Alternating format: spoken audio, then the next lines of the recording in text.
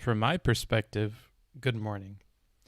If you are watching the VOD, the plan for today is to watch Destiny versus BXBullet, give my takes on it, go through a line-by-line document that I have prepared. That's the plan, Stan. I'm very, very tired, okay? This conversation has haunted me. I got no sleep. I think I slept like an hour or two. So if I'm crazy, that's probably why. I've poured myself a bowl of cereal. I went next door and got me some coffee. Let's hope that that's enough to get me through this, okay? But I'm going to be tired. I'll probably do the thing where I check in with chat every 30 minutes because patience is waning. Bookfucker just gonna wing it, huh? Well, no, I mean, I have a whole document prepped. It's just I watched this conversation so much, my brain hurts. I'm pained. I talked to people on my Discord about it a little bit, so I'm feeling a little bit better. That's what let me sleep, is I had a good interpretation figured out. In case you ever want to influence future reviews, you can talk to me in Discord about it. If you go to my stream discussion section or the drama section, you can talk about upcoming reviews with me. It's not like I keep them secret. So that's what happened earlier this morning and later into the evening of yesterday. So in case you're ever interested, !Discord, and you too could join that community. I think we have like some solid people on there. We have community events and clubs like Anime Club and Movie Club and Music Club. So if you want to join any of those, feel free to check out the Discord. It's a cool spot. In the meantime, while I eat my cereal and look over my notes, I am going to play some music from Jake Me Off, or DJ Samples, as he's known in some parts of the world. We're going to start with Witchy, which is a new track from him, and then I'll probably go to one of his older tracks that I like. Here's Witchy. Enjoy.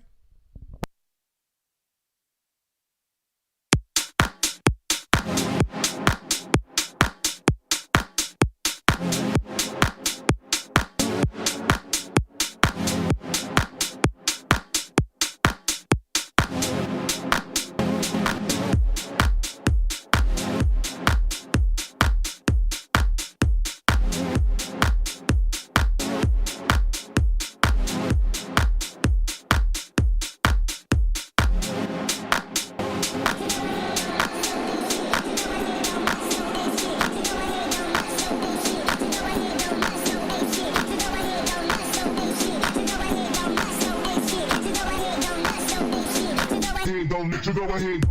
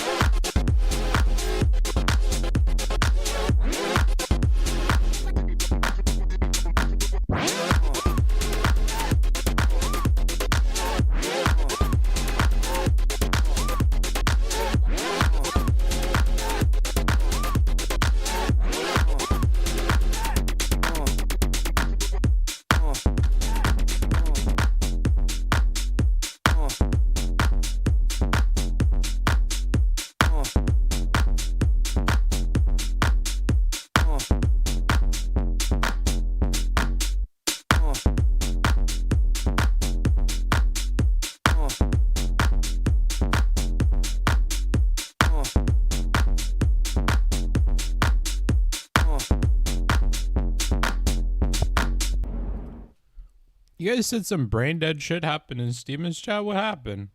Other than the hippy dippy. Which I guess from some people's perspective might be some brain dead political conversation. But I assume it's something more specific than that. Hi, what's up, Dylan?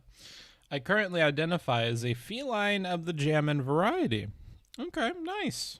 I support you in your transition. Claims not to be a Destiny orbiter, yet times they go live, times to within an hour of when Destiny quits streams. Damn, do you not know how the fuck to type, brother? I'll be honest with you. I don't plan my shit around like anything that have to do with Destiny. So I have no idea, dude. I was originally going to go live at 8 a.m., but my alarm woke me up after I had like, I shit you not, like an hour of sleep. So I said, I need at least one more. So I pushed it to now. I'm not that clever. Eventually, maybe, but not right now. Did you see this? Was ist das? I don't care to watch this. I'm so sorry. You sound a little different today, Books. It's because I'm tired. I'm a tired boy. Clipped transphobe. Well, I hope you got him, bro. Books, did you play Hollow Knight? Nah, I ain't played shit, bro. Best moment from the hippy dippy. Let me give it a listen. I can't, like, in a way you almost have like an inarguable. Wait, I said Let me appoint you. I said Destiny, continue. Hey, Jesus fuck. Okay, you keep saying that like the time. Destiny, I know, I'm just see how long he goes on for. Oh man, he just keeps talking and talking and talking. His setup is looking a lot nicer nowadays, this Haas guy. It's a little bit feminine. Like, but I'm digging it. I'm I'm digging it. To be honest, I'm hella drink at this point. Lost the last 5 league ranked games in a row and just re-queued.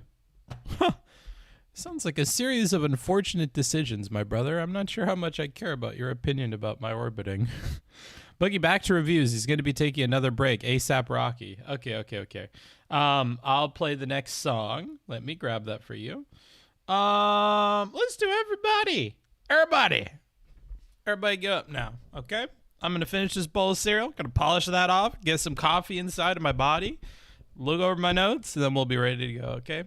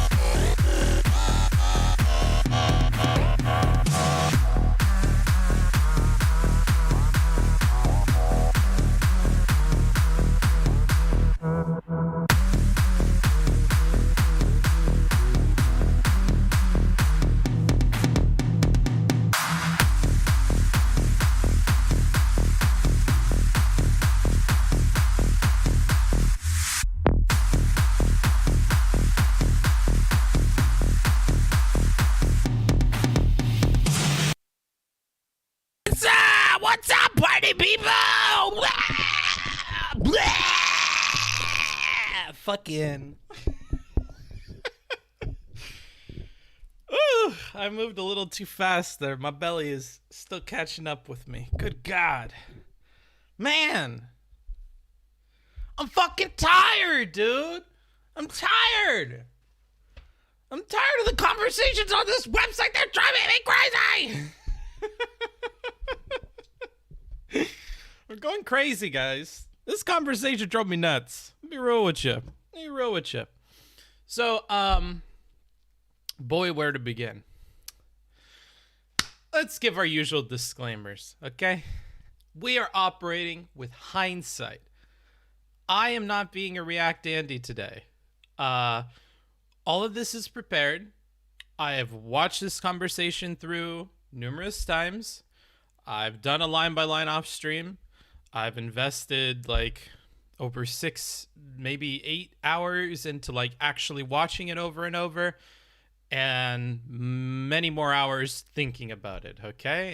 And hours discussing it with you guys on the Discord, which in case you didn't know, yeah, I talk about the reviews well before they're done on the Discord. Want to change my mind about something, give me input, go on the Discord, go to the stream discussion channel.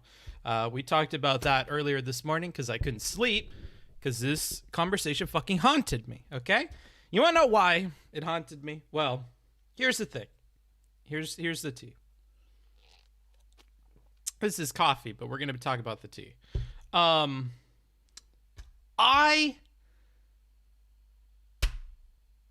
There's a difference, okay, between my personal opinion and the perspective that the review has to take, right? The review is going to be locked down to the conversation as we're watching it and the insights that I gain through going through line by line. My personal opinion has what Destiny likes to call inferences. They're my hunches. I have hunches, okay? Hunches of oats. Pour milk on them. Put them in a bowl. They're good. They're yummy. I like my hunches. But I feel like sometimes you guys can get mixed up with what is my hunch and what do I think we're looking at in a review. This happened with the Valkyrie drama. Like, I have my personal idea about what's going on with Valkyrie, and then we have the review. And I think when this becomes very important to note is when my personal opinion is varying from the statements that an individual is giving me. And that was the case with Valkyrie. We thought that Valkyrie is telling us things for largely business reasons or for saving face reasons, right? She's on the defense. She's going to say some shit to try and get out of like taking criticism. So it's going to happen that my personal opinions about what's going on are going to vary from her meticulously chosen statements, even though they didn't really appear to be very strategic. They're clearly not the truth. So there's that. This happens here. Like, because there are positive ways to interpret what the fuck is going on with BXBullet. I have personal opinions about both these people. With Destiny, I have my personal opinions about why he snapped, okay? And I think that those personal opinions are more or less in line with the review's opinions. We can see why Destiny snaps, okay? And it's not just he's playing League. We can see it happen over the course of the conversation. There's a flow to it. In the very beginning, he mentions that he's anal about conversations regarding, gun safety and things like this.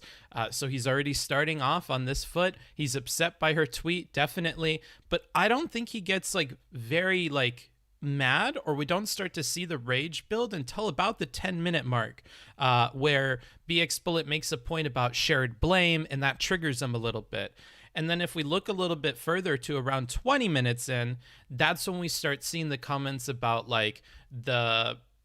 he's a Trump hater and you're happy that these people died and that kind of shit. I think that's where we really start to cross the line, and that's between the 20 and the 30-minute mark. So to the people saying that from the very beginning he was heated and whatever, I'm not necessarily sure that that's fair. I think he's treating her fairly when you look at what's being said. For the beginning part of the conversation, it isn't until around these points that things start to get heated. I would say that after the point of about 30 minutes, we're definitely there. And this is a conversation that's a little over an hour long. So more than 50% of it, yeah, he's heated for sure. But I think it's, some people say right out of the gate he was heated.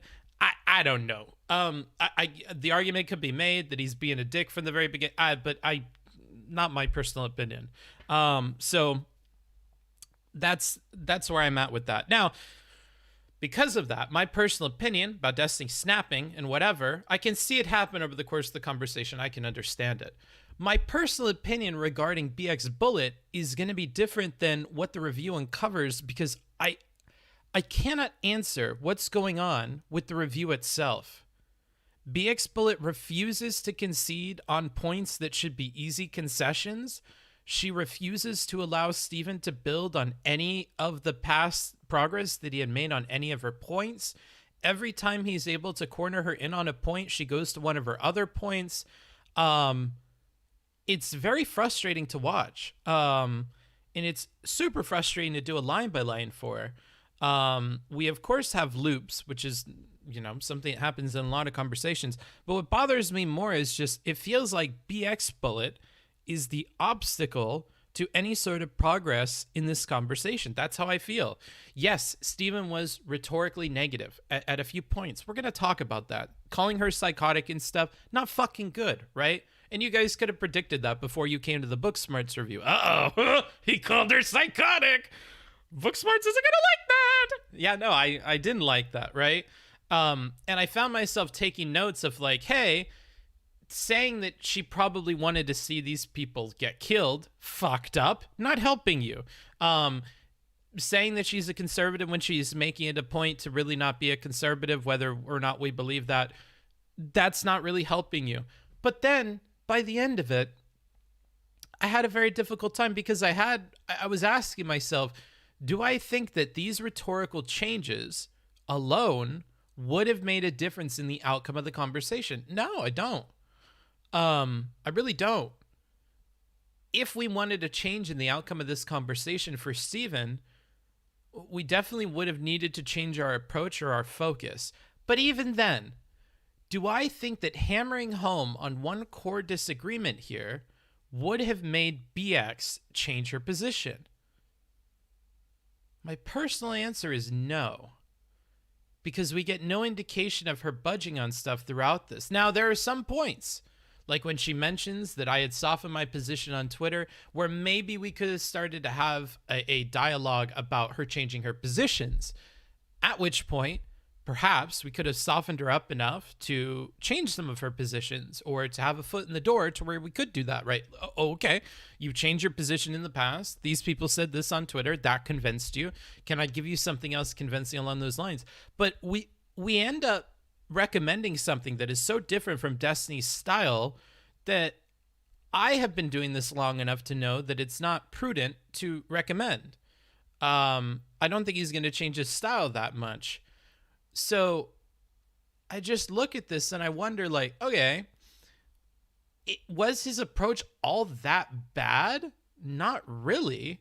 When we look at the individual instances where he's making counterpoints or when he's giving hypotheticals, they're all really good. Like, we'll go through this line by line again, but you'll see time and time again that, like, a lot of his retorts, he calms himself down for, and then he delivers them, right?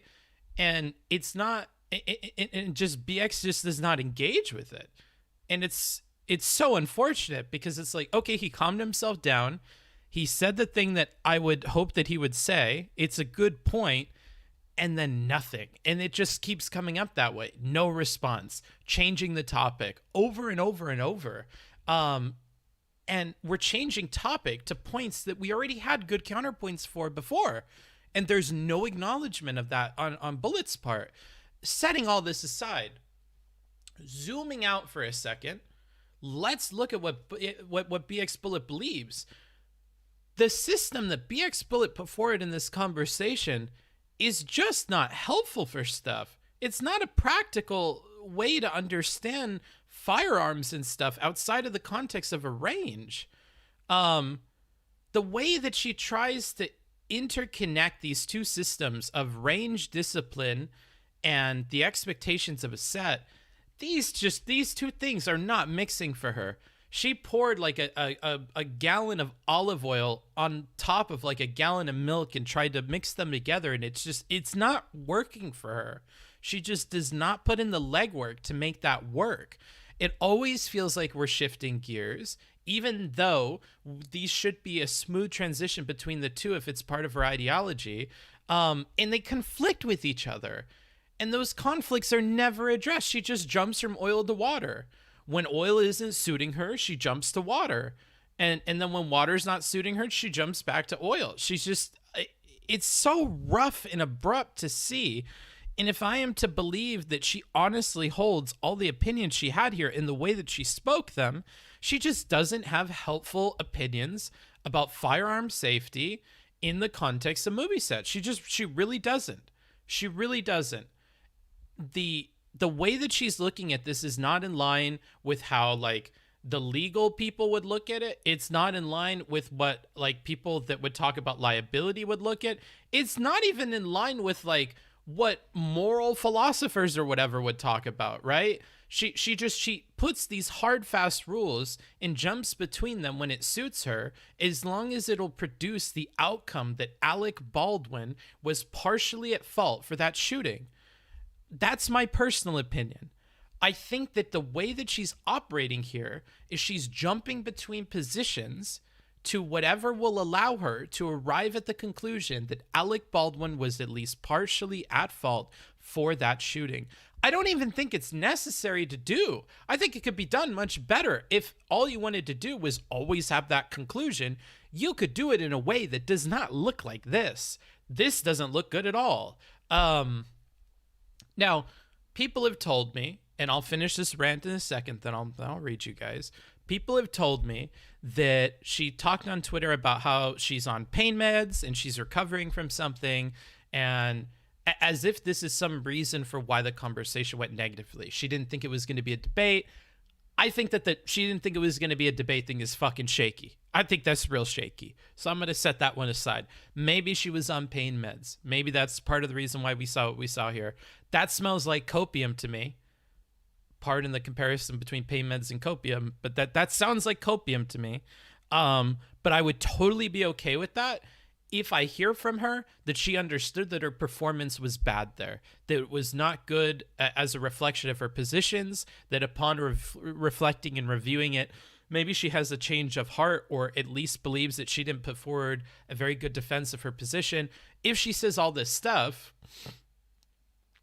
I regain faith in her, and I can understand that she just had a bad conversation, because there's a bunch of reasons why she might have had a bad conversation. She might not have performed well because it was a super pushy debate, right? Some people just don't operate well in debates. And this is something that Vels had mentioned in my Discord. It could just be that she got flustered. That's an easy explanation for why she performed that poorly. She could have just been flustered, and by being flustered, didn't want to admit that she was wrong on stuff, and that's why we saw her perform the way that she performed. That could very well be the case. I can accept that for sure. And I think that that's a much better explanation than she didn't want to admit she was wrong the whole time because she wants to be right no matter what. Like, that feels rough to me. But what feels less rough is maybe she was put on the spot, and this is the way that she handled that, right? Like, I don't know. In any case, not a good performance from BXBullet. I gotta say, not a good performance. This debate in particular, I looked at the logical level of things, and I tried to follow that because I felt like it was important after the first watch through. And boy, oh boy, was I disappointed. I was severely disappointed. And I was a little bit disappointed in some of my own fans, my own like party people who want to put the entire blame of the conversation on Destiny's rhetoric. Sure, it probably didn't help, but let's be real while we watch this. His rhetoric is not the sole contributing factor to the conversation going the way that it went. I don't believe that at all. And I've watched this quite a few times.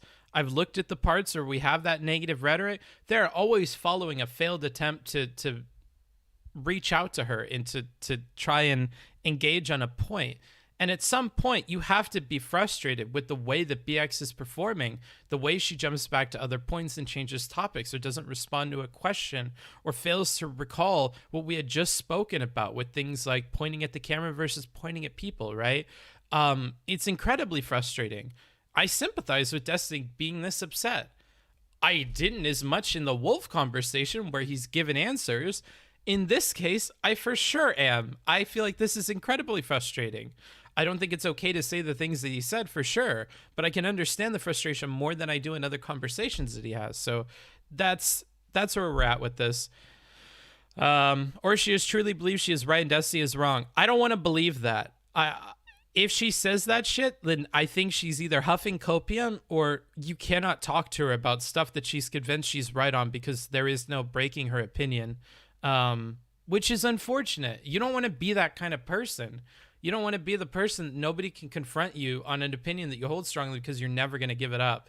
At least in this space, that's really bad. In real life, you can do that all you want, but in this space, when you can drag people into that, like it's not going to look good. Didn't help, but the bad rhetoric was the symptom of how it was going, not the cause of it. That's how I feel. The convo went south because she's, for some reason, completely incapable of mentally separating film sets from gun ranges. I feel like she is capable of this because she tries to do it when she shifts the rules between what's on the range and what's not, and she seems somewhat aware of it when it's brought to her attention. She just is not willing to, like, ingest that into her worldview and really sit with that for a while. I hope that she did after this conversation, but yeah, certainly during the talk that didn't happen. The jacket looks good. Thanks. Sorry. I know you guys don't like when I burp. Isn't she the same girl who was also a scientist? Yes, sir. Yes, she was. Be careful, Blue Barrymore, because I saw your messages before the stream began, and I'm not impressed. Looking good, book lover. Thanks, brother. I think I need some water. I'm going to grab some water. Type some chats at me. If you do at Booksmarts, I'll read it when I get back. I'll Rochambeau through those. Then we'll get in the video. 2 seconds, okay? I need water.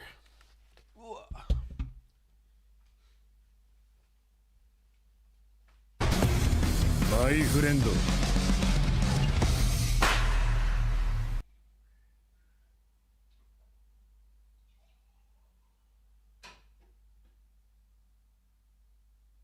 Looking good, book lover.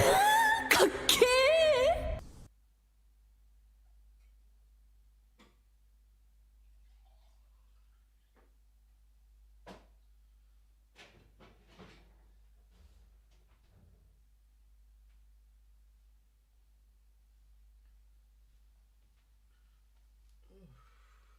God. Good golly, Miss Molly. Ugh. At Booksmarts. To be fair, thank you for the 100 bits. If you would like to donate, if you would like to sub, I appreciate it. On YouTube, you can do super chats. On Twitch, you can do !dono and donate to the stream. I do appreciate all that. It does help make this keep going. It's a lot of off-stream time to do streams like this, so I appreciate all the support. Jaskinu says, to be fair, I feel that BXBullet and Destiny meant the same thing with where the weapon was being pointed. BXBullet just skipped the camera as irrelevant, which kind of makes sense with a firearm. They just couldn't connect on difference with a movie set. You simplify this. I think you oversimplify this. So Destiny cannot answer her litmus test question of was the gun pointed at a person because of the framing, because of the optics, because of the way that that question is set up and the way the statement is set up. I think that maybe he could have, and maybe that could have helped them along, but all it's going to do is give BXBullet fuel to constantly repeat that point over and over again, the same way she repeats all of her other points over and over again. So, yeah, like I think they both know it was pointed near the camera, but BXBullet's point, which we can't really get away from, is that the muzzle... Yo, Bulk, thanks for showing me the sauce jar on a STRDST stream show. Was hilarious. Much love. I'm happy you liked it. The muzzle had to be pointed at a person for it to go through two people. She's not convinced it was a ricochet, yada, yada, yada. She doesn't shake on any point, dude, so it's rough. Thank you, Don Flamco. At Booksmarts, sup, we chatted earlier. Yes, I do recognize the name. On Discord, good luck with the review. Too late for me, so I'll check tomorrow. Anyway, just remember how she always comes to the shooter somehow needing to be at fault. Yeah, I remember. Cats or dogs? Dogs. We'll consider looking at the debate he had with Lauren Southern and compare it with this one? No. And I already looked at a debate he had with Lauren Southern. You could check that out on the channel by looking it up. BXBullet was very frustrating, and I agree with everything you said about her performance, but there's the but. The but of fate. I'm not a fan of Destiny's calling her psychotic and whatever. That was my opinion of it. Yeah, I don't blame you. Psychotic, not necessary. It wasn't a big but you know. But, you know. She was talking about being pointed in the general direction of the camera while Destiny directly at the camera. She mentioned this post-debate. Cass, thanks for showing up again with the $20. I do appreciate it. Let's hear what you have to say. Whoever just said that about them saying the same thing is dumb app. I'm pretty sure she didn't think a camera was involved at all in the beginning. Also, hey, Buck. Yeah, we'll look at that, but it's not important. It's not important, darlings. It's really not. Part of what I want to do with these reviews is to make you guys realize what is and isn't important. Is it important that BXBullet at the beginning of this conversation meant that he was pointing straight at a person and not at a camera? No. Because it has no bearing on how the conversation went. It didn't matter. A bullet went through one person and into another person, killing one and injuring another. She does not think, as came out in the conversation, that there is any possibility that it could have been ricochet. When Super Duper pushed hard on that, she finally goes to the position of maybe we'll have to wait for more details. But in her heart of hearts, she believes there is no way it could have been a ricochet. Therefore, that bullet would have had to have been pointed from the gun at people to go through two people, right? I don't think it matters if there was a camera involved or not, given her position that if the gun is pointed at somebody, we need extra precautions, which Baldwin didn't engage in, and therefore Baldwin should be in trouble. It doesn't matter. Doesn't matter what the SAG rules are. They could be completely different from what she's describing. It doesn't matter. Like, lots of things, unfortunately, with the positions that Bullet takes, don't matter. It doesn't matter if the SAG rules or the rules on the set said that the master of arms and the assistant director would check the firearm and then give it to the actor. It wouldn't have mattered if it said that the actor was not allowed to check it. Wouldn't have. Because you know why? She has another point in her back pocket that is, if you point that gun at anybody or anything, a bullet comes out of that gun and hits people, that you are partially at fault for that. And because you're partially at fault, she can include you in the blame. So a lot of things in this debate don't matter because of the logical positions that Bullet sets up, right? And the only good alternative that I've heard for the conversation was from somebody who said that I think that because of that, we should focus on it as if it were the heart of the matter, to put forward hypothetical positions where people would be pointing the gun at somebody else or pull the trigger and somebody else is hurt and it would not be their fault, to shake her on that first and then move on from there. Perhaps that could have been productive. I don't know though, because the way she behaves, I have no idea if you can really convince her out of these positions. I don't know. I struggled to believe that in my heart of hearts. Thank you, Crazy Monk and all these other people, for the bits. Booksmarts, BXBullet referring to the rules of gun safety after conceding that they don't apply several times is very frustrating. Sure. Any other ats to me? I'm only looking for ats to me. There was a fundamental disagreement, you again, to Sandra, that I think derailed everything past it. BXBullet mentioned that we don't know if the gun was pointed at the camera and cites a part of the article about how they were moving the camera around. As far as I know, we don't know if the gunshot went off during the moving of the camera or after it was set up again. Being super charitable to BXB, most articles frame it as though he was toying around with the gun while the camera was being moved. I don't agree with you at all.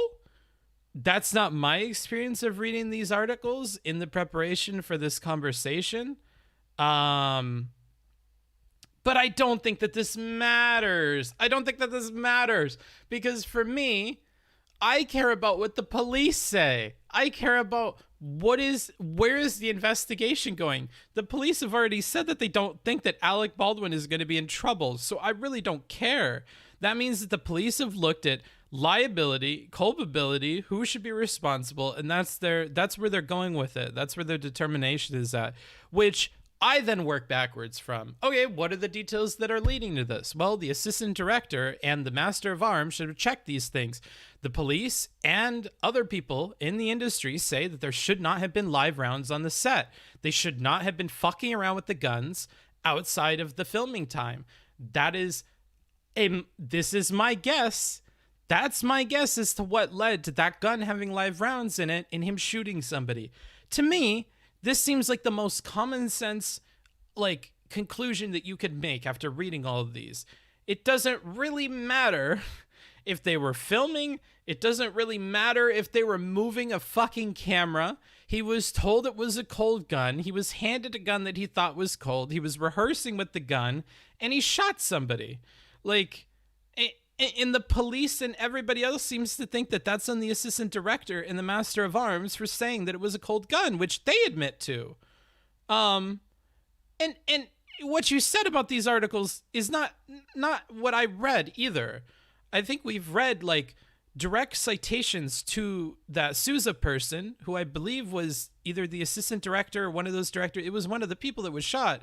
And their own testimony seems to contradict what you're saying. So I don't really know about this, bruh. I don't really know about this. And the language in the article says that they were moving the camera because they thought that there were shadows. That's what I read in the Variety article. But were they in the process of moving the camera while they did it? Were they lining back up again? Was Alec talking to the director, which seems to be implied in the director's testimony to the press? I don't think any of that even matters, but I also don't think that that's the truth. So let me go ahead and continue here. I feel like we're going to have a lot of this doesn't matter moments. I think we are. And I think it'll be helpful to you guys because maybe that's something you guys have to learn about. BXBullet throws out a lot and leaves so much room to loop back on resolved topics. She did the same in her vaccine talk, and I think it's something Destiny is particularly vulnerable to because he is so good at rapid fire responding and addressing points that he often takes the bait and it swerves the conversation off the rails. It's just kind of unfortunate. I hear this a lot. I honestly think it's a strength that he could rapid fire and do this stuff and move between topics. Yeah, when somebody has a lot of topics they move between, there has to be a way of guaranteeing that we make progress. I think it's unfortunate that the other person can't do that progress making for him and remember what had been said and stuff. But I think he has to slow it down. This is my biggest advice to Steven. Slow down. You try to do it a little bit by saying, I don't care about this other garbage, yada, yada, yada. Slow down. When we're doing counters, just tell them, that's totally fine. We have plenty of time. We can talk about these other points. I want to make sure that we close one loop of this before we move to the next one. And enforce that from the beginning. You have to be consistent, right? This is like me and the I don't want to debate you thing with Lauren Southern. If that's going to be a principle, you really have to stick with it through the conversation and be consistent from the very beginning to the very end. But if he were to do that, perhaps it would solve these sorts of conversations with these sorts of people. Because, yeah, I agree. We see this happen a lot. And he is good at the rapid fire thing. But, yeah, maybe not moving on to another thing until we've closed one thing. But the problem is it's so restrictive on the conversation that people feel like you're not allowing them to speak their mind when you're not allowing them to jump between millions of points. And for some people, that's how it works in their brain. I have 3 to 5 really good points. And I know that they're really good because it doesn't matter what arguments you throw at me. I can switch to one of these 5 arguments and it refutes it. You tell me he was pointing it at a camera and maybe it went through the camera. Well, whatever, because the rules of the range say that if your backstop is yada yada, then you fucked up. So checkmate. Well, we point guns at people all the time on sets and we don't consider backstops and stuff like that because we don't think the gun is loaded. I got a counter to that. You always treat a firearm like it's loaded, Destiny. Checkmate. And you just go between these points because as long as you have a point where you can say checkmate, then you feel like you've won it and you feel like you have a really good idea of how the world works that enables you to get past every argument. I honestly think that's how Bullet probably views this.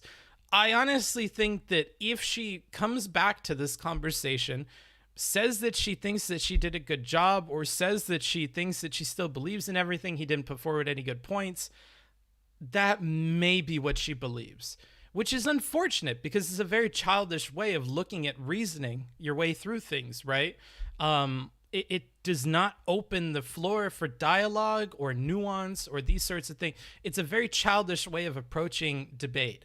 But it may be the way that she looks at it, right? As long as I can pull a counter from my pool of 5 or 6 counters and it constantly works, then I'm good. I don't care if he countered in another conversation. It's on him to bring it back to that. La la la. I don't remember what we talked about 5 minutes ago.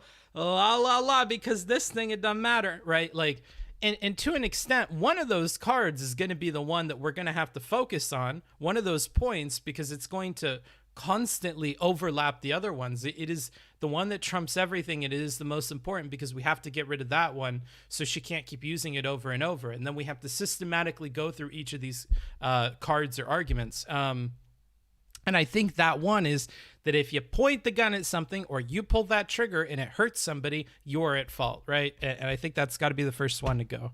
I can understand, but how many times does Destiny need to say he pointed the gun at the camera before she gets it through her head? I don't necessarily blame her for this. Why? Remember, if she does not believe, and I've already said this, so now I'm repeating it, if she does not believe that that bullet ricocheted to hurt those people, it means it was pointed in such a fashion that it went straight to him. And whether that means that it clipped the camera, which she doesn't necessarily believe that it did, or whether it means that that muzzle was pointed directly at them, in any case, that gun was pointed at them. So you could say he in his mind thought he was pointing it at a camera, and the muzzle ended up being pointed at people. You could say he pointed it at a camera and it went through it and it hit people. Doesn't matter to her. The muzzle was pointed in such a way that that bullet came out of the gun and hit people. That's all she needs to know. That's all she needs to know, especially since she's ruling out ricochet. So it's not that she needs to get it through her head. It's that it wouldn't matter even if it came through her head, which is why we don't need to focus on it, because it's not important. At some point, you have to take the gloves off and start throwing some passive-aggressive jabs out there. Maybe, dude. Nah, she says that Destiny was bad faith and dishonest. Look at her Twitter if she didn't delete it, or look at her coat VOD. I really don't care to. I think I'd be interested in having a conversation with her, but I don't want to see more, dude. I don't want to see more. Now you're being psychotic, Book. I don't think I am. I get a feeling that some people think the camera is the size of a minivan. I don't care. I don't think the camera thing matters, unfortunately. We spent a bunch of time on it. It doesn't matter. I think it demonstrates how difficult she's being, but and how careful Destiny's trying to be. But outside of that, I don't think it matters. Okay. How do I want to do this? Let me read my notes real quick. I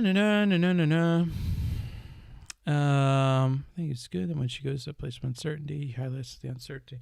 How do I want to do this? I don't know. I didn't get a chance to like reorganize my notes, so here's what we're gonna do. We are going to do this. I think we want this view. No, we probably want this view, huh? Oh no! Sorry for the burp. Oh, this isn't working. Wonderful. Let's see why that would be. Oh, because it's a different League of Legends, maybe? 1 second. Ah, it's this one. That's why. Okay, so this one. And then I'll zoom this in. Bloop. Hey, can you zoom in for me? Thank you, baby. Is that zoomed in enough for you guys? Is that zoomed in enough? Let me know. Stardust Raid. What's up, Stardust people? If you've never been to a Booksmarts line by line, then welcome to the Culture Corner. I've already given an overview of what I think about this, so pardon me if I don't want to go back in time and do that, but I spend more than enough time on an intro. I try to keep it under an hour, which I accomplished this time. Basically, I personally think that Bullet is to blame for a lot of the unproductiveness of this conversation. Sure, Destiny had some bad rhetorical moments. Yeah, he did. He did. Do I think that was from the get-go? Not necessarily. He said he was going to be anal. He warned her from the beginning. At 10 minutes in, when she said that she thinks it's shared blame, he started to get a bit peeved. At about 20 to 30 minutes in, he starts making the comments about you didn't like him because he was a Trump hater and blah, blah, blah. And he gets in the personal digs from then on, definitely. Negative rhetoric. But I understand it. I can sympathize with it. This was a frustrating conversation, and it's haunted me. So now we're going to be going into it. Looks good, looks good. Okay, good, good, good. No one talks about how some articles say he was practice drawing and pointing it at the camera. It could have gone off in the motion. Does BX care if it's that versus directly pointing? Probably not. Doesn't matter. Which is why I don't think BXBullet's explanation for things is helpful to most people, because it is so crazy granular in its way of blaming people that it's just not helpful. It's just not helpful. Honestly, after seeing this, I will never, ever go to BXBullet for information about guns. And that sucks because her whole branding is being the gun lady. This was terrible for her. And I haven't said that up to this point, But that's how I feel about this. Her entire branding is being the gun expert.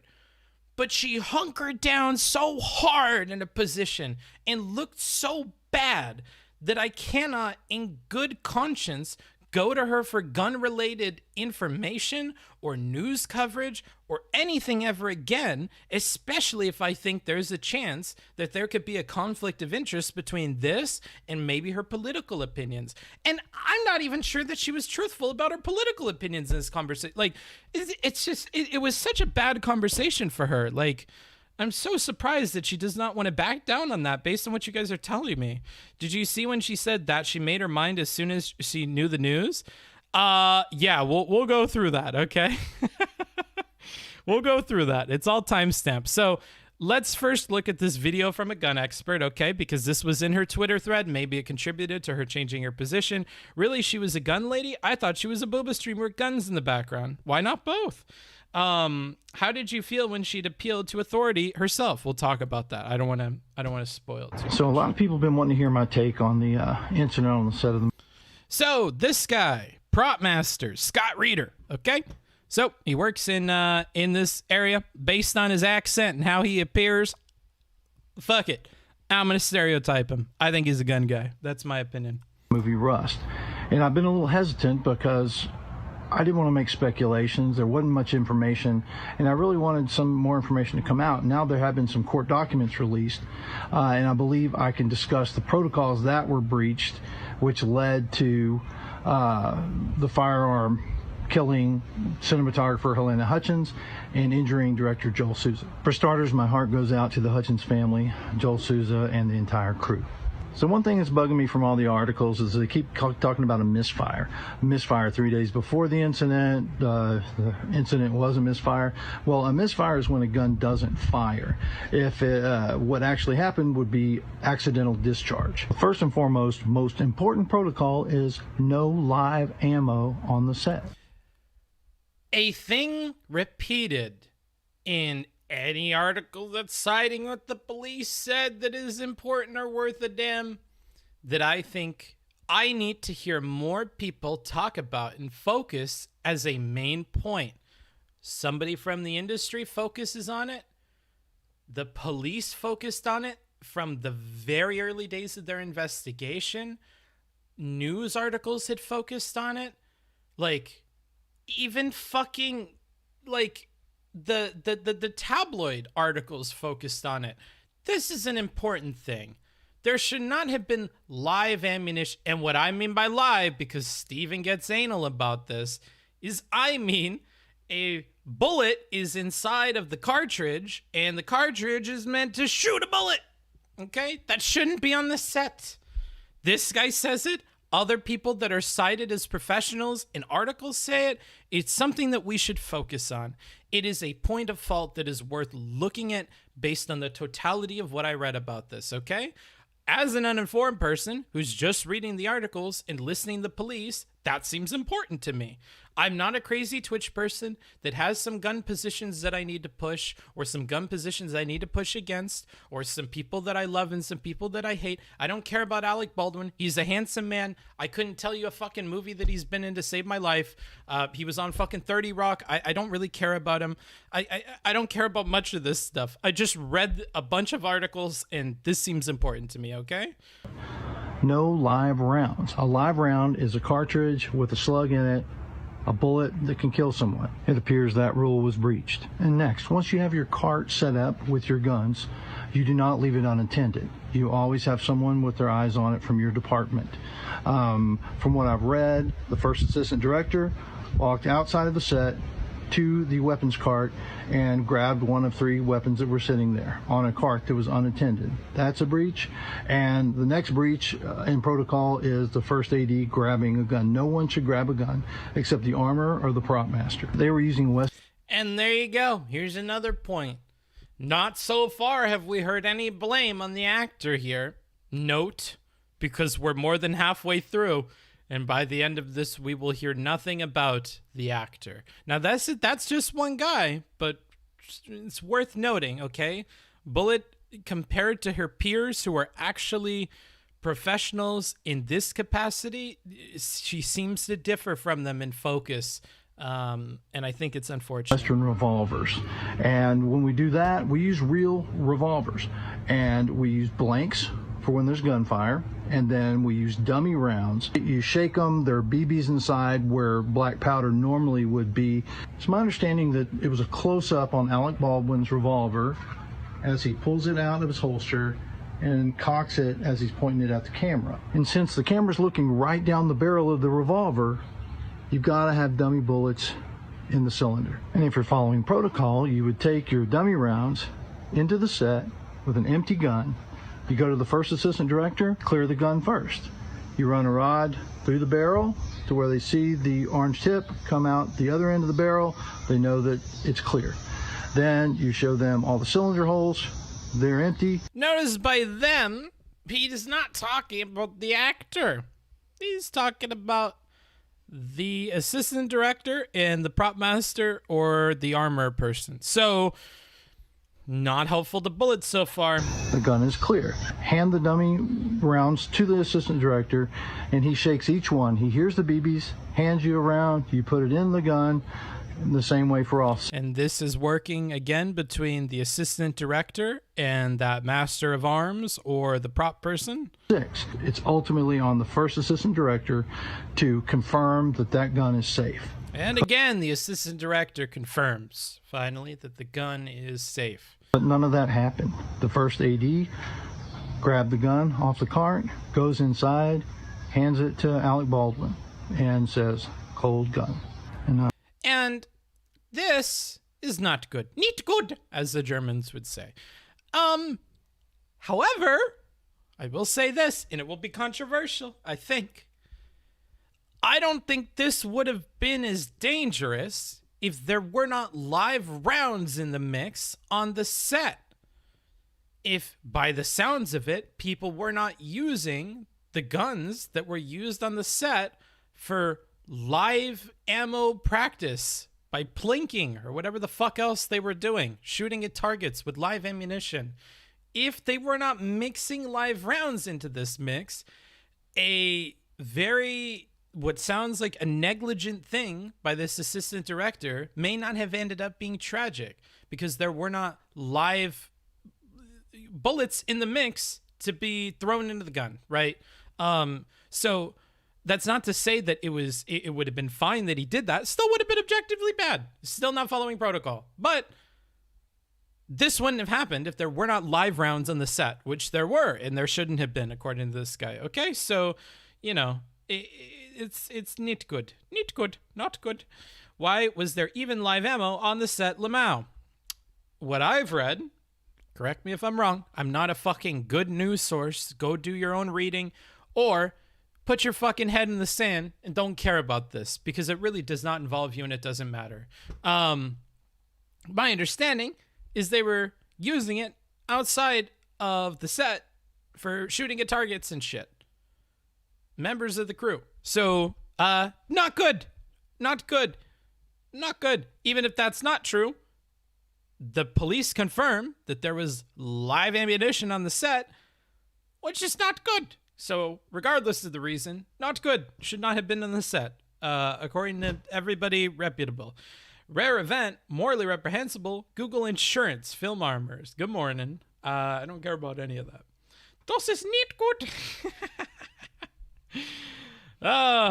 That's the words on the street. Yeah, that's the words on the street. So, unfortunately, you probably know the rest.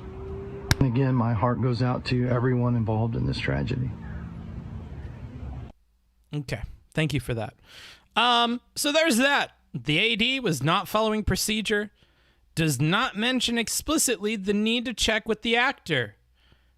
This is something that is mentioned in some documents, but the reason that we bring it up is because, in my opinion, this is personal opinion, Bullet wants to blame Alec Baldwin, and anything she could find that could blame Alec Baldwin or hold him culpable for the shooting is something that she is going to latch onto like a parasitic flea on a hound in the woods. That's what she's going to do, and that's what she did, okay? So that's what we see play out. That is not where I see other people focusing, really, but that's a Bulletism. Let's see here. This is the original tweets that get her into trouble. It really is true that Alec Baldwin's anti-gun stance led to him shooting that woman. What a statement.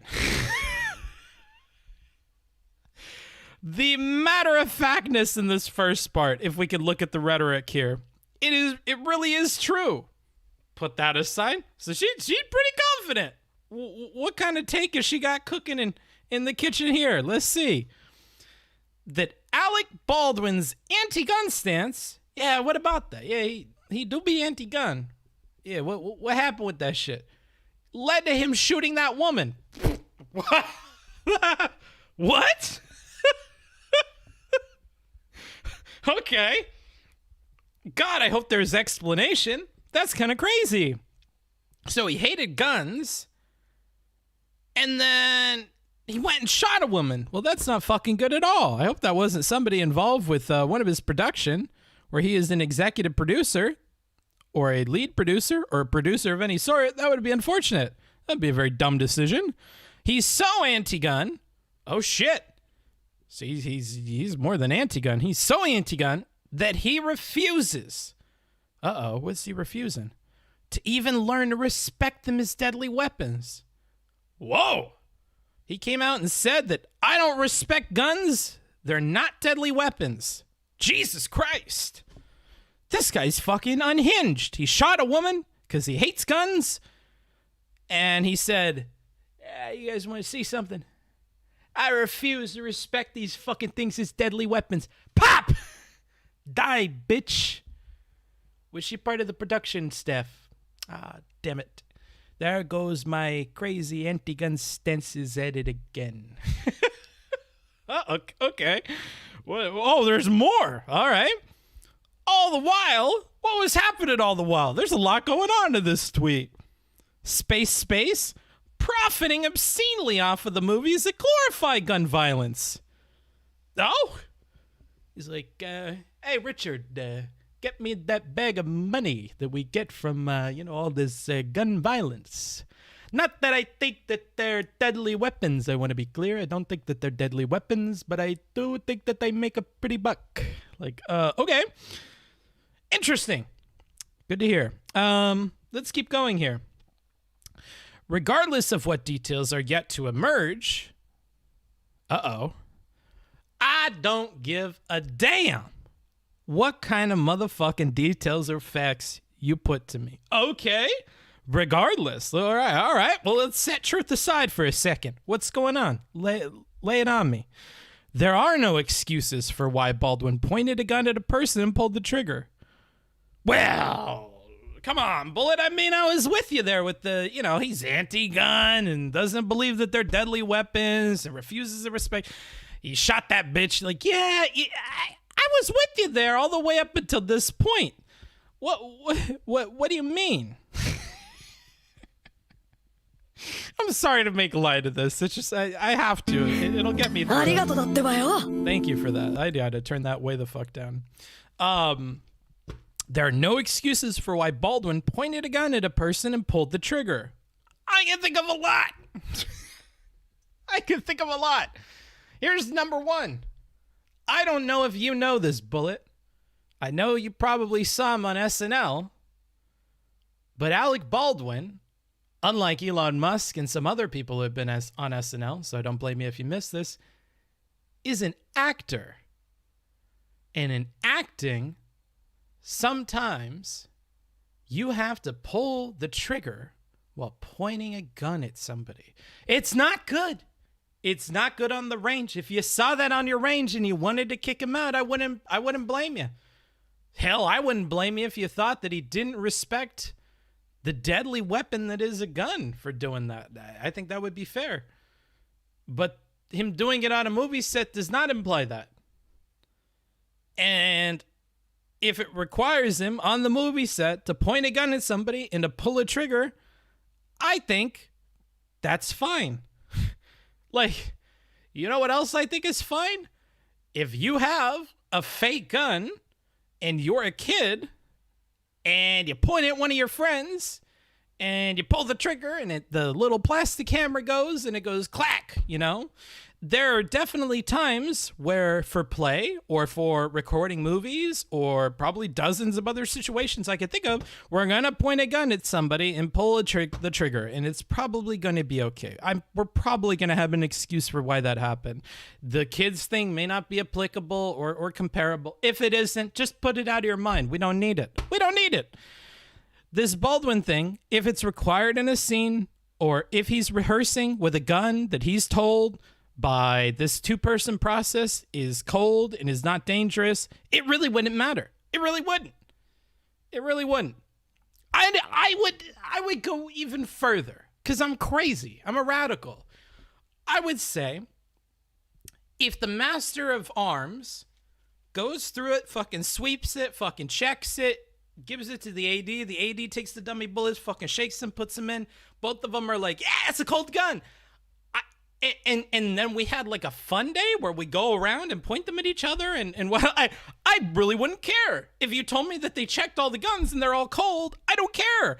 Like, that's as far as I go because I'm a radical, dude. But like, yeah, I just don't know about this. I don't know about this. This is some black and white thinking that I don't know if it's to lead her to this conclusion and justify it in all cases, or if it's just that she's really not able to separate range experience from experience on movie sets. But in any case, let's go ahead and move forward because I'm done with this rant. There are protocols in place that expressly prohibit that exact thing. Oh, we talk about those protocols, so good thing for that. For a very good reason. And the reason is gun safety rule number 1. What's gun safety rule number 1, party people? What would that happen to be? What would that happen to be? Anybody know? I'm going to look it up. I'm not a very safe gun person. Unlike Destiny and this lady, I'm just not a very safe gun person. Always keep the muzzle pointed in a safe direction. Okay, good to know. Good to know. Again, the counter for the first point is the counter for this last point, but anywho, let's see how our friend Destiny, I pleasantly refer to him as Steven, handles this. Oh, you know what? While I was having my feverish 2 hours of sleep, you know what's one of the things that always stuck with me about meeting Steven in real life and I'm still like ashamed of to this day? You guys want to know, or is it TMI? Should I just get to the review?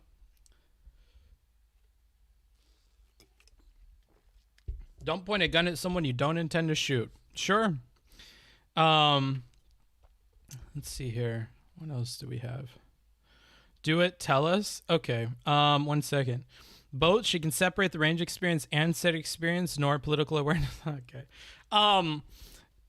When he picked me up to go to the Trump rally with Big Boss Bose, I remember having this awkward moment of, and I think it was actually when they were dropping me off. So we had this wonderful day. We went to the Trump rally. He bought us dinner afterwards. Very kind, very generous individual. And then he drops me off. And I remember, I don't think they believed me when I came into the car and later explained that I lived in the broken down van in front of the house. I don't think they believed me. And then it became very clear to them when I was like, oh yeah, like I'm going to go in the van and go sleep and whatever. And they were both kind of like, oh, you live in that van? Like, yeah, I said that I did. And there was just this sad look on both of their faces. And I felt so ashamed. And then I got out and I went to my van and I opened the doors and I sat there and I took off my shoes and watched them drive past. And the shame just like sunk into me so much. That was the last thing I was dreaming about when I woke up. And I'm really happy that we are where we are right now, that I'm not in the van anymore. Cause man, it felt so bad. Even when like I or Supreme would come by my house and it's like, yup, I live in that van that's broken down in the driveway on the fucking slope of the driveway. Yup, that's where I live. And now I live here. I'm in Bucharest, Romania, about half a step up from the van now. But like having a proper bed, having a fridge, having a shower, having a place that I can piss is really cool. That's not a bottle. That's great. Yeah, like my bed is level. It's not angled. That's really cool. I don't have to crouch when I walk around my house. That's pretty dope. So yeah, like just want to give like a slight thank you to you guys. A tip of my hat to everybody that donates, to everybody that subs. I'm not Mike from PA. I am not creating a giant surplus by stealing your guys' fucking labor points that you earned and very sillily gave to me, right? Like, I'm not even saving a ton of money at the end of every month. Like, when you guys donate to me, it really does help me. It really makes an impact. When Cats donated $200 to encourage me to continue work on this Stacia versus BXBullet thing, that's huge for me. When somebody the other day donated a bunch, that's huge to me. You know, these donations, even the $5 and $10 ones that add up, like they make a big difference to me, because it was not long ago that I lived in a van.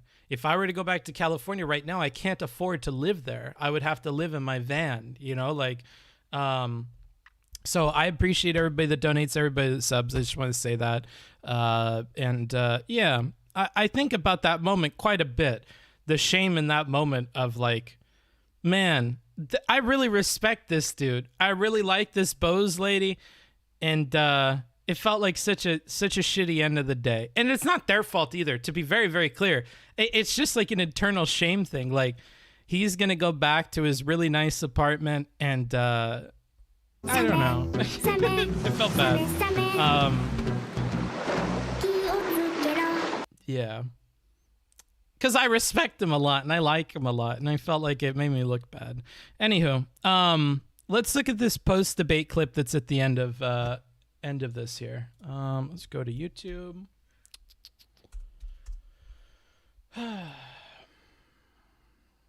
Let's hop to... Thanks. Fastest DOS. Wow! Zealous.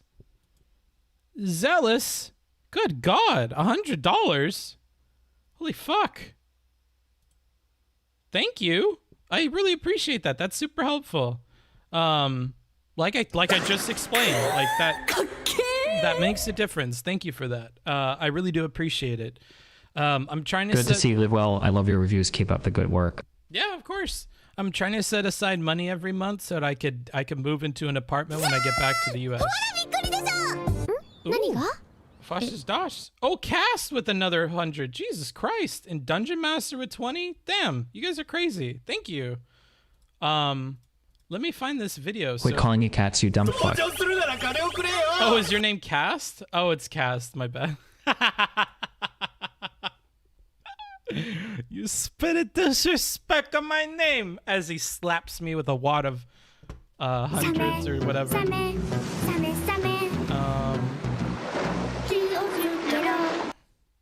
Okay, Bookie, you got me. Buy a new piss bottle on me, fam. Person got... Oh, I can afford a new piss bottle. Thank you. Deanti thank you. Cast Plays, thank you. I got your name right that time. Dungeon Master 2003, thank you. Big love, dude. Yeah, of course. Zealous, of course. Thank you. You guys are rad. I appreciate it. I'd much rather have an expert check and clear firearms. I would as well. Do you like Seinfeld or Curb Your Enthusiasm? I like Curb Your Enthusiasm. Not a huge Seinfeld fan. Okay. I have found the debate. Let's go to 122. Oh, fuck. It's white. Man, I hate it when shit's white. It's fucking cringe. Cringe.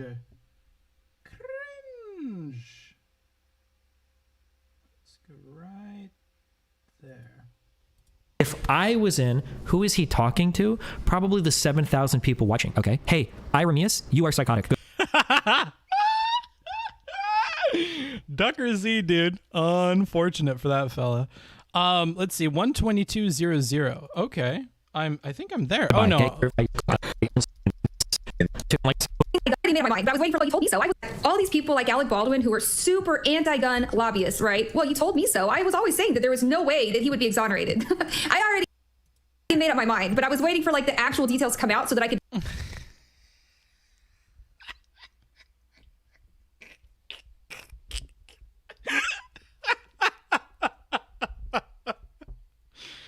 What can you do but laugh at something like that? You know, what can you do? What can you do?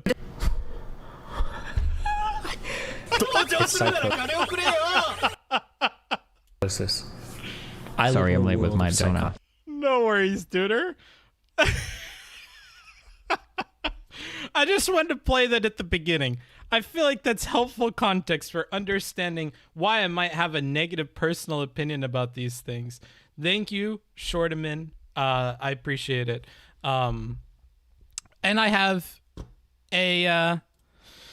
I think I have the quote. I think the biggest thing that's annoying to me is that these people like Alec Baldwin, who are super anti-gun lobbyists. Well, you told me so, right? I was always saying that there was no way he would be exonerated. I'd already made up my mind. I was waiting for the actual details to come out so I could decide what level of culpability he had. The motherfucker's guilty. Guilty. I'm not hearing another word about it. You come to me when you want to talk about the level of guilt. You talk about me when you want to talk about to what extent that motherfucker's guilty. But I smelled it. Did I not smell it, Chad? I just couldn't say it on the stream. I just had to wait till the news came out, and then the news came out, and la-di-da. I believed it anyways. Wouldn't matter what the news said. Surprise, surprise. I think there's culpability there because I believed it from the very beginning. Okay. Wow. That doesn't make you look good. That's not good optics, given how this conversation went and how you handled it afterwards. So not good, nicht good, as the Germans would say. She says this, it seems to contradict it within the first minutes of the debate, which we will look at in a little bit. So we'll look at that. I don't know how we want to handle this. So I have in my possession a line by line of this entire document. And I also have these disparate notes about things. So actually what I'm going to do is I'm going to write down where I have to stop for these disparate notes. Normally I would combine these all together, but alas, I cannot. So we'll go to the line-by-line document. That's what we'll have in front of us for most of this. I'm going to note where all these timestamps are, and we'll come back to this page as necessary, because it has a bit more information on my beliefs. I'm totally spoiling the conversation, if that matters to you at all. I hope it does not. 2308, 2725. I'll get the rest later. I don't want to spoil too much. Let's go ahead and go there. Book color coded. I already have. Who the fuck made this? Me. It's me. And if you go on Patreon, !Patreon, you can have access to this document and go forward, ho. Man, what the fuck? What the fuck? 1 second. It won't go forward. Why won't you go forward? There we are. Okay. Hi. You can go on Patreon, where I have this available for people already. Okay, probably want to move my camera. I'll be real with you. Probably want to move my camera. I'm going to move it up here into this corner. 752. What a weird number to pick. Thank you, Tristan. Can't wait to catch the VOD later, my dude at Reno. Yeah, of course. Enjoy it. Hopefully I'll have a timestamp soon after completion.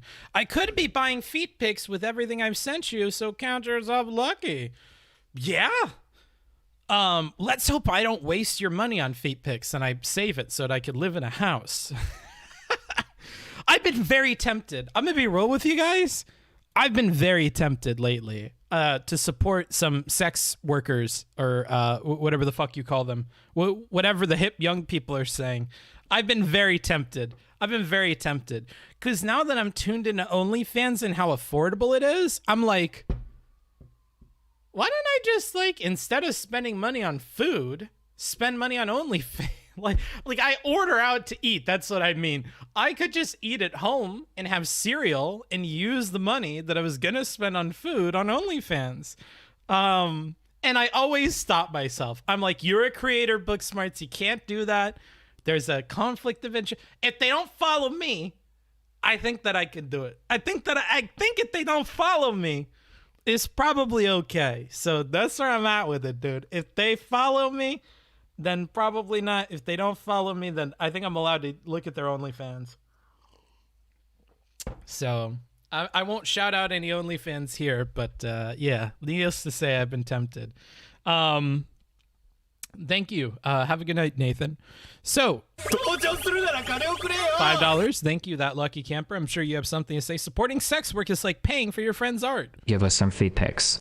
That's what I'm saying. I'm not giving you any feet pics. I already did that on another stream. It's available on Patreon. You want feet pics? I'm just saying. Patreon is a place where there are pictures of my feet. Okay, so the way that this is broken down is by the major sweeps of the arguments. It is not divided up perfectly. This was done very last minute. The quotes are not exactly exact. I've tried to correct them as much as I can. On the side here, you're seeing all the comments that I'm leaving that we're going to look at as we go through this document. But all this will be available on Patreon. Let's go through a summary, not written by me, written by the person who prepared this, who is Lou. Thank you to Lou for helping me with this. One of the people that applied to do the transcription thing. Destiny brings on BXBullet to discuss a recent tweet that she made in regards to the culpability of Alec Baldwin for the recent death/injury on a movie set, which we looked at earlier. BXBullet tries to set up her argument, but spends a majority of the conversation obfuscating questions Destiny asks. That sounds opinionated. Destiny becomes increasingly frustrated as she will not engage with his points. The discussion ends abruptly and leads to a conversation with his chat about deflecting questions and Destiny's justifications for ending the talk. Destiny's main points, the two of them: we should not place blame on anyone in the current situation until more information is gathered and released. Movie sets should not follow the same gun safety protocols as real-life situations. Seems reasonable. BXBullet's main points: Alec Baldwin's complacency for firearms led to and hold him responsible, not spelt correctly of course, for the accidental discharge that took place. Because of this, gun safety protocols should be changed so this does not happen again. Honestly, second point, probably okay. I know that Destiny made this point about like, well, you know, Rangers have so many accidents and movie sets don't, so maybe we shouldn't be throwing stones at movie sets. I don't know. She doesn't point out the gun safety protocols I think should have been followed or changed, but maybe gun safety protocols should be changed so that this doesn't happen again. I don't necessarily disagree with this. I don't know if it was argued in the best way possible by the best person possible in this debate, but I'm not against this. Alec Baldwin's complacency, on the other hand, I have no reason to believe this, and she gave me none during the course of this conversation. She brings up a source that contradicts her. Like, I'm never at any point convinced on Alec Baldwin's complacency here. It seems like he listened about the cold gun thing. It would have been complacent if they told him it was live or it was a hot gun and then he fucked around with it. Then I'd be like, yeah, Bullet, of course. He was complacent. Well, why did he think he could fuck around with a hot gun? And he wasn't even fucking around to begin with. He's rehearsing a scene, but whatever. Let's look at their commentary. Regardless, and this is not my opinion, this is their opinion, regardless of Destiny's inflammatory language towards BXBullet in this conversation, mainly as psychotic / referring to psychosis, he comes out as a sympathetic character due to her constant deflection and refusal to engage with his questions. Her own evidence contradicts her claims, and she comes off as unprepared when she is unable to defend her points outside of an appeal to her personal authority. Okay. All right, coming out swinging. Transcriber coming out swinging. So 137 to 1952. I'm going to restart the video and play it from this point on, and then we'll kind of go through it that way. We'll have the text in front of us on the screen, and that is the way that we'll do it. There is an intro bit here. We'll listen to that, and then I'll pause as we're looking at this notion. I haven't read that. If you could send that to me, I would love to see it. But okay, I'm gonna Google Alec Baldwin point gun camera. We'll see if any stories come up. No, you went all the way through the camera. He was aiming at the camera. I'm looking at 10 stories right now saying Alec Baldwin pointed gun at camera, 2 days old. No, why don't you link it and we can look at it? Why don't you link at it? We can look at it. Okay, so literally in the very first paragraph of this story, it says that he is pointing a revolver in the direction of a camera lens. Okay, in the direction of the camera. Okay. You didn't even know that he was aiming at the camera, which was like every single story. Yes, I did. Please stop. Oh my God, you're an instructor. You should know better. Okay. I know. Well, I do know better. No. I know that when somebody pulls the trigger and there's a person on the receiving end of the barrel, it's their fault. There are 4 rules of gun safety, and you break every single one when you are an actor. Do you understand that there's a difference? Okay. If 2 people walk into a room and one person says, "Wow, X happened," and then the other person says, "Well, I don't know. Y or Z could have happened." Wow, Amber gifting tier subscription, tier 1 subscription. Welcome. She walks through the door, she fucking kicks it open. What's up, bitches? Takes a fucking tier 1, throws it in somebody's face. God damn, Amber. Fucking coming in hot. Okay, I see you. Thank you. That it would be incredibly fucking stupid for the first person to go, "Wow, you're making assumptions just like me," when the second person is saying, "No, I'm just showing you there are like 3 alternatives that could have happened. Maybe none of us should make assumptions." Do you understand? I want you to tell me if he has Kevlar on his head. Maybe they CGI'd it out. I'm not gonna look at that. That's stupid. Okay, then your point is stupid. Jesus Christ. All these people like Alec Baldwin who are super anti-gun lobbyists, right? Well, you told me so. I was always saying that there was no way that he would be exonerated. I already made up my mind, but I was waiting for like the actual details to come out so that I could decide what level of culpability he had, right? I don't know. You know what? I don't know if we're going to disagree too much on this. Oh, we're going to hardcore disagree. Gun safety is like one of the things that I'm the most anal about. Okay, goody. Let's do it. All right, well, like, let's just hear, let me hear your opinion then, because I'm not sure that I know it. Okay, my opinion is that anybody trying to assign any level of blame to anybody in this situation without having the full facts and knowledge about the situation is actually unironically brain dead, is contributing to a horrible culture of an misunderstanding of gun safety and misunderstanding of like breaking news in general. So let's take a look. I have a quote here. This is Destiny's main point. Thank you, past book smarts from 13 hours ago. Good to know, bro.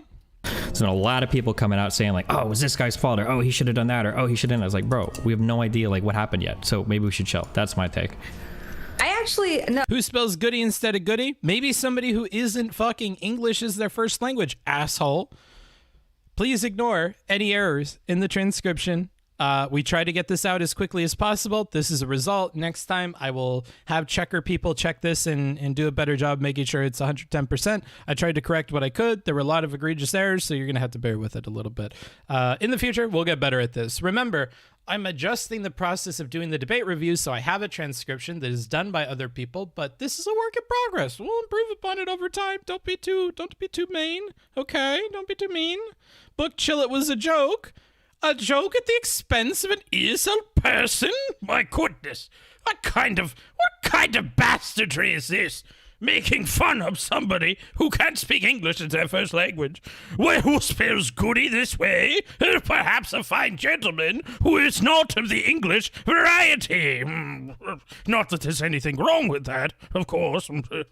No, like, I don't disagree with that at all. Like, wait, but so, you literally, wait, hold on. You were literally tweeting, though, like it's Alec Baldwin's fault for not checking the gun. Okay, so here's the thing that I learned the details today. So I had held my criticisms like temporarily. Like, so when this first happened, I literally had people coming into my chat like 5 minutes after the news broke, like, "Oh my God, give me your full expert analysis right now." And I'm like, well, chill, because like, I don't even know what happened. And this is like such limited details. Like, what? Like that. Oh, you know what happened? Like, yeah, I know things aren't correct here. I couldn't be bothered. What happened here? So I actually told people, no, I'm not going to talk about it yet. You can ask anybody, right? Then I started tweeting out stuff that was like, what happened? I was just speculating on like trying to figure out what happened. But like, I absolutely agree. The first thing that happened, like within a day, you had people on the gun. Okay, wait. Now, good pause from Steven here. Interruptions, I do not have a problem with, because he can see by having a lot of these conversations that when we start to talk about other people, it's probably not important that we talk about other people, because we're here to talk about what BXBullet thinks. And that's what he wants to talk about. That's his goal.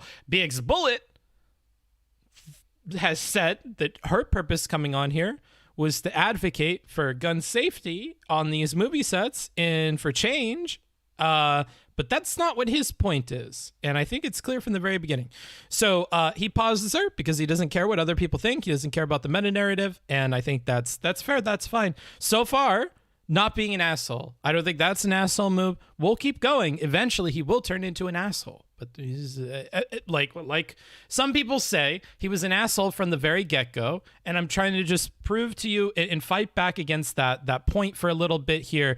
I don't think he was an asshole from the get-go. So let's just make sure that when you hear that point, you just know that's not really true. He wasn't an asshole from the get-go. Wait, hold on, wait. I don't care about any of the meta narrative. I'm not here to discuss any of that. I don't care about any of that, okay? So you literally said any of the meta narrative about what other people were saying, because I'm not here to talk about what other people were saying. Okay. So you literally tweeted out that it is true that Alec Baldwin's anti-gun stance led him to shooting that woman. He's so anti-gun that he refuses to even learn to respect them as deadly weapons. Okay, so Yeah, can you show me what story has come out that substantiates that point? Yes. So the story that came out, or the details that are coming out right now, and this just happened in the last day and a half, show that he was practicing. He wasn't actually shooting a scene. He was rehearsing drawing the gun from a holster. Now, this is the best way in the entire debate that she frames what had happened.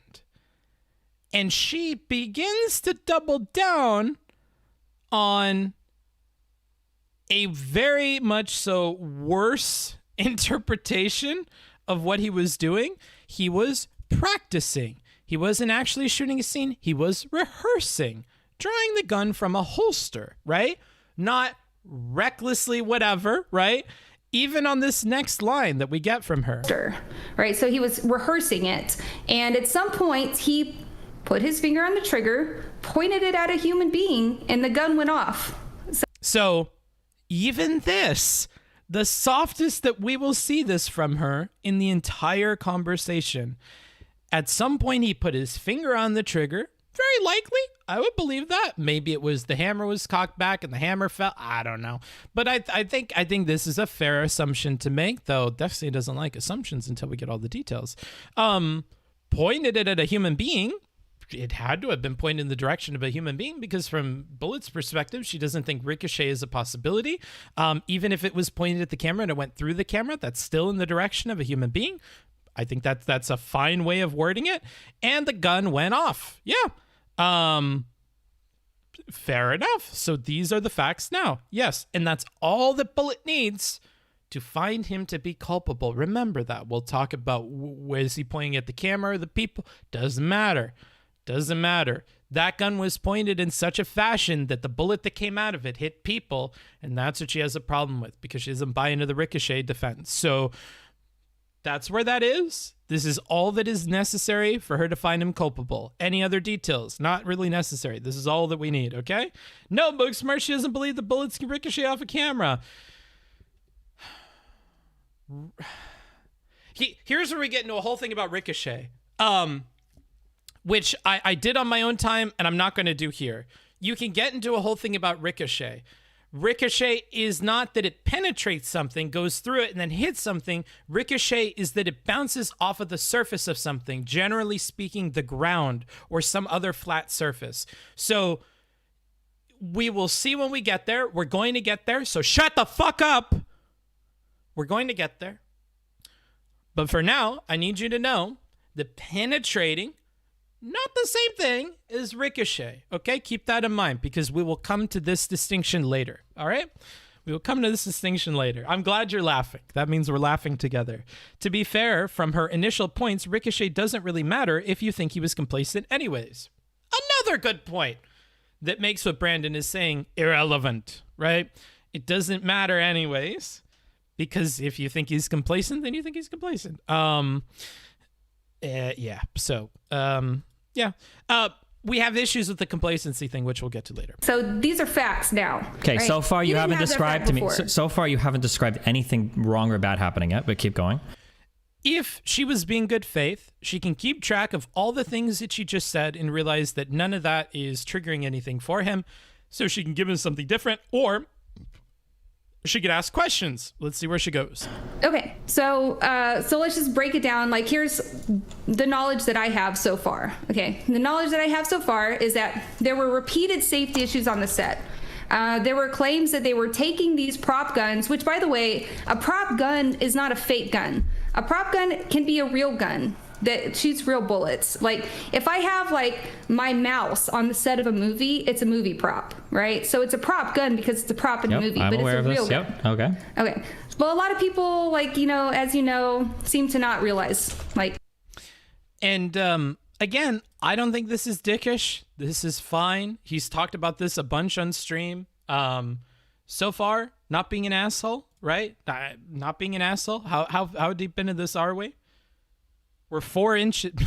Not 4 inches. I'm so sorry. We're 4 minutes deep. My fucking brain is in the gutter. I'm so sorry. We are 4 minutes in, not being an asshole so far. So he wasn't an asshole out of the gate. I'm gonna be real with you guys.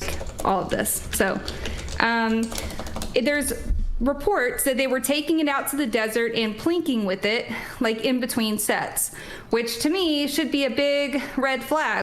Yeah, into a prop person like who we saw before, it was a red flag. Like, why do we even have live ammunition on the set for this gun? Good point. Yep, that's what the professionals say. That sounds like... Plinking? Yeah, plinking is when you shoot little dingleberries off of stuff. So if I'm shooting bottles or I'm shooting little cans, bling, plink, plink, plink. That's what it is, dude. You're plinking. You're shooting those things off of wherever they're held up. You know, something that's a recipe for disaster right there. So we know that that was happening. We know that there were safety issues. We know that there were unionized people who were walking off the scene. None of this so far has to do with Alec Baldwin, so let's keep that in mind. Unless we assume Alec Baldwin was also plinking, which maybe that wouldn't have been a good thing, but she doesn't really draw that image here. Because of safety issues. We know that there Tess, were there's a correction on that.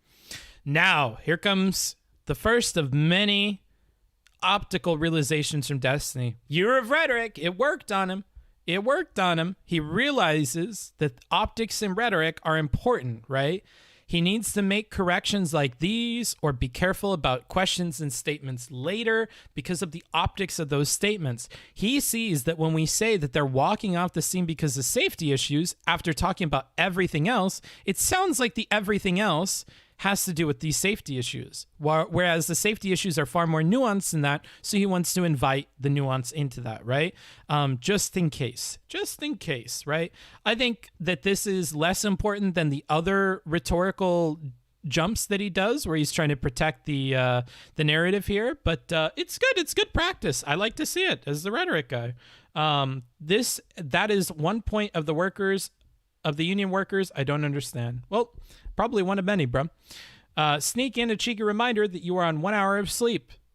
I am on 1 to 2 hours of sleep, actually. I think I got a second hour, maybe. Unionized people walked off the scene for a variety of reasons related to a whole bunch of safety sets. reasons. No, it was some of it reasons. had to do with them. Well, when you say safety reasons, some of those safety reasons were like not having appropriate social distancing or masking up for like the coronavirus stuff. Other things where they felt like their trailers weren't being catered to well enough. There was a whole host of reasons why people walked off. It's not because there were like so many guns firing everywhere. Okay, just being clear on that. Yeah, that's Go ahead. fair. Yeah. Now, I will say this, because I need to say positive things about her, because I have many negative things to say later. I appreciate not fighting on dumb shit like this. Okay, true, I agree. Nothing makes me happier than hearing that people agree on something and saying it emphatically. So I appreciate that. Yeah, that's fair. Yeah, I agree. It puts a smile on my face. It makes me happy. We should be looking for the places that we agree with each other. They're good fundamental places to build trust, to build a relationship, to build understanding, right? Like, that's the foundation, and it's a solid one for lots of different stuff. So I like that. Give me some of that catering. I don't think you'd like it. Apparently that's not very good. They're walking off about it. That food guy. Oh, thank you for the follow, that food guy. You probably know a thing or two about catering. I agree. And they were also walking off because they had poor treatment. Like, they were not being... No, Booksmarts is all about comfort. You can't do that. No. I don't care. I don't think so. Book, she agrees many times, but very rarely without a very long but after. without a very long but after. We'll see, dude. Sadly, this doesn't last long. She says agree a lot, actually. So, you know, imagine how base this debate would have been if it turned into 3 hours about the reasons why union workers walked off. No, it would have been dumb, and she would have just been reading a bunch of articles about it. I'm not sure she's super educated on that point. So when agrees, the thought in his head is, so why even make that point? But concessions doesn't mean you are bad. Yeah, I guess Destiny doesn't like that shit. But like, it's fine that she made this point. He doesn't disagree with, he says correction on that. Like, but he says a variety of reasons. Like, he's just saying that's not the only one. He's trying to, like, be careful about the messaging here. Walking off because of safety issues. Well, it's because of not just safety issues, and even by safety issues, we mean a lot of things, right? So he's just trying to build up on that. You know, I don't think it's as bad as you're making it out to be. Does she actually agree if after saying she agrees, she goes back to the same point? I don't know, bro. We'll see. Enough, chat. I'm ignoring you again for a little bit. Treated right, you know, but they were walking off the set because they were angry. Things weren't going right. The set wasn't being managed well. Then what you had happen, so from the timeline that I produced from like piecing together these articles that were coming out like they were coming out so fast. There were 3 guns sitting on the cart. One of them was the gun that had been used for target shooting. And the assistant director says that he checked the gun and it was unloaded. And then he put it down on the table and they went to lunch. This software is Notion. Then when he came back, they asked him if he rechecked the gun and he was like, well, I don't remember, which is a no. Probably, right? Or else he would have seen that there was a round in there. But of course, we're taking him at his word here. Okay. So then the assistant director handed it to Baldwin and said cold gun, which means that there's no bullet in there, no round in there at all, right? That he can practice and rehearse with it. Good so far, right, chat? Good so far. This, again, we will not see much better wording of these points throughout this conversation. So he tells him it's a cold gun, which means there's no bullet in there. Or no round in there at all, right? That he can practice and rehearse with it. So Baldwin is greenlit to rehearse with the gun. While he was rehearsing, he drew the gun from his holster, pointed it at a person. And there we have the first point that Destiny is going to jump in on, right? This pointing it at a person has optical impacts that Destiny wants to control for. Now, I'll be honest with you. Had this conversation gone differently, I think it's a bit semantic. I don't think it matters much. The way that BXBullet means pointing it at a person is the muzzle was set in such a way that the bullet managed to go through 2 fucking people, meaning she rules out ricochet, right? Like we talk about later, and that even if it went through the camera, it was still pointed in such a way that it's going to go through 2 people, right? So regardless of which way you want to chop this up, that he meant to point at a camera or he meant to point at whatever, the gun itself was pointed at people. People could be hit by what comes out of the gun because people were hit by what came out of the gun. Therefore, the gun was pointed at people. That's the way that she is meaning this in the best faith way possible. I think that's whatever. That's fair. I get why he wants to push back against it, again, optically and otherwise, and talking about the intention of Baldwin, especially when we're trying to put culpability to Biden, to Baldwin. But in a vacuum, like, I can understand why she's wording it this way, right? I can understand that. I don't like this pointed at a person, to be honest. It is implied intent. It is implied, but that's why I'm saying in a vacuum, I don't have a problem with this. And I agree with Steven fighting back because of the optics of it, because of that implied intent, right? And because of the larger context of the conversation where we're talking about Baldwin being at fault for these things, right? It's important to kind of try and take control of the narrative at every description and every turn, which he does a good job of fighting on throughout the conversation. But I'm saying you understand what she means by pointed it at a person, right? I need to make sure that you guys get that, because after I explain this, I am going to call shenanigans. if you're not familiar with this channel, shenanigans is what I say when we're no longer allowed to discuss a point of order on the stream any longer. And people who discuss that point at any point after will be timed out because we're going to waste time repeating this. So I want to make sure that we handle this here and now. I'm going to read through the chat. I'm going to call shenanigans, and we will be done with it. Pointed in the direction of both a camera and people. Fair enough. In both a camera and people, it was pointed at people, so we can understand why she's saying pointed it at people. Yeah, I don't think where the gun was pointed actually matters. What she meant is pointed it in a way that could hurt people, making him complacent. There we go. There's some understanding, yes. Booksmarts, the connection seems really good today. No drop frames or lagging. Happy to hear it. Destiny could have compromised there. Sure, he definitely could have. I don't blame him for fighting on it for as long as he could. Compromise could be made here, but I think you should start out negotiations trying to get everything that you want and then work backwards as that's not possible. So I'm okay with him fighting back initially, definitely, because it has a rhetorical impact. But afterwards, yeah, it's definitely something he could compromise on. Is shenanigans a Naruto ability? No, it's a streamer ability. This does become a big issue. I'm pretty sure it's because of her constant coming back to the 4 rules of gun safety. Yes, it will become a big issue. It definitely will. That's why I want to make sure we're done with it now so that you guys can tell whoever is in the chat that's talking about it at them, say shenanigans and say don't talk about it, rewind the VOD, okay? Because we're going to do shenanigans in about half a second here. Okay, I'm going to leave before you call shenanigans and then come back so I can't be held responsible. Oh, you silly little thing. I don't care if you heard it or not. I punish everybody equally. You know it's shenanigans when Booksmart starts you peopling us. But this goes to the whole disagreement that rules are different for regular people and actors that we will get into later. This has nothing to do with our shenanigans request. You want to waste your time talking about these things? Is that what you want to do, chat? Is that what you want to do? Wait, was the cinematographer holding the camera or was it stationary? I don't know, personally. Nor do I think it would necessarily make a difference to what we're talking about here with the pointing. I don't see any more about the pointing. I'm calling it shenanigans. No more discussion of the pointing at the camera.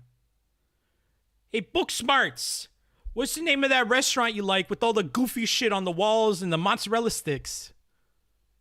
Oh, you mean pointing a gun at a camera? Oh! All right, shenanigans is activated. No more, motherfuckers. All right, let's continue. And pulled the trigger, which is the crux of what went wrong, right? Yes. So none of that, just to be ultra clear, none of that is wrong so far. An actor pulling a gun and rehearsing a scene by doing what he would do in the scene, nothing here has demonstrated that. Now, look at this. Very, very optically aware. He does not repeat this pointing it at a person. He says pulling a gun and rehearsing a scene by doing what he would do in the scene. He makes some mistakes later when saying that this would be like actors pointing it at actors because that's not what happened there. He could have been more specific. Bullet latches onto that later. But this is good. Destiny is demonstrating an understanding of how the audience is taking things, and he's being very careful with his wording here, which I appreciate. That Alec Baldwin's anti-gun stance has led him to shooting a woman. Okay. And again, let's go ahead and check in on the time because I do have other notes that I need to make here. We are at 6:53. Okay, so we're about to hit where I need to look at a note. So let's... We'll play for a little bit more. That's not true. So first of all, I'm waiting for that part. Nothing that you've said up to this point you've told me a whole bunch of background information about this. Yeah. Nothing that you've said up to this point has even begun to establish that fact. But go ahead. Okay. So again, if you repeat the same shit, this is what he really means, which is what he should have said, but he doesn't know that it's going to loop. We have hindsight. Should have said, if you repeat to me the same things you've repeated to me about the details of what had happened, it will not convince me, and I don't think it's convincing to most people that he was culpable or that it's established the fact that you're going for. So unless you provide me new information, which I think he says later, to be fair, it's not going to happen. Now let's go back. So Over here, Destiny opens up by directly connecting what Bullet was saying to her tweet, pointing out that what she was describing thus far did not describe the connection described in her tweet. Totally fair and focused. Yes. So Destiny definitely stays focused on this conversation, embeds everything in the take that he saw in that tweet. So for Bullet to randomly in the middle of this go, I thought I was here to discuss gun safety, is to me a bit tongue-in-cheek, because he's clear throughout this entire conversation that everything he's talking about is related to the take that she had in her tweet. If she realized this in the middle of the conversation, that's a big fault from her. One of the things that I say about purpose is you want to have it clear from the beginning and consistent throughout. When I told Lauren, I don't want to debate with you, this is not an argument, told her at the beginning, was consistent from the beginning about catching it every time it went off the rails. You cannot, in the middle of the conversation, say, whoa, this isn't what I came here for, and expect someone to be sympathetic to that. Definitely not your partner, and certainly not the audience, right? So that's something we want to be careful of. Okay, so again, he was not shooting a scene. Like, there was no cameras rolling. According to the director, the one who got shot in the shoulder. We definitely do need a shenanigans emote. If you want to make a shenanigans emote and send it to me, booksmarts.twitch@gmail.com. This is according to his police statement. He said that Alec Baldwin was sitting on a pew and he was practicing drawing the gun and pointing it towards the camera.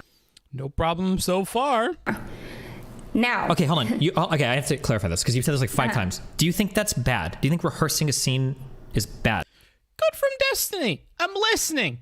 That's not the first time you keep saying that. So you've even said rehearsing, which I think is normal for an actor. Like, what is the problem here? Because I'm detecting you have a problem with this. Is this like, because you keep bringing this up like it's a gun at a person with your finger on the trigger is bad. Yeah. There you go. And now we're going to get into gun safety, ladies and gentlemen. So rehearsing a scene by rehearsing the scene is bad. Also, yeah, because if we don't know this, so Destiny's got to be careful here.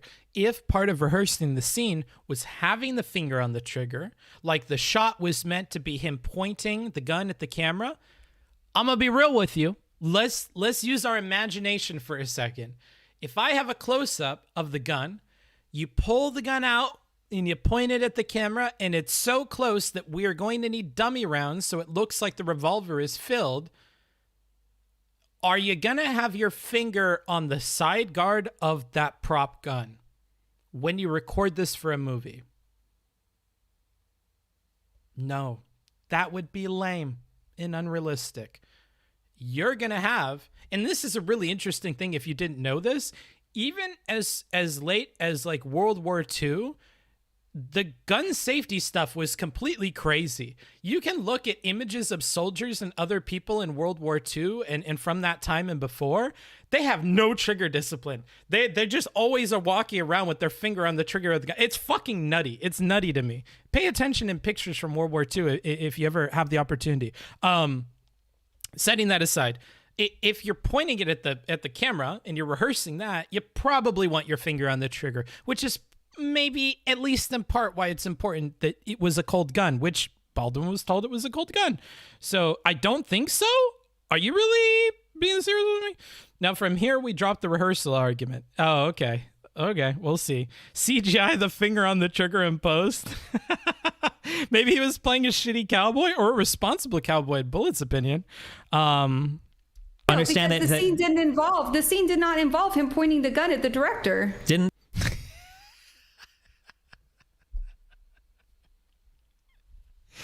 And here's where we go off the rails. I think there was one other point I was supposed to make at like 8:10. I think it's good when she goes to a place of uncertainty. He highlights that uncertainty is the issue in making. Oh, we haven't hit that yet. My bad.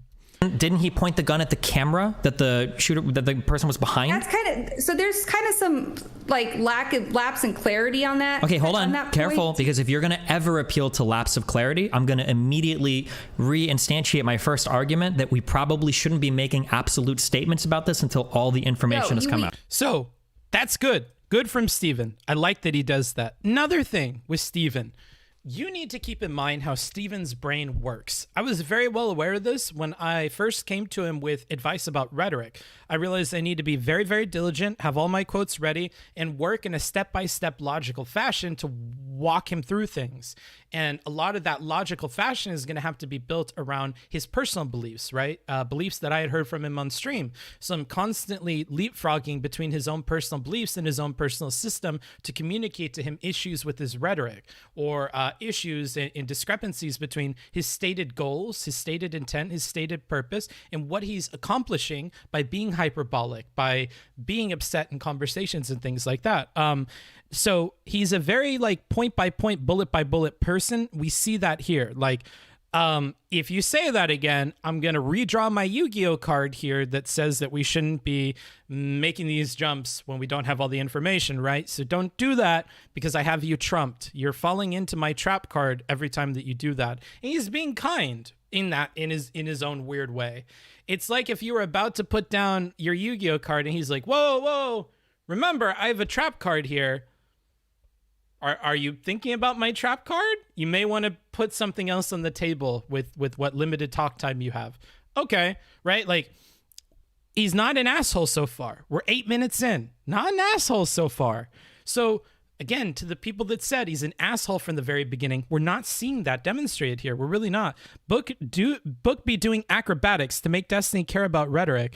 Yeah, a little bit, dude. I'm like the Matrix people. I'm dodging bullets. You just activate my trap card. What does Pot Agreed do again? Makes you draw 2 cards. Yep, you always had those quotes ready. Very necessary, especially when you're saying things he doesn't agree with emotionally. Yep. We absolutely can at this point, and here's why. Okay, you ready for me to explain why? Sure, because right now everything you've explained so far, you've just to be clear, nothing you've said so far has led to your initial point. But go ahead. Right. He's repeated this numerous times. If you want to say Destiny's looping, I guess you could put it on that. But I mean, she just keeps redescribing this situation in increasing detail. And no matter how deep she goes, it's not really proving her point yet in his eyes. So she's going to have to do something to rectify that, or just be a broken record. And then we just keep looping over and over and over again. Okay. If a person got shot by a gun, it's because a person pointed the gun at them and pulled the trigger.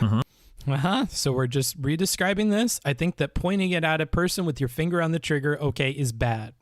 Okay. That didn't work the first time. Let's see if it works this 3rd or 4th time.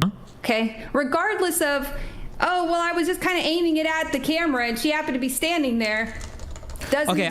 So she doesn't care about this camera thing, right? She doesn't care about this camera thing. The bullet left the gun, and it was pointed in such a fashion where you hit somebody. And again, I'm just going to be good faith and assume that she doesn't believe in the ricochet thing from the beginning. Bullet's logic from her point of view and is objectively, again, sorry. I don't know what possibly I was thinking. It was very early in the morning.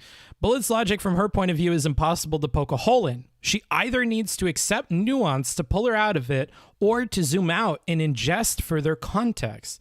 Or she will be married to her position because of its simplicity in connection to her main conclusion about it being Baldwin, about Baldwin being partially to blame. I'm sorry. Very poorly written. These are from me. Furthermore, it connects nicely to her rules of the range, so it seems like a really good position from her point of view. The thing Destiny has to invite in is enough nuance to shake these connections and get her to think bigger picture. So what I'm talking about here is, if she has this belief that you point the gun at somebody, they get hurt by it, that's on you, right? Very convenient, a very convenient card. Perhaps the central disagreement that needs to be kind of worked through, right? We have to invite some nuance by means of, like, you didn't know that the gun was loaded. We're in a very interesting setup where people are checking your guns for you. Like, we have to kind of invite nuance here and fight on that main point, or it will be a trump card that she will use the entire conversation. I guess that here, and this ends up being the case for the whole conversation. So if you were to pick a central argument that Destiny needs to focus on, it's probably going to be this one. It's going to be super important to rule this one out. So Booksmart's got the entire transcript and already made notes. This is crazy amounts of effort. Hell yeah, bro. I got help with the transcript, to be fair. But Book, here is the final take. She treats guns like white people treat the N-word. Context doesn't matter. There was a gun and a dead person, so you're fucked. Okay, dude. I just need to clear this up, and maybe we just disagree in here, okay? Nothing about rehearsing a scene by doing what you would do in the scene is a wrong or bad thing. You keep bringing that up like it's like some big like, oh my god, I can't believe you rehearsed the scene by rehearsing the scene. That's so you have to give me something. Well, if you want to say that the negativity begins somewhere, maybe you could paint it here. I wouldn't go as far as to say that, but we start to see the inklings of it, because these like quotes that he attributes to the other people that are like a shitty version of what they're saying is something that will get worse and worse throughout this. He does this quite a bit. Oh my god, I can't believe you rehearsed the scene by rehearsing the scene. That's not what she's saying. That's how he's framing it, because he's being careful about the optics here. But she's saying that a person pointed a gun at somebody and killed them. Oh my god, they're at fault for killing that person. That's what she's saying, right? The rehearsal stuff is not really her concern. If anything, that's the context, that's the nuance that she's missing to temper her statements, to temper this kind of where she's putting blame on people, right? And that's your job. That's what you have to do here. I think that'll become more clear to him as time goes on. But yeah, that's why at that 10-minute mark, I said that we probably have to focus on that if we want to make progress with her. Anything else besides that? Okay. He's paraphrasing it. It's the gist of her argument. That is not Afterlife. I'm going to put you on the spot. And if I don't get a concession out of you, you're going to be out of the stream. That is not paraphrasing her argument. Because it's not the crux of her argument. It's not the gist of her argument. Oh my god, I can't believe you rehearsed the scene by rehearsing the scene is a very fucked way of putting it, and it doesn't even get to the heart of what she's saying. If a person got shot by a gun, it's because a person pointed the gun at them and pulled the trigger, regardless of, oh, well, I was just aiming at the camera and happened to be standing there. She even says that in this statement. So unless you can say that you understand where I'm coming from, you can respect this. I'm gonna have to kick you, because I'm like Destiny at this point. I thought you were drunk. Actually, speed was at 75x. No, I'm not drunk. I'm just tired. I'm trimming the fat of people that I don't want in my chat. So I'm gonna give you a little bit more, bro. And give you a little bit more to say something, okay? By the next time I pause champ, I better see something from you in my chat. Thank you for the 2 great British pounds, Don. Was pointing the gun at a... I can understand, but I still disagree. Okay, congratulations. And you can apply to appeal this in a day, but I need you gone for today. Goodbye. I need you gone. You can appeal that, and I will take it off of you, but you are going to be blocked for the rest of the stream. Human being. Okay, what if in the scene he points the gun at a human being? So according to like the standard operating protocol on set, that almost never happens. So okay, you're always supposed to be I've seen the same. I've seen all the same shit that Lauren Southern has posted. Okay, but that's bullshit. Okay, there might. So he's starting to get upset.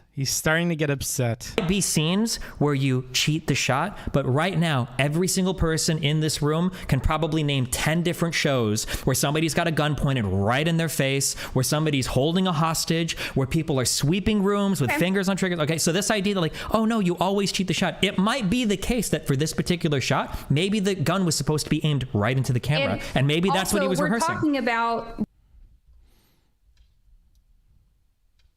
My bad. Oh no, I hit stop. What happened? I don't know what the stop button does, I'll be honest.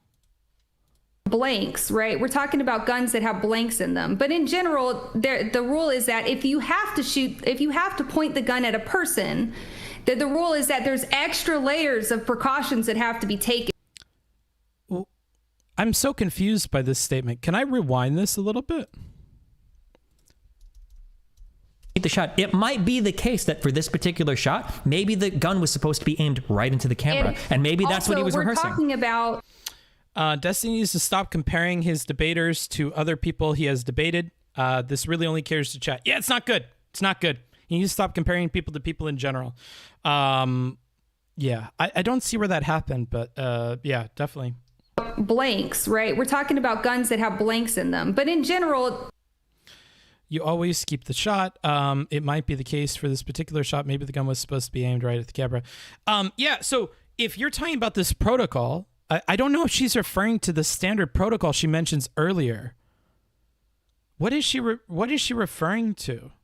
I'm a little bit confused by this. We're talking about blanks, right? We're talking about guns that have blanks in them. But in general, the rule is that if you have to shoot, if you have to point a gun at a person, no. So I hope she doesn't mix these up. If you have to shoot, yes, we have these extra precautions. If you have to point the gun at a person, whether that person is crew or another actor or whatever, like, I don't know if she's demonstrated this quite yet. She's kind of lying. She talks as if you're a civilian, not an actor. I know she mixes those up, but I don't think she's doing that here. Book, she is acting like Baldwin knew they were not blanks. I don't care about that, dude. She's talking about plexiglass shit for blanks here. Oh, okay. Okay. So this is very silly. And we start to get into like, okay, this is sounding dumb for me here. This is the beginning of the dumb. Okay. The rule is that if you have to shoot, if you have to point the gun at a person.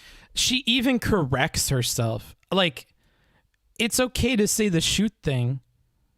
I think that's more specific. I don't know if these are in place if you have to point the gun at a person. She's going to have to demonstrate this.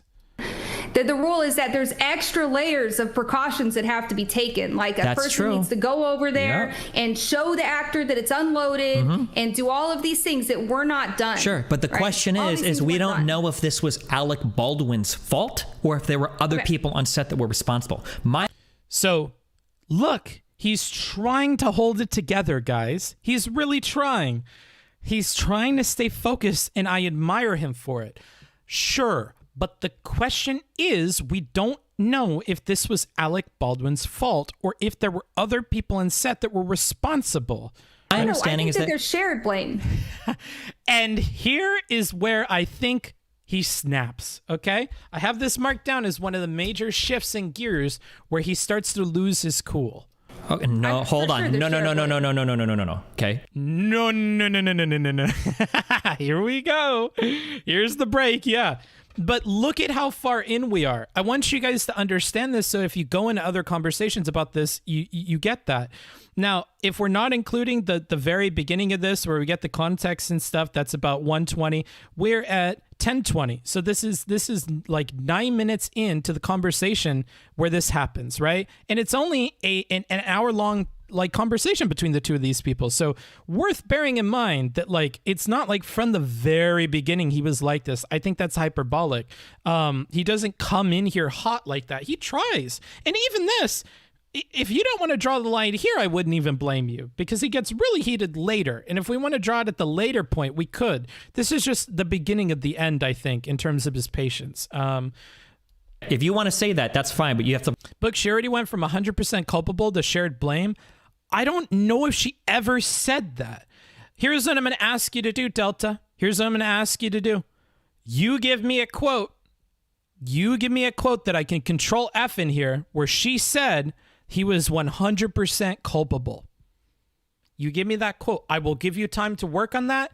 You can go to the YouTube video, and this is a tip for everybody. If you want to do your own reviews, you click here, you go to open transcript, and you can look it up. Find me a quote.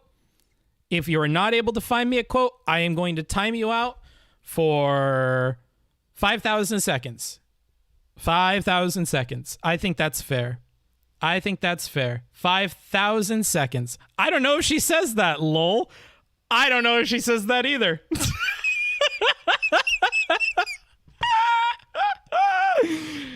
If you just want to resign yourself to the 5,000 seconds, you let me know, bro. I'm happy to have you in chat because you normally say cool things, but that's a pretty dumb thing. Unless you have a quote, which I'm happy to be wrong about, dude. Write like an apology tweet, because that's completely...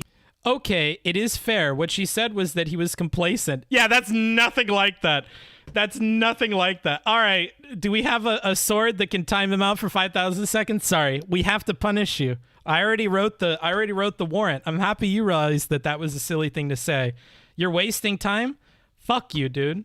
Fuck you. Now you're getting put in timeout for 5 minutes as well. Congratulations, Felix. Don't drag negative attention to yourself. I punish people now. different than No. yes, because earlier you Just said because you say that he's responsible for shooting a person doesn't mean that there weren't other people that contributed to it. There could be more than one person to blame. earlier when you said it really is true that Alec Baldwin. Baldwin's anti-gun stance led to him. Hold on. I have to refocus because you guys have distracted me. And I will pay attention to my chat. And I will weed you motherfuckers out until I have a good chat. That's what I'm going to do. That's what streamers do. That's what I do. I'm Completely filling different. time. No. Yes, because earlier you Just said because you say that he's responsible for shooting a person doesn't mean that there weren't other people. So, but you have to write like an apology tweet because it's completely different. Yes, because earlier you said, all right, let's look at her tweet. Easy. Let's look at her tweet. It really is true that Alec Baldwin's anti-gun stance led him to shooting that woman. He's so anti-gun that he refuses to even learn and to respect them as deadly weapons. I don't know if what he's saying here is reflected exactly in this tweet. Regardless of what details are yet to emerge, there are no excuses for why Baldwin pointed a gun at a person and pulled the trigger. That's a bit dumb, but it's not about this, he's culpable or whatever. There are protocols in place that expressly prohibit that exact thing for a good reason. Again, we don't have that here, so I'm not exactly sure about this point from Steven. I'm vibing. I don't have your camera up on screen, only the chat. It makes me feel like we're kind of on the same level now. Okay. So her initial argument was when these 4 rules aren't followed, X is responsible. You can't say actors are exempt. Okay, that doesn't have anything to do with this. People that contributed to it. There could be more than one person to blame. earlier when you said it really is true that Alec Baldwin's anti-gun stance led to him shooting that woman. He's so anti-gun that he refuses to even learn to respect them as you're placing a ton of blame on Alec Baldwin. There we go. So he's reading a little bit deeper into that. Totally fine. Again, I've learned from getting my rhetorical lashing the last couple of times that I need to let inferences happen more in the stream. That's a fair inference. Okay. On a situation that you don't have all the facts about, but you don't know what happened. And she's saying absolutely and shit. And Here's why. Okay.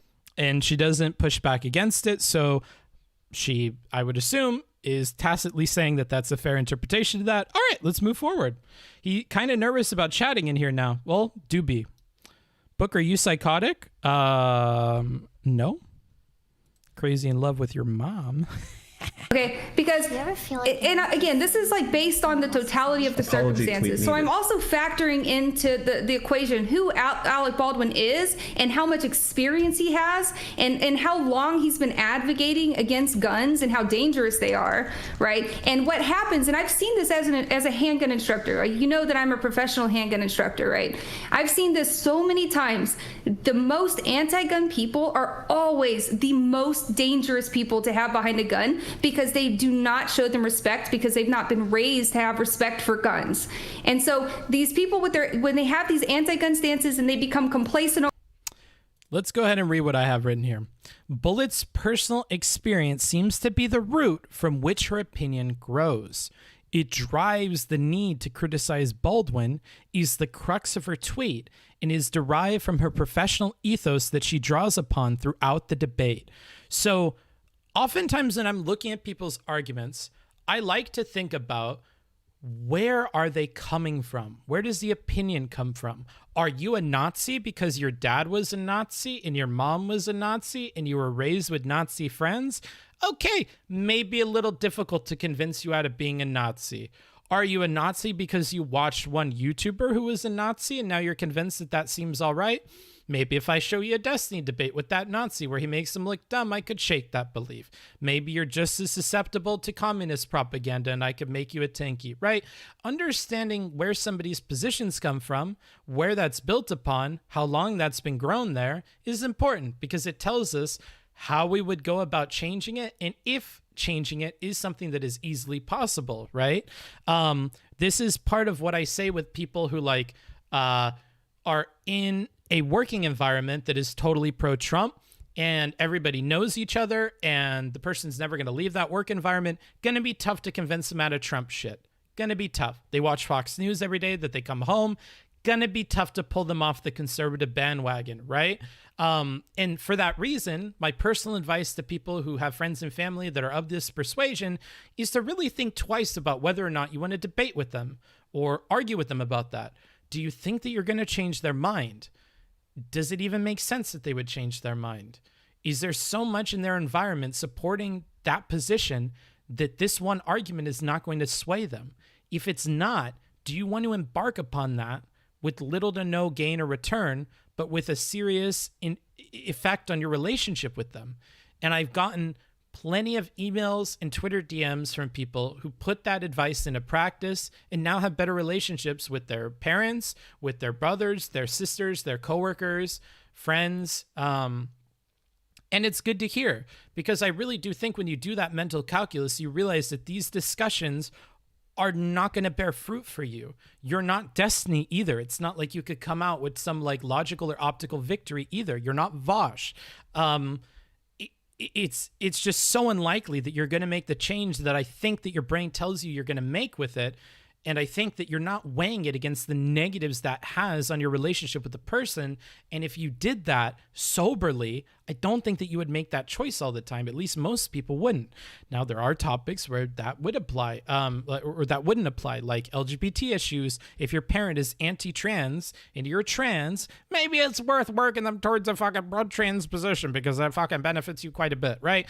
If your parents are anti-gay and you're gay, yeah, maybe fucking,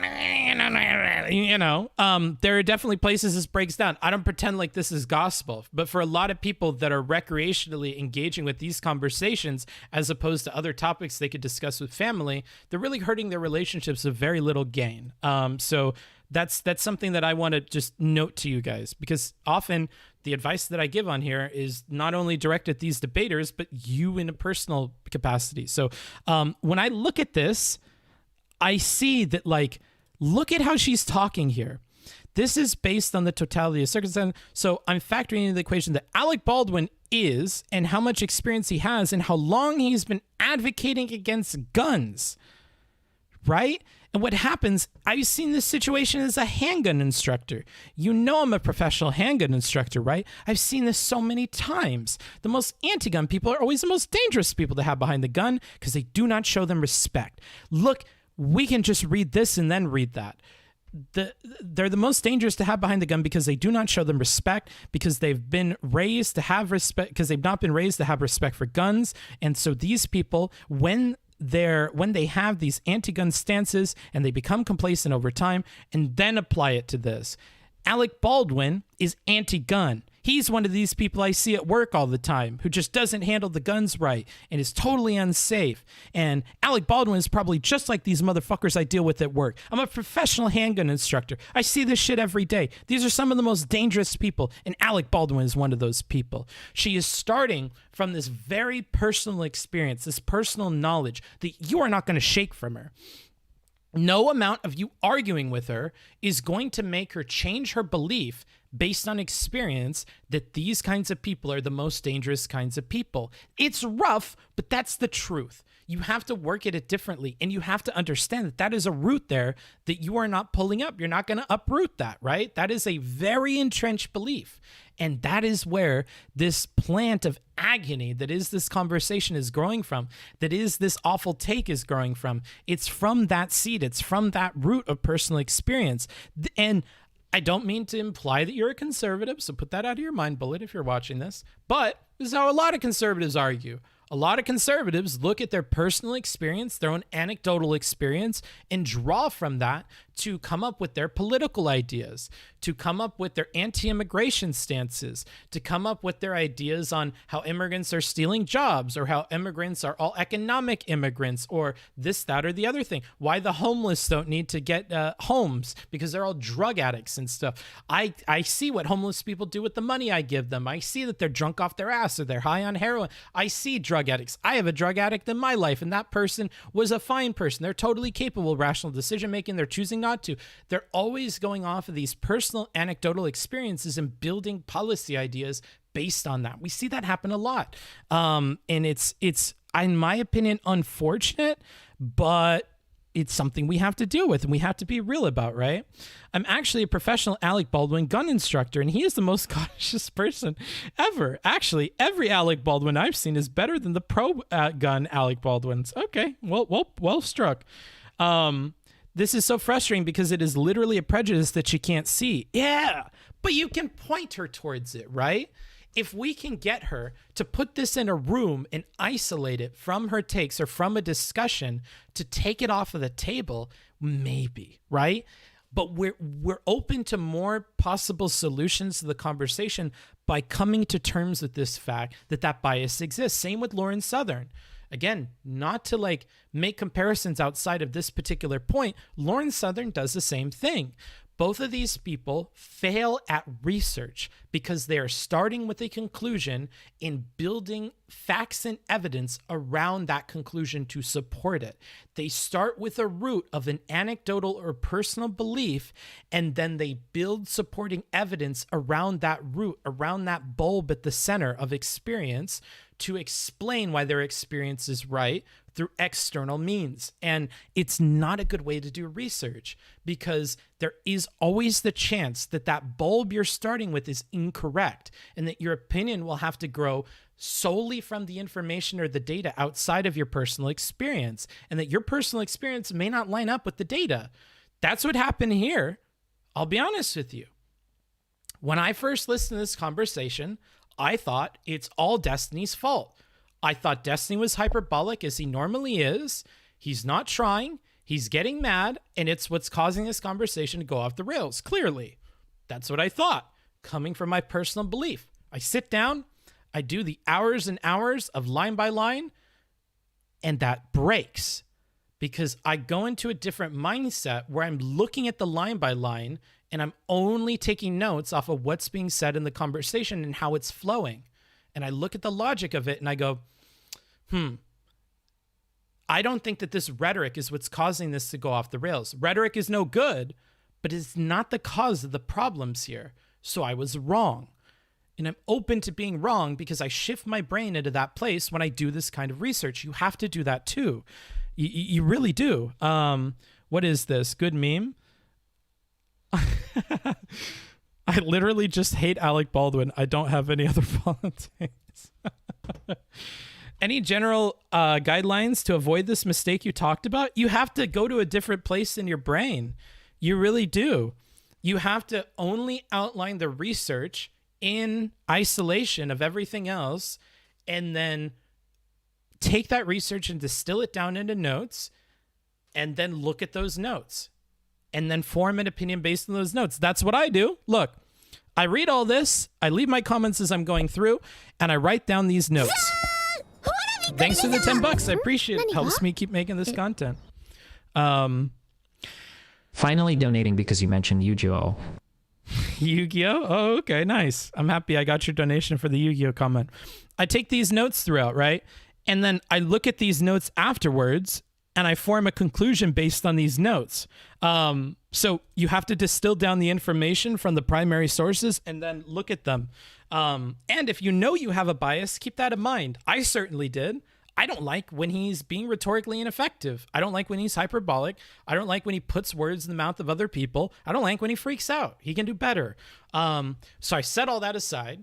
I go, okay, setting that aside, does that impact this? And it didn't. And then I had to continue. Okay, I'm going to continue with this conversation. I'm so sorry for pausing. But yeah, there you go. There you go, Red Storm. There's your answer. If you would like to donate, I definitely appreciate that. It helps me continue to do this. It takes a long time and it wears on me. I only had like 2 hours of sleep, so bear with me. Okay. Over time. Hold on. None of this. Okay. Firstly, everybody that's been in a range has seen some dipshit acting stupid with a gun. It happens all the fucking time. Okay, people do this all the time. Number one. I've had guns pointed at me every month. Sure, that's great. Number.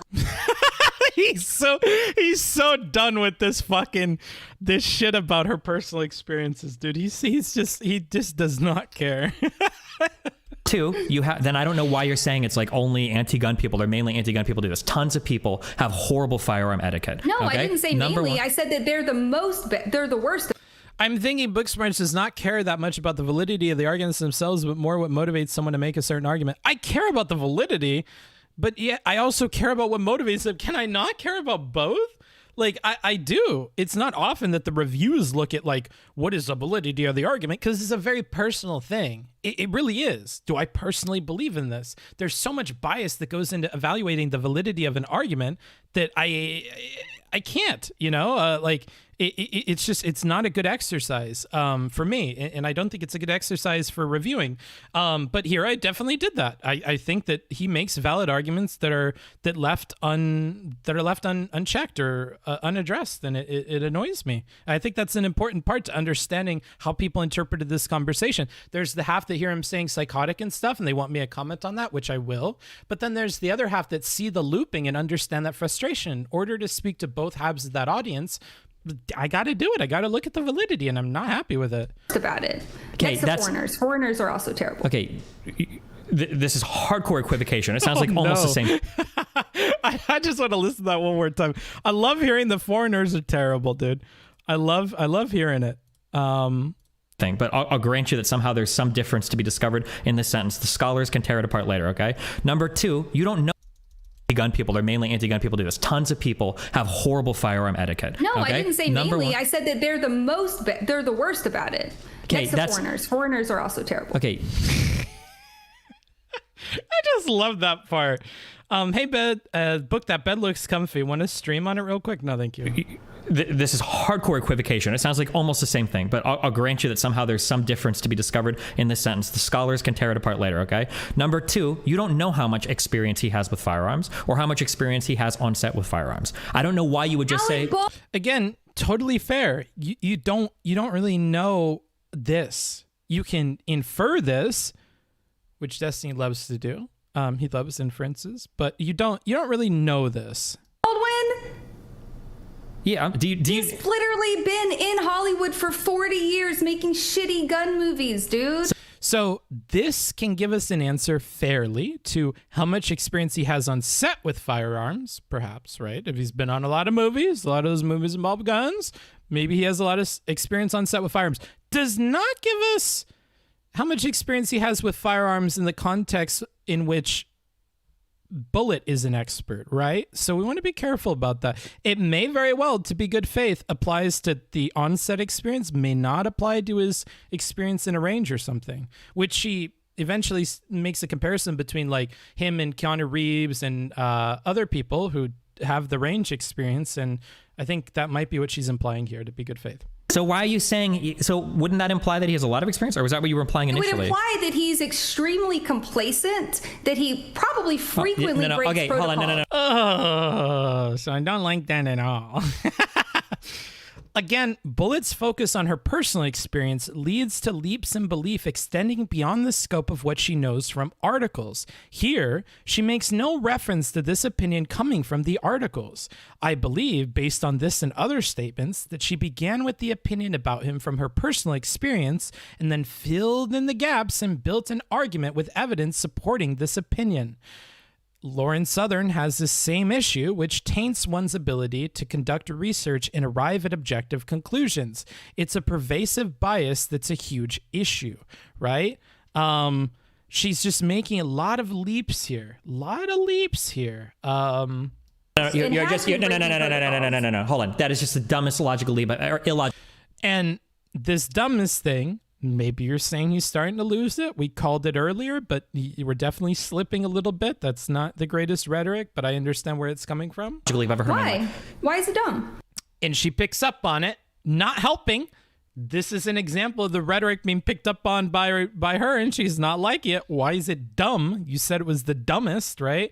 We are slipping. We do be slipping rhetorically, yes. BXBullet, she's been an instructor for how long? She must be incredibly complacent. If somebody's got a track record of being on set for 40 years and they haven't shot anybody yet, wouldn't the idea be they're probably pretty decent when it comes to gun safety? No. Where do I have this highlight? It's got to be somewhere here. Oh, it's down here. Okay, I'll wait.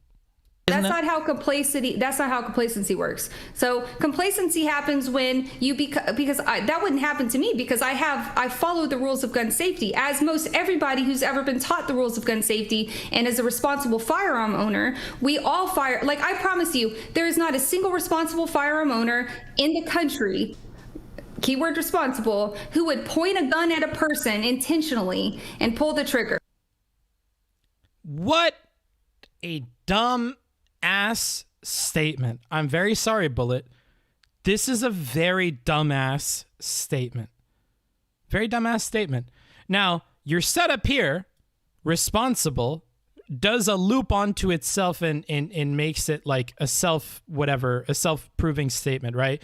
Well, if they point a gun at somebody, then they're irresponsible, right? So, only the responsible ones wouldn't point at people, therefore only these responsible ones are running into this problem. Thank you for that, 10 USD.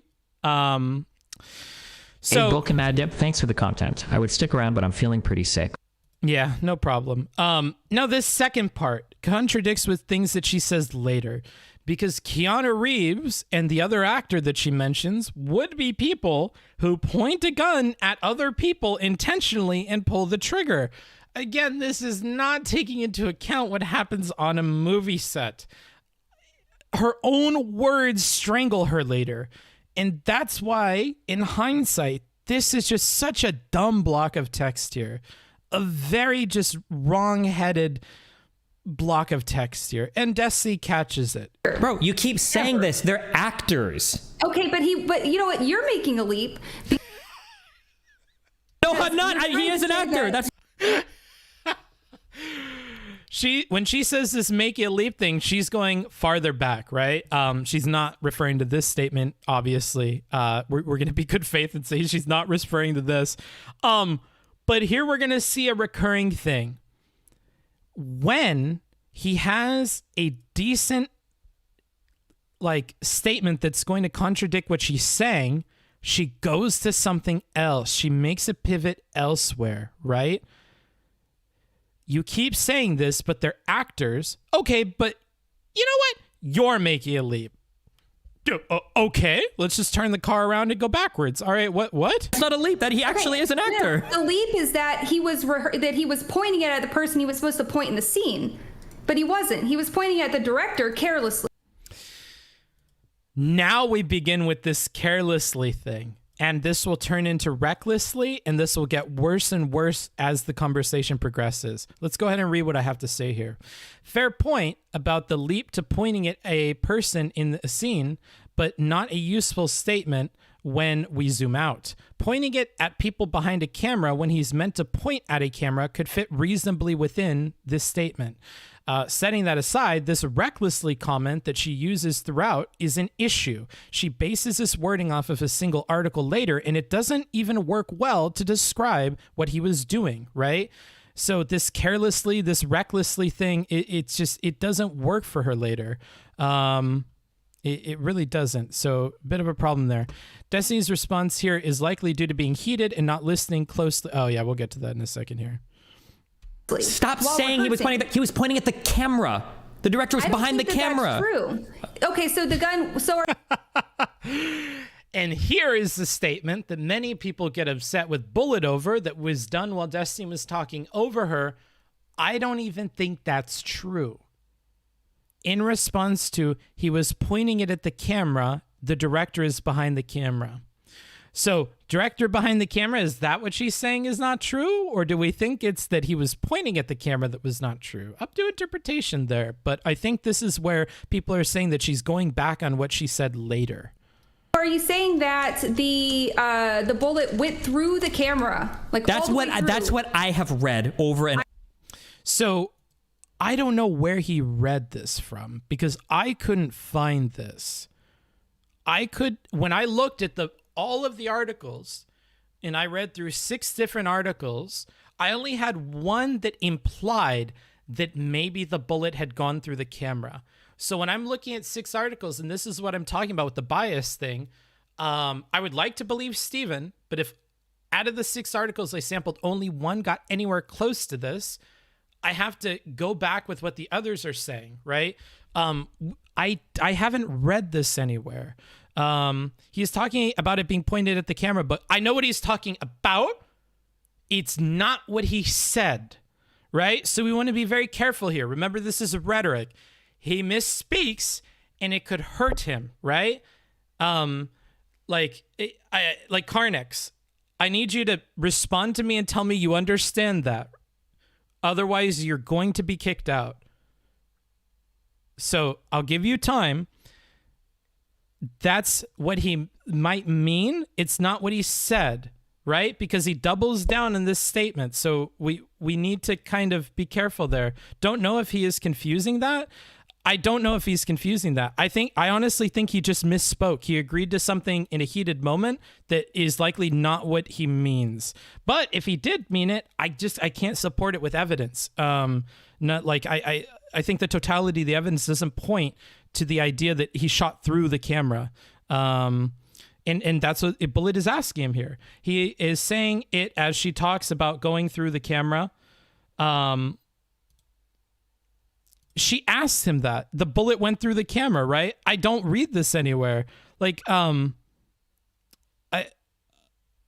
don't think you're giving me what I'm looking for here, Karnak. So I'm gonna give you a last chance, bro. I'm gonna give you a last chance, and then you're gonna be gone. He was clearly referring to the 4 rules. I'm not even talking about that. I'm literally talking about these 2 lines here. Okay, so the gun, you were saying that the bullet went through the camera.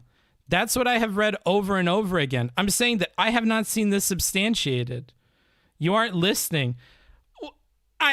I'm gonna fucking kick you, dude. You can't tell me I'm just not listening. Don't give any other explanation here. What's going on here? While this Notion Docs works really well for the chatter arguments, yeah, it's getting annoying. He later says, I don't know, to that very point later, so it seems to me he was clearly only talking about the gun being pointed. That's my belief, too. Like, I think that he misspoke here, and I'm pointing it out as a rhetorical fault. Agreeing to this idea that the bullet went through the camera, I don't know why he would do this. I didn't find this supported in evidence. That's what I'm saying here. If it was pointed at the camera when it went off, then it must have went through, right? No. If I point... No, it doesn't have to go through. Okay, take a moment. Booksmarts, breathe, because you're going to have to explain something that's nuanced to the chat, and then we're going to have to follow up with them. All right.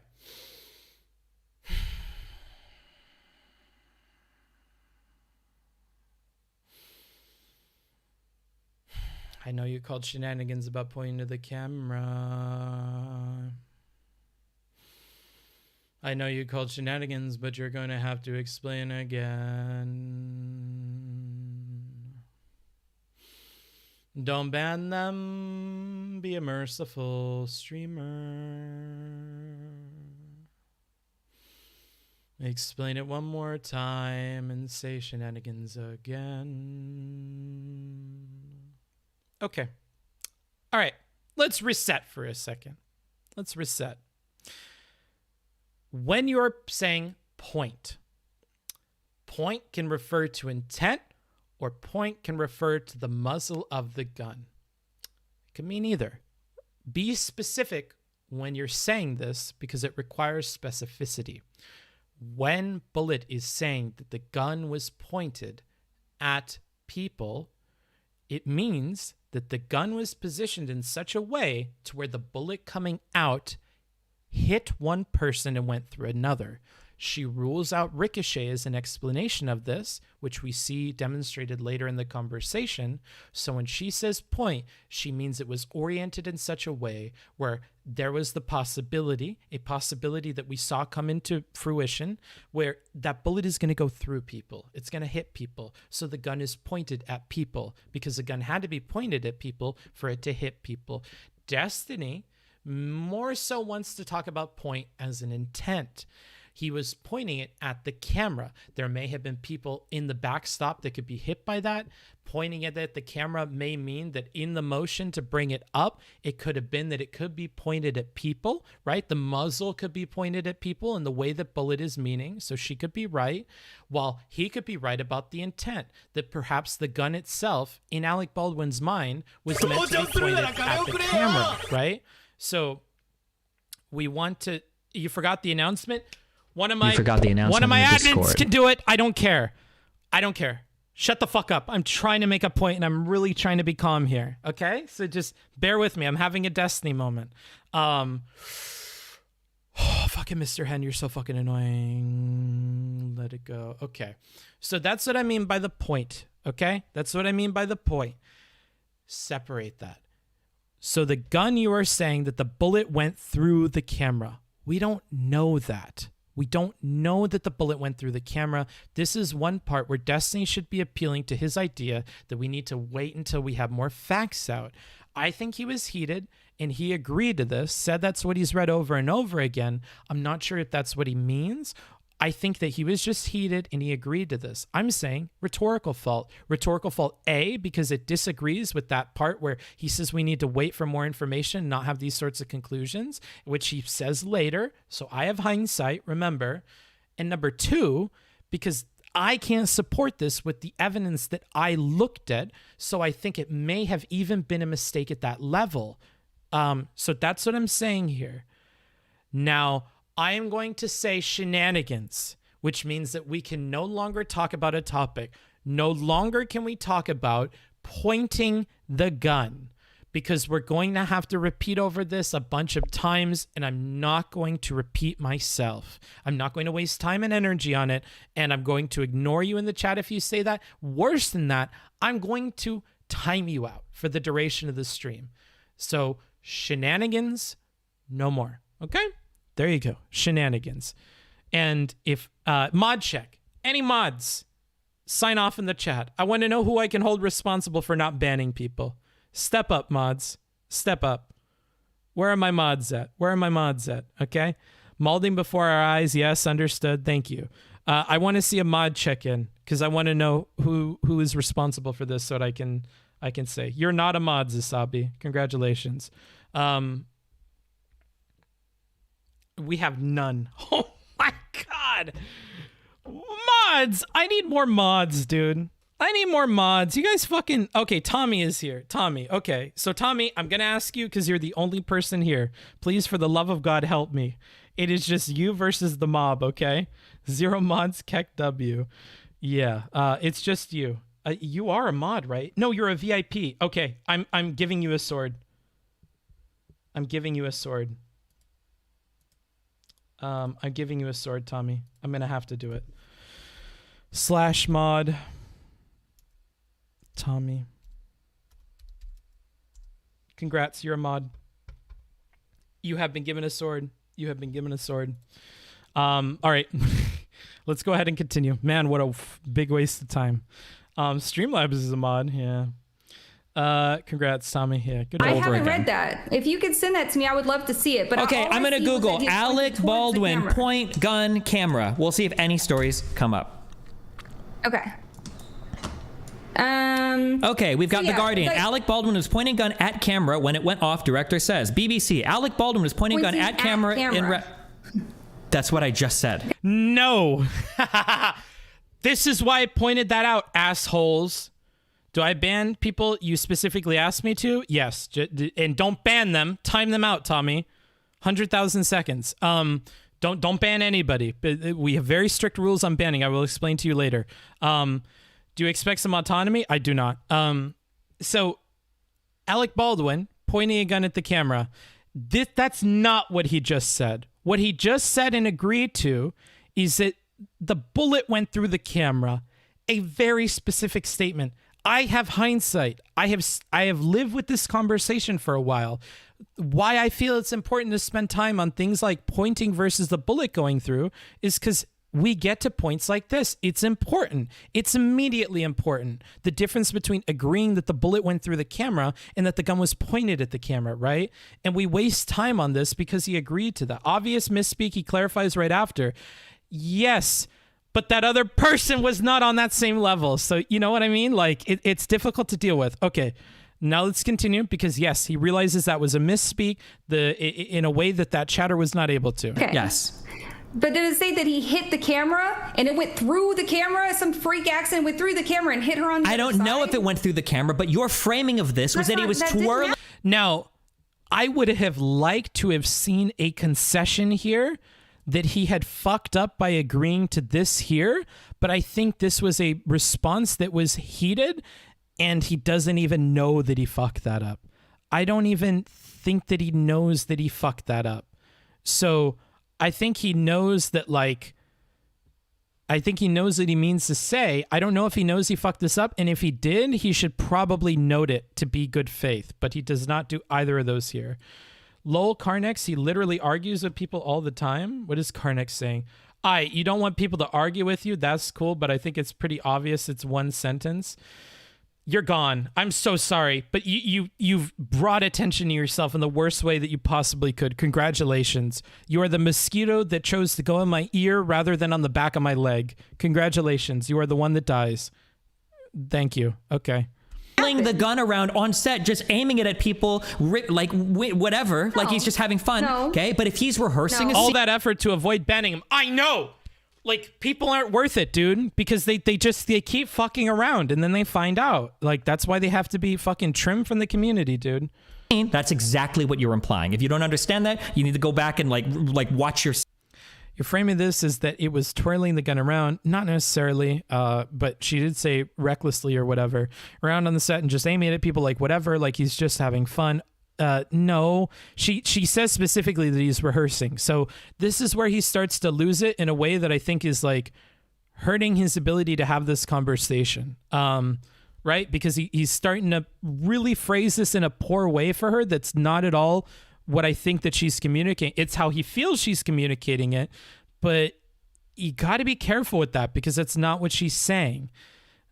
Whatever you just said, okay? When he was rehearsing the scene, he was pointing it at the director, right? He pointed it at the director. He had to point it at the director. Wait, he shot her. Who do you think died?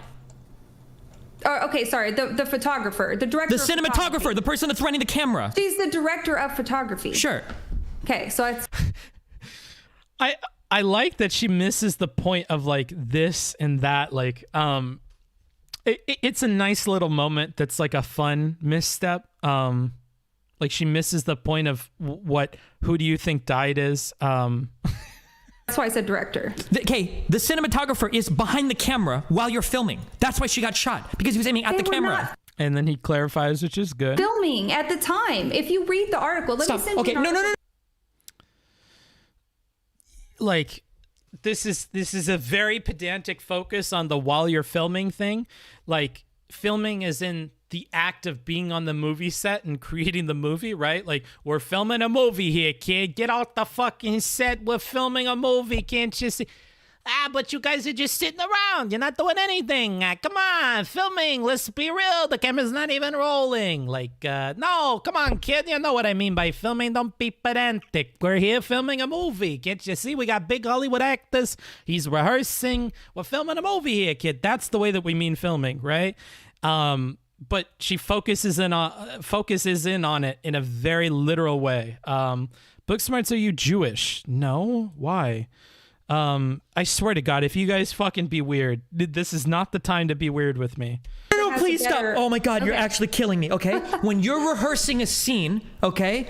I don't do anything with film, and I will still bet my life on this point because I know it's correct, because I've done a lot of random shit with tech. I guarantee you that when you are rehearsing a scene, there's probably at least one person either watching a monitor or with their eyes on the camera or down the lens. I seriously doubt that they're just rehearsing and everybody's standing around with their fucking cell phones watching them do his shit. There's probably somebody running the camera. They might even be shooting. It might just be rehearsal, but they might even be shooting to see how it looks on film. Well, now you're the one who's speculating. And this, of course, is coming from this comment here. They might even be shooting to see how it looks. If this were gone, I don't know if she would have said this, but this is such a minor critique of Steven that I feel like I'm not even comfortable giving it. Like, but that's what she focuses on with the speculation. So here we... Oh, okay. No, she says here. Yeah, you're speculating that he wasn't pointing it at the camera and it somehow the bullet went through the camera. Oh, Jesus Christ. And this is what I mean by that one line causes enough of a confusion with this person that one line was important that we didn't do, right? This asking, so you're saying that the bullet went through the camera? That's what I've read over and over. That this mistake is hurting us in this little spot. So it's definitely a rhetorical thing that, like, if I were to go back in time and I were in Destiny's shoes, I would not have done over, right? Because it was not helping here. He's just illustrating a series of hypotheticals to illustrate the point that we do not know. I understand. I understand. I'm using Notion. This program is called Notion. though. Okay, so no. Like, what else would it be? Alec just fucking around and playing out killing the cinematographer? I don't think it matters. Like, I'm so tempted to answer you, but I don't think it matters to her what was happening. I don't think it would even matter if they were filming to her. I really don't. I think if they were filming and it was caught on film that he shot this person, she would still have the same take. Because if we look at the logic for her take, it's that if you pointed the gun, didn't check it yourself, and that gun kills somebody, that's on you. You're at least partially to blame, right? So I would love to like go down that route with you, but I just don't think it matters. So I want to like save my energy. You know what I mean? No. My original point. No. He must have been pointing it at the camera, and it somehow She said as much. Nothing matters to her. She made up her mind. Yeah, and that's not against you, Zezo, right? I would be really mean to you if I thought it was a dumb thing to ask or whatever. I'm just saying, like, you know, unfortunately, it probably doesn't matter. bullet went through the camera. No, bullet went all the way through the camera. He was aiming at the camera. I'm I hate this from her. Can we rewind this and just listen? I don't even think the magic part is written in here, and it really should My be. original point. He must have been pointing it at the camera, and it somehow the bullet went through the camera. Actually, I should probably pin this to the top. Oh, I don't have desk pins. Rip. Whatever. No, bullet went all the way through the camera. He was aiming at. I'm just gonna say a magic bullet went all the way through the camera. Okay. The camera. I'm looking at 10 stories right now saying Alec Baldwin pointed gun at camera. Yeah, but this magic bullet thing that he wasn't pointing it at the. You're speculating that he wasn't pointing it at the camera, and I don't know where this is coming from. This part's pretty dumb because he said multiple times he thinks that they were pointing at the camera. This part I think is more interesting to look at. Somehow a magic bullet went all the way through the camera. She says she understands penetration later. I guess I don't know enough about guns, but in my mind, if I shoot a camera at an angle and we were to make $1,000 bet, which is a lot of money to me because I'm a poor boy, $1,000 bet on whether or not I could shoot through two people with like a .45 Magnum revolver, I would guess that I could shoot through that camera and hit two people with it. For sure. I would take that, and I don't even have a lot of money. I would take that bet. So this magic bullet thing is also something that triggers the fuck out of Steven, so it's important to focus on this. Apparently cameras are made of Kevlar and steel plate. Perhaps. Booksmarts has Hispanic origins, but I'm mistaken for a New Yorker all the time. Yeah, it's because I'm worldly. Days old. Assistant, like, all of these are saying, like, Alec Baldwin was practicing pointing revolver at camera. Or not. Okay, the third rule of gun safety. Are you aware of the rules of gun safety? This comment here is also going to trigger the fuck out of him. We begin to see a lot of comments that are going to trigger the fuck out of Steven, right? And that we can understand why he gets increasingly heated, right? We saw what happened here. We're seeing these comments here. It's not like she's innocent in terms of pissing him off. I wouldn't say that is the case here. I know all four, and you break. No, hold on. I know all four, and you break all. You break. You're wrong. Please stop. Oh my God, you're an instructor. You should know better. Okay. I know all. He's losing it. He's losing it, dude. This is the point where we really have a break. We really have a solid break here. I know better. I know that when somebody pulls the trigger and there's a person on the receiving end of that barrel, it's their fault. There are 4 rules of gun safety, and you break every single one when you are an actor. Okay? Do you understand? And I think that this is an important line here. I know that when somebody pulls the trigger and there is a person at the receiving end of the barrel, it's their fault. So again, to the chat, this is all she needs. And Alec Baldwin meets these requirements with what we understand so far about the incident. No other details matter. Pointing at the camera, pointing at this, pointing at that, what his intentions were. He pulled the trigger and there was a person on the other side of the barrel that the bullet hit. And that's his fault. And that's what she believes. There is no black or white here that she invites for us to look at. And that's why I think that BXBullet's interpretation of these events are not helpful. They're not nuanced. They're not clever. They're not applicable to movie sets and accidents. And for that reason, I don't care for her opinion on this topic. And I think, if anything, it is detrimental to the larger conversation surrounding this event. It is because of this black and white thinking that she has. And that's in the context of a movie. Even if we move outside of this context, the gun accidents in general, this is a childish, simplistic way of interpreting such events. It might work most of the time, maybe. But if you're not willing to budge on this and invite nuance where nuance is warranted, the way that she's unable to in this conversation, your opinions are worthless. Because oftentimes the discussion is had around an incident just like this one, where there is gray area, where there is nuance, where the environment has changed, the expectations have changed. And if you just continue to ham-fist this idea to every discussion and situation, you come up with conclusions that are just not helpful, right? You don't align with what the law is pointing to so far. You don't align with the public sentiment. You don't align with what the media think. Like, you don't align with much of anything here. And this is the problem. Yeah, the amount of counterfactuals that you could entertain on this point is countless. Yeah, and I won't waste the time coming up with tons and tons of hypotheticals that break this, right? Tons and tons of hypotheticals, I'm sure, even in case law, that we could look at where somebody pulled the trigger, somebody was at the receiving end of the barrel, and legally it was not their fault.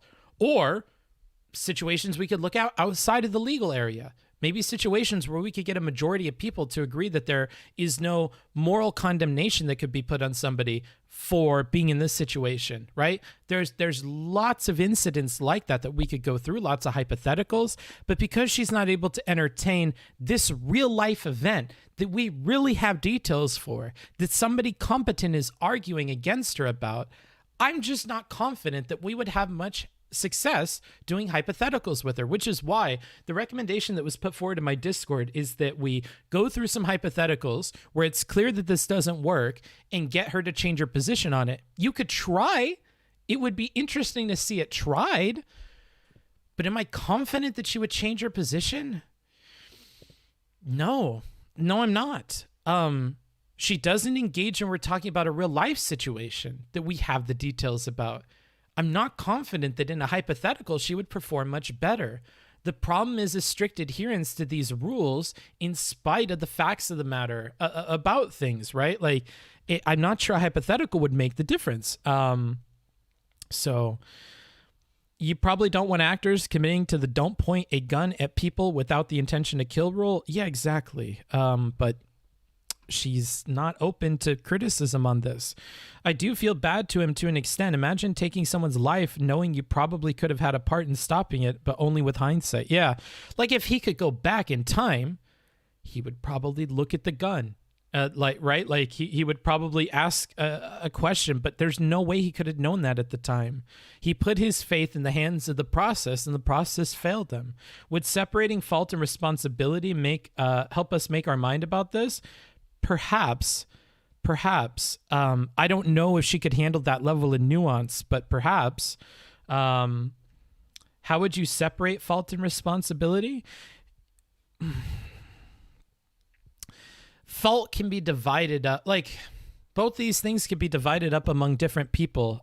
So if I understand correctly, the issue is that BXBullet refuses to entertain the idea that different rules may apply on the film set. Sure, that's part of it. All right, let's go ahead and continue. No, because if you actually read the requirements, you're treat every gun as if it's loaded on set. Then why would...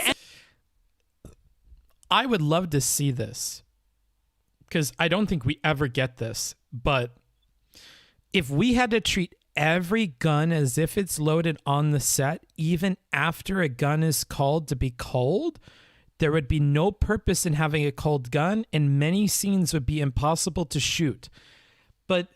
And this would be so easy to realize if she thinks back to anything that Destiny had said, right? Like, but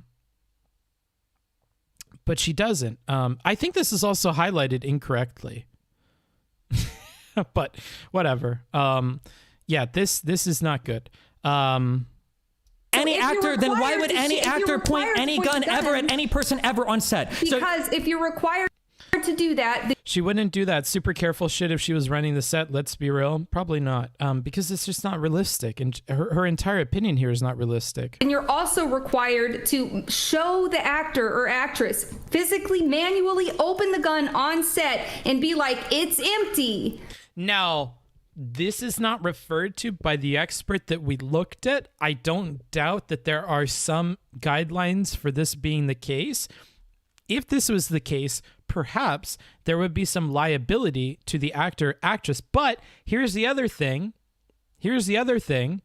I don't know about that. Neither should BXBullet really. Because we have to ask ourselves, is it the responsibility of the actor, actress, assuming that this rule is the case, to ensure it is enforced? Or do we think it is the responsibility of the assistant director or the master of arms or the prop person to make sure that those procedures are followed? Is it your responsibility to check like that your meat was processed correctly at from all the way from when the cow was slaughtered to all the way to the grocery store? Or is it the responsibility of the company to know and follow the FDA guidelines? Is it the responsibility of you to individually check everything in your home when it's constructed? Or is it the responsibility of the inspector you hire to do that, or the construction crew you hired to do that and to follow those rules, right? Just because the procedure is this and this person is involved in the procedure, like a homeowner would be required to bring an inspector into the house, it doesn't mean that if the inspector fails their job, that like this is where the problem falls, right? Like, I think there's liability on the inspector there. The homeowner is the one that's going to get fucked, right? That the homeowner is probably still going to have to pay for stuff in that instance, but like the inspector, that's the inspector's job. I don't think you could put like moral culpability or whatever on the homeowner. I think a better example there would be the meat. Like the person isn't in trouble for the meat being incorrect. It's the people who are meant to know and follow the FDA guidelines. I'm sure there's better examples I could think of, but my brain is fucking running on 2 hours of sleep. My friend who works on sets, okay, right, here we go, said that Baldwin shouldn't have checked his gun. So I don't know. In every fucking plant factory, etc., everyone is responsible for safety. You don't trust anyone. I just don't know if that's applicable to a film set either. Even if that's the case, I don't know. She'd reject it. Book for normal gun safety. You don't trust other people. Her view is too simplistic. Then that's another problem with her view, isn't it? Oh no, they got you to do this. Yeah, they did get me to do this, bro. Right, and that didn't happen. Alec didn't see that the gun was empty before he pointed it at. But even here, she fucks up. She does not. She is missing crucial details in the way that she is speaking. The gun would not be empty for this scene. Remember what we looked at in that video of the prop director. The reason that the gun could not be empty is because it needed to look, and you could see the bullets when it's pointed at the camera for a close-up. It needs to look like the revolver is loaded. It would have dummy rounds in it. So the expectation is not to check that the gun was empty like she says here. That's incorrect. Even if we assume that what she's asking, the actor being the third and final check on the gun, is accurate, he would have to unload the entire gun over again, shake every single dummy round to hear the BBs in it, reload it, and then go to it. The reason why the actor, I would assume, is not expected to do this is because that is a process that, as the prop director explained in the beginning of the stream, is meant to be carried out by the duo of the master of arms or the prop person and the assistant director. The assistant director pushes the thing through the thing. They both check that the bullets are dummy bullets. The assistant director shakes it, loads it, calls it a cold gun, and then gives it to the actor. Assuming they follow that, the actor should not really be expected to then unload the gun again and check again. And showing the actor that the gun is empty does not apply here because the gun was not meant to be empty. It was meant to have dummy rounds. Like, she's lost. This is just a completely dumb statement. I'm going to call it. It's a dumb statement. It's a dumb statement. It portrays like a ignorance about this situation in particular and an ignorance about procedure. And I don't think that's good. Surely if they were only practicing for a scene, he wouldn't be carrying any rounds. No, that doesn't make any sense to me at all. Why would it matter? I don't know where you're going with this. Why do you think that he wouldn't be carrying dummy rounds if he's rehearsing the scene? And let's talk for a moment. If the gun is out and he is rehearsing the scene, what do you think the likelihood is? Now we're speculating on him having to do that scene shortly after the rehearsal. What do you think the likelihood is? And if in that case, he's going to do the recording shortly and they're checking the shadows and shit for it, so I'm assuming that's going to be their next shot, why would the gun not have the dummy rounds that are going to be necessary for the shoot? If they're checking angles and shadows, why would they not use the loaded gun that they're going to use for that final shot? That doesn't make sense to me. So if you want to elaborate on your statement, Dorado, you can, but that doesn't really make sense to me. If you wanted to purely defend Bullet, then maybe, but that you're demonstrating an ignorance about the general context of the situation, I think, with a question like that, right? So I'll look for your response, but I look forward to it. Especially using it for evil, like making everyone I talk to no longer blah, blah, blah, blah, blah, blah, blah. At Booksmarts, wouldn't it depend on what they are practicing? Blocking versus, I don't know, other things? Why are you going this far with this, Dorado? Like, I'm not sure you're getting what I'm asking you here. Like, if they are checking the shadows, as was mentioned in the Variety article that Bullet linked, and they're checking what it'll look like on the camera because they were by the camera, then they're going to shoot that soon. And if they're going to shoot that soon, they would want the gun to look like it'll look in the scene with the dummy rounds in it, right? And we would have to go through a whole other process again where he calls Cold Gun, gives it to Baldwin. Before the scene begins again, would have to take the gun back from Baldwin, load it with the dummy rounds, call Cold Gun yet again, and then give it back to Baldwin again. Like, it doesn't even make sense logistically. Like, if I just think critically for even a moment, your questions just don't make a lot of sense to me. Like, when you're saying blocking versus, I don't know, acting other things, it feels like you're just looking for an excuse for why the gun should have been empty instead of critically thinking about why the gun was loaded. It feels like you have a perspective that you want to go down here, but I think you're doing that to the detriment of like the facts of what's going on. So I'll look for one more thing from you, but I think you're lost in the sauce, my friend. Read the transcript on screen. Okay, let's just keep going. At a person that should have happened. Do you agree with that? I need you to understand. Do you think that it's okay you're jumping topics. Trust? I need you to understand that in every single scene where somebody is doing it. Okay, so we have a few notes here. Let's look at them. BXBullet does this multiple times through the conversation, the jumping topics thing. Good that he's pointing it out and kind of seeing this earlier here. Let me see where we're at in the video real quick. I can't see because fucking white. God damn it. 16 minutes. Okay, so we have one coming up.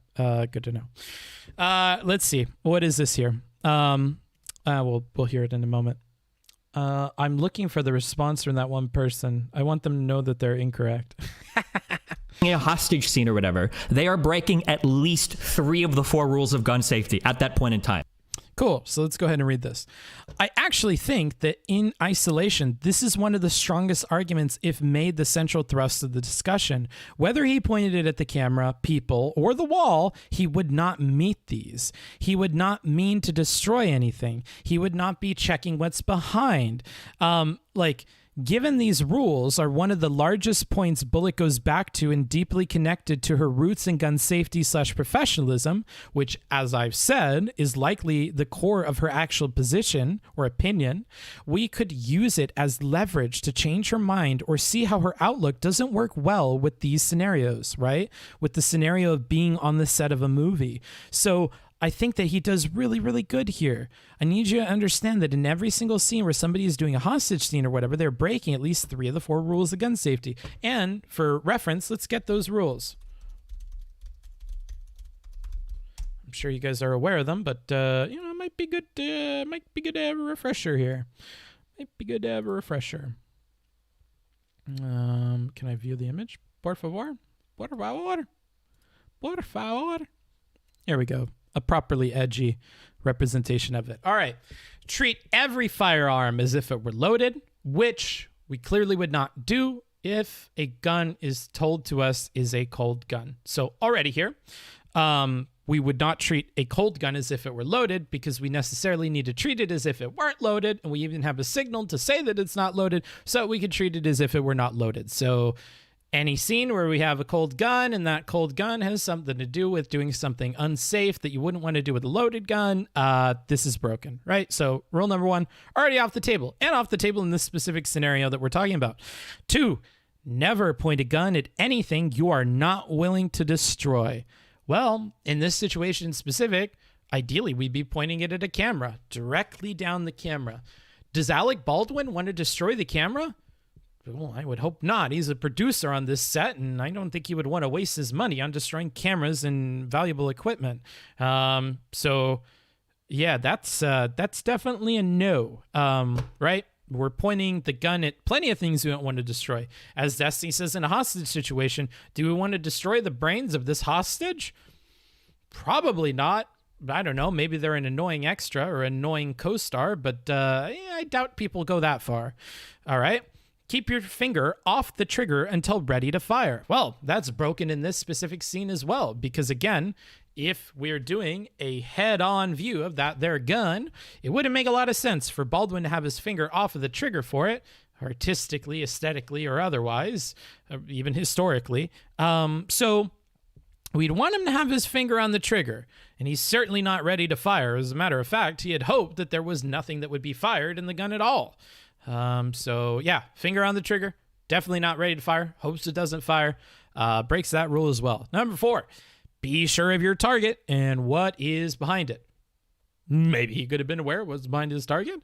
I'm sure that he knows that his target is the camera. I believe that much.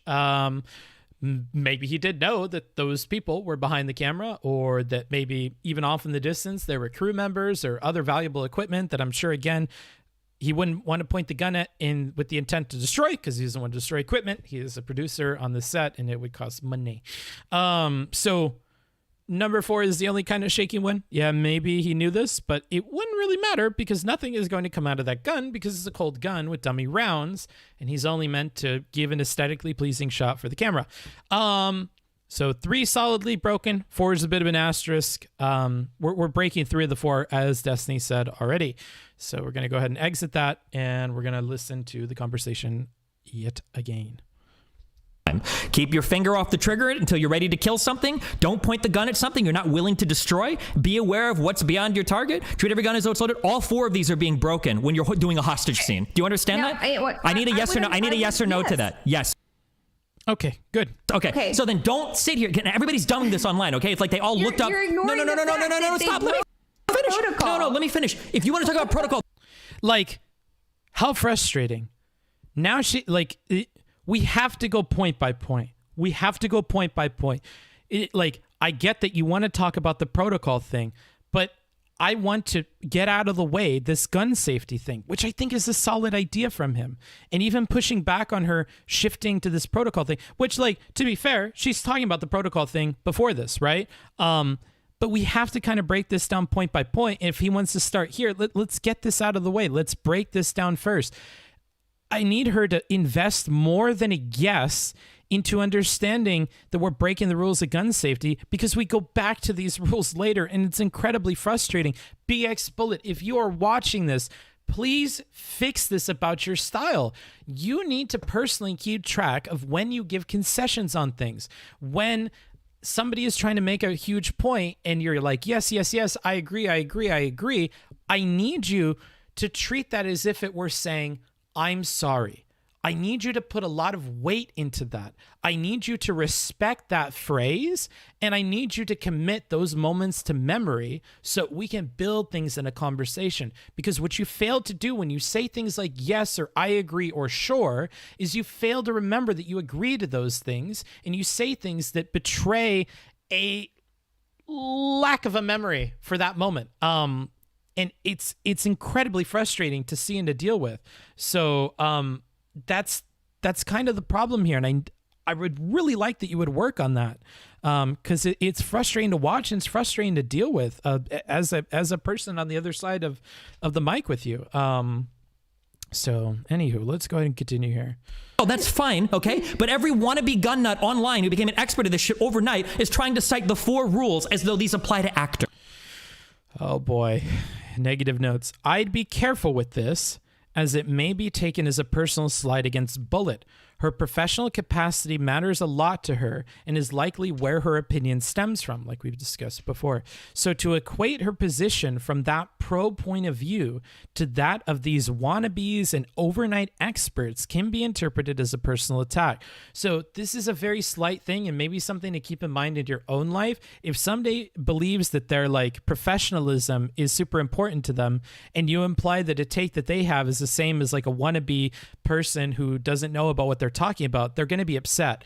If you think that you are a rap god and you understand a ton about rap music and everything regarding rap, and you say, I really like the most recent Kanye album, and I go, yeah, you and every other fucking wannabe rap lover who only listens to fucking Logic and Eminem, like, okay, you're pissing me off because I know a lot about rap and I like the Kanye album. So don't lump me together with these other, like, you're going to get personally triggered by such a statement. And I see people do this in real life. I've accidentally done this in real life. Sometimes they do this on purpose in real life to trigger people. I like that. I like making fun of Supreme about intelligence stuff.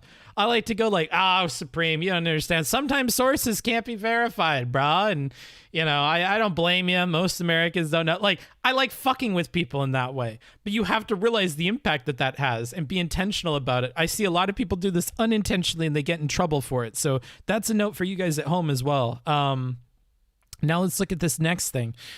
So stop saying you don't, because you just cited the 4 rules that mean he broke rule number 3. So you clearly don't agree with me. Totally think this anger here is warranted. While I appreciate efforts people make in their language to find consensus, Bullet has to realize how her statements contradict her numerous efforts to establish agreement. Until the disagreements, which Destiny personally cares a ton about, are solved, she can't successfully get those to land. So every time she's saying, I agree, if we didn't really work this out, it's not going to do anything for him. That technique does nothing on Steven. You have to make sure that that's really, that really lands, and she really doesn't. So it hurts her here. Okay, actors are in. Hey, no, don't you don't agree with me? Stop saying you agree with me. You don't, because you just cited the 4 rules at me, and you said he broke rule number 3. So you clearly don't agree with me. Okay? Because he did. Because there was nobody. Because No, I agree with you. But you said he broke rule number 3. You're not agreeing with me. Yeah, well, he did break rule number 3. Like, holy shit. This is so rough. Like, you have to realize now he's not going to care anytime you say yes or sure, because you said yes and sure as if to just like hand wave what he's saying. And then you said something completely different. So like, we're really having a struggle here, Bullet. This is what makes it very frustrating to talk with you in this conversation. It's things like this. This is why he says psychotic, at least in part. You're saying one thing and living another thing, and the conversation he's living is not in line with the reality that you're portraying through the conversation. So like, it is just challenging to have this conversation with you. It really is, because of things like this. Booksmarts, do you know that rhetoric isn't really important when having conversations with people? Just fucking with you like you do with Wicked Supreme. Good thing you put that in fucking parentheses or you'd be gone.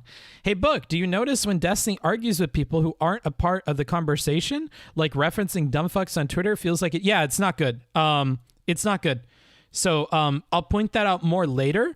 I point that out here very specifically around the pro point of view thing, but he does this later, and we'll talk about that specifically. Because first first of all, if he was going to be pointing the gun at a person, he was supposed to actually see that the gun was unloaded. That's the standard protocol. Again, we're so ignorant. The gun had to be loaded with dummy rounds because it had to look loaded for this shot. This point, and I don't see anybody talk about this. So I'm going to fucking repeat it.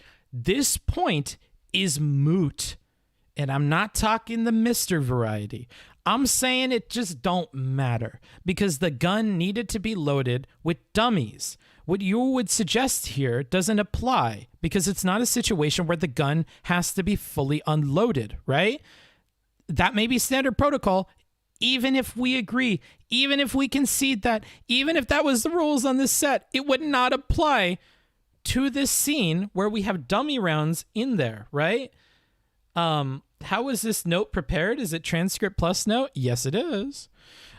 This is my final form of rhetoric advice. Okay, I think we need to go back to the other document because we have one other thing. When Bullet says that she thinks there's shared blame, Destiny starts to get upset. Bullet has an issue with jumping between two general sets of rules, the range safety rules and those for the set. She tries to connect the two at several points, but it doesn't work. They are separate sets of rules for separate contexts of firearm use. A cold gun, one with dummy rounds and no blanks, would not be held to range rules. The struggle to apply her range rules and then support arguments from those with set rules is not done well. It's not executed well. Furthermore, the set rules she appeals to when we zoom out a bit may not even apply to this set. It's remarked upon earlier in the conversation that this set may not be following the rules she's mentioning. Therefore, this entire line of argumentation is wobbly and may not be the truth to begin with, let alone this dubious connection to the rules of range safety or the attempt to assign a large amount of fault to Baldwin. Because even if we agree they were meant to follow those rules, it's unclear to me if Baldwin would be in trouble for not demanding they follow said rules. It may very well be that the AD or other staff is responsible for knowing and enforcing the rules, in which case Baldwin would not have the onus of holding others to them. But again, she places the onus because he had the gun and he pulled the trigger and the muzzle was pointing at somebody and they got hurt. So does it really matter? And this is setting aside my point about the dummy rounds, which I came up with while in my sleep last night, where I got 2 hours of it. Just repeating what I said earlier, Booksmarts, surely if they're firing rounds, they would need to reload it. Would depend on the amount of shots fired. I could see a procedure where they are reloading the gun or just aiming an unloaded gun and pulling the trigger to practice. All I'm trying to say is that isn't inherently wrong, but I don't understand anything that you're saying here. I really don't. Dora, I'm just going to suggest that you drop this because I have no fucking idea what you're saying here. And I'm probably not in a position where I'm going to like interpret you very well here. Because I just think that even if I understood what you were saying, I would go, wow, what a fucking niche take that is not important to what we're talking about here. So like, I can't, I don't understand you at all. Tommy, next time they bring this up, I'm calling fucking, what am I calling shenanigans on? I'm calling shenanigans on Dorado. Dorado, shut the fuck up or you will get timed out as your final warning. Okay, let's go ahead and continue here. He was supposed to see it with his own eyes. If you're going to point a gun at a person on the set, there's an extra layer of safety that's supposed to occur. That didn't happen. Now, this isn't ever tied to a source. That there's an extra level of safety that's supposed to occur when a gun is going to be pointed to a person on set. If there were qualifiers added to this, definitely. If you're going to point a gun at a person on the set that is loaded with blanks, there are. Like we talked about the glass thing that they put up, and I'm sure you don't treat it as a cold gun. You treat it as a live firearm, right? So we don't point it super close to people, right? There's probably going to be other layers of safety, but she doesn't specify that here, and that's not the case with this scene. The scene was meant to have dummy rounds, so again, not applicable here, not being specific here, not communicating her point super well. Let's go ahead and continue. Okay, now you can say that, yeah, man, this was a horrible accident. I agree. You can say, man, poor Alec Baldwin, I bet that this is fucking traumatizing for him, and I honestly feel bad for the guy. This is all pointless conjecture that has nothing. All right, what do I have to say about this? This rhetorical slip is undeserved and perhaps worded poorly. To call the last part of her statement, which I assume triggered this, as conjecture is probably incorrect. Conjecture is an opinion based on incomplete information.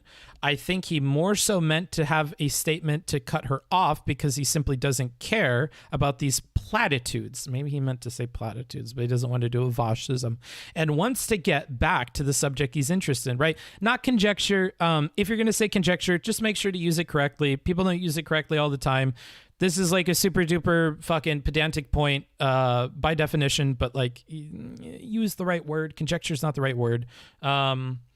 Booksmarts reacts to Booksmarts. I don't know what you mean. Yeah, so not conjecture. That's not the way that conjecture is used. Nothing to do with what I'm talking about. All I wanted you to do. Let me finish my thought. Okay, finish your conjecture. I agree. Okay, before we go back. And he repeats it, which is why I had to point it out. At first, I was like, "Oh, that's funny. He doesn't use conjecture right."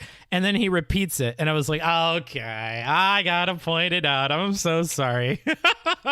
Normally, I wouldn't. I don't normally care about those things, but he repeats it, and I don't want people thinking that's the way the word is used. Back and skip all of How this. is this conjecture? Because none of this is establishing the fact. I don't care about the fake sympathy for the Trump hater. I don't care. Another one of these. This is not good. Additional context may be needed for the viewer to understand this comment. That's what my transcriber thinks.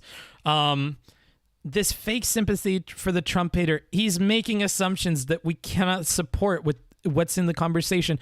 Perhaps she said something on stream that led him to this, but we don't have that as an audience member just watching this talk. These kinds of digs are unnecessary and they're bad rhetoric. So we want to be careful about this, right? I think he lacked the word that he meant. It's more so irrelevant. Yeah, irrelevant's another good one. Irrelevant's also a really cool streamer. Care about any of that, okay? I don't give a fuck. It absolutely is, I didn't okay? vote for Trump, It right? absolutely. Like, and she really cares about being separated from conservatives and Trumples, right? So this is a personal thing for her, and these are being taken as personal digs. They're not helping his case here. I don't care. Trump, I don't care. right? And they're certainly not helping with his audience, right? Because they probably know all this about Bullet, and they're probably frustrated with this as well. Okay. All I'm saying is that right now, because you're giving me this whole spiel about it's tragic. I don't care that it's tragic. I don't care about any of that. All I'm trying Okay. to establish is whether or not you have the necessary facts to show that Alec Baldwin's anti-gun stance led to him shooting a woman. He's so anti-gun that he refuses to even learn to respect them as deadly weapons.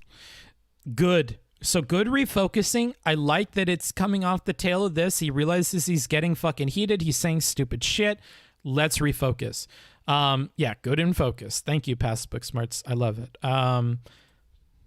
You haven't established any of that. I do agree with that. Of course you do, dumb fuck. You fucking tweeted it. All right. Fuck. I need to take a moment. I need to breathe. She's not in the room. She's not going to get you.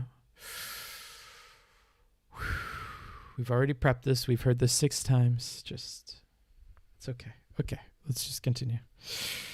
Okay, I understand you agree with that, but you haven't laid the case out for it. I came on to talk about the situation and how we can use it to move forward with like better gun safety and training everybody. How deep are we into this conversation? Okay, we're 18 minutes into a 1-hour conversation, so a bit late, but let's see how that appeal goes. Even anti-gun people. We don't. There is nothing to take from this. Safety. There is nothing to take from this. But you're like drilling down this one tweet, which is kind of weird. Because the tweet... It's another thing that he loves people saying. Isn't that kind of weird? I don't know. It's just, kind of weird, man.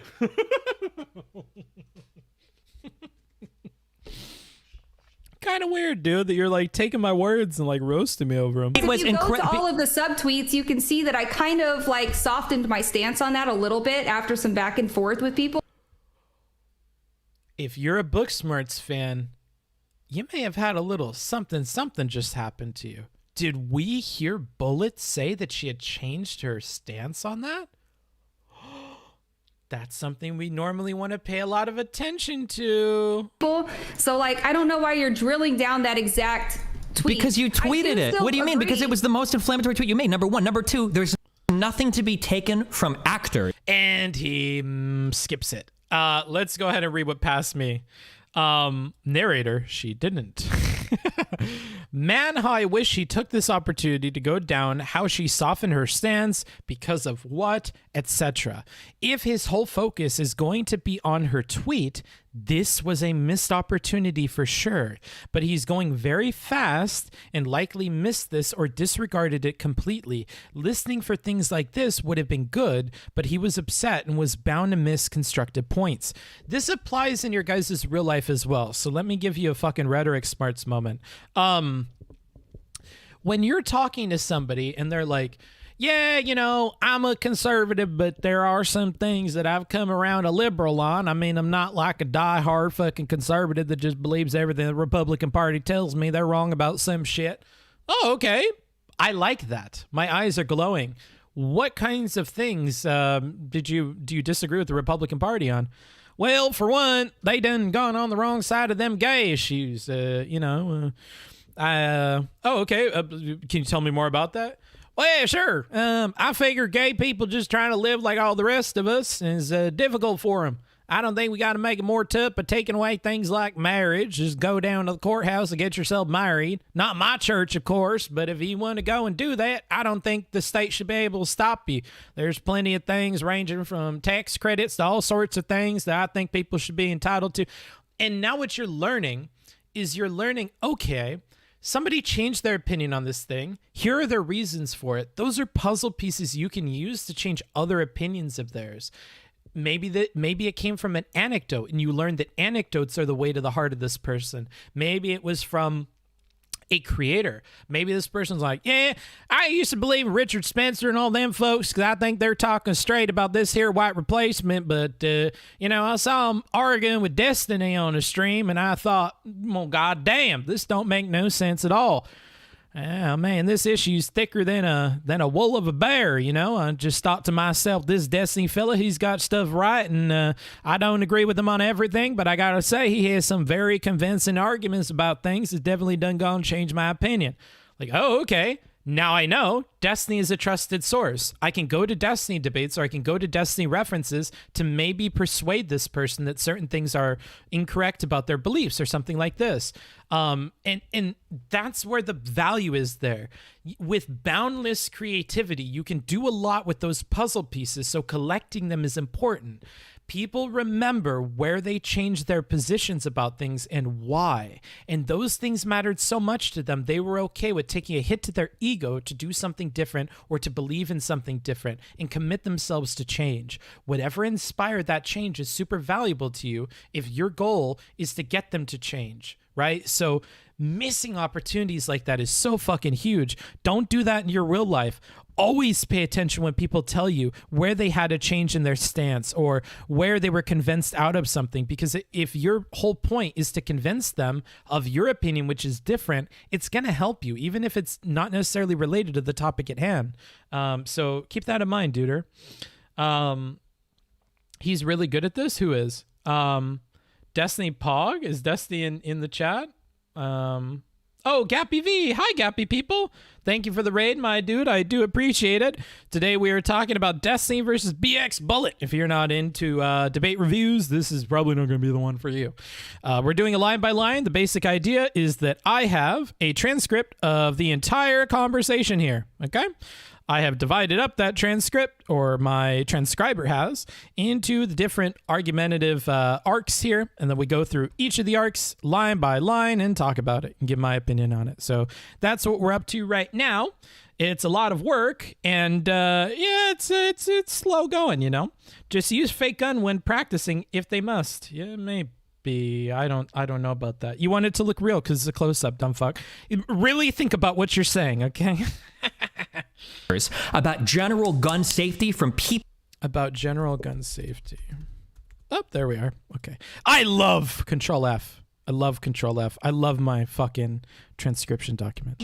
And it's another point that irritates me because I would push people as far away from that mentality as possible. You should never, mentality? The idea that anything actors do with guns is anything a normal human being should ever do with guns. I disagree wholly. I think that if there's one thing we should learn from this situation, it's that guns need to be treated with that kind of respect on the set. Whether they are or not, I guess that's a point to debate. They should be, absolutely. You should never. Here is a statement. I need you to say you agree or disagree with this. I need you to agree or disagree with this, okay? Here is my statement. A human being that is not an actor should never emulate anything they see on a TV show with a gun.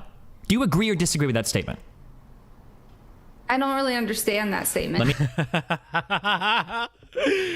Let's test his patience. Okay.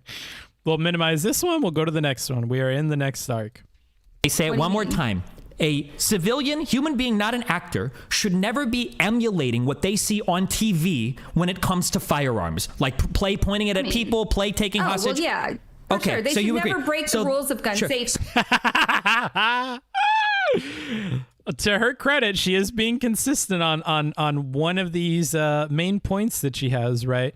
Oh, there was one thing I wanted to do. I wanted us to look at. I wanted to plug real quick. Let me I'm going to change this while I find it because I don't want to leak anything. Let me go here. Let me go into stream discussion. Let me scroll up.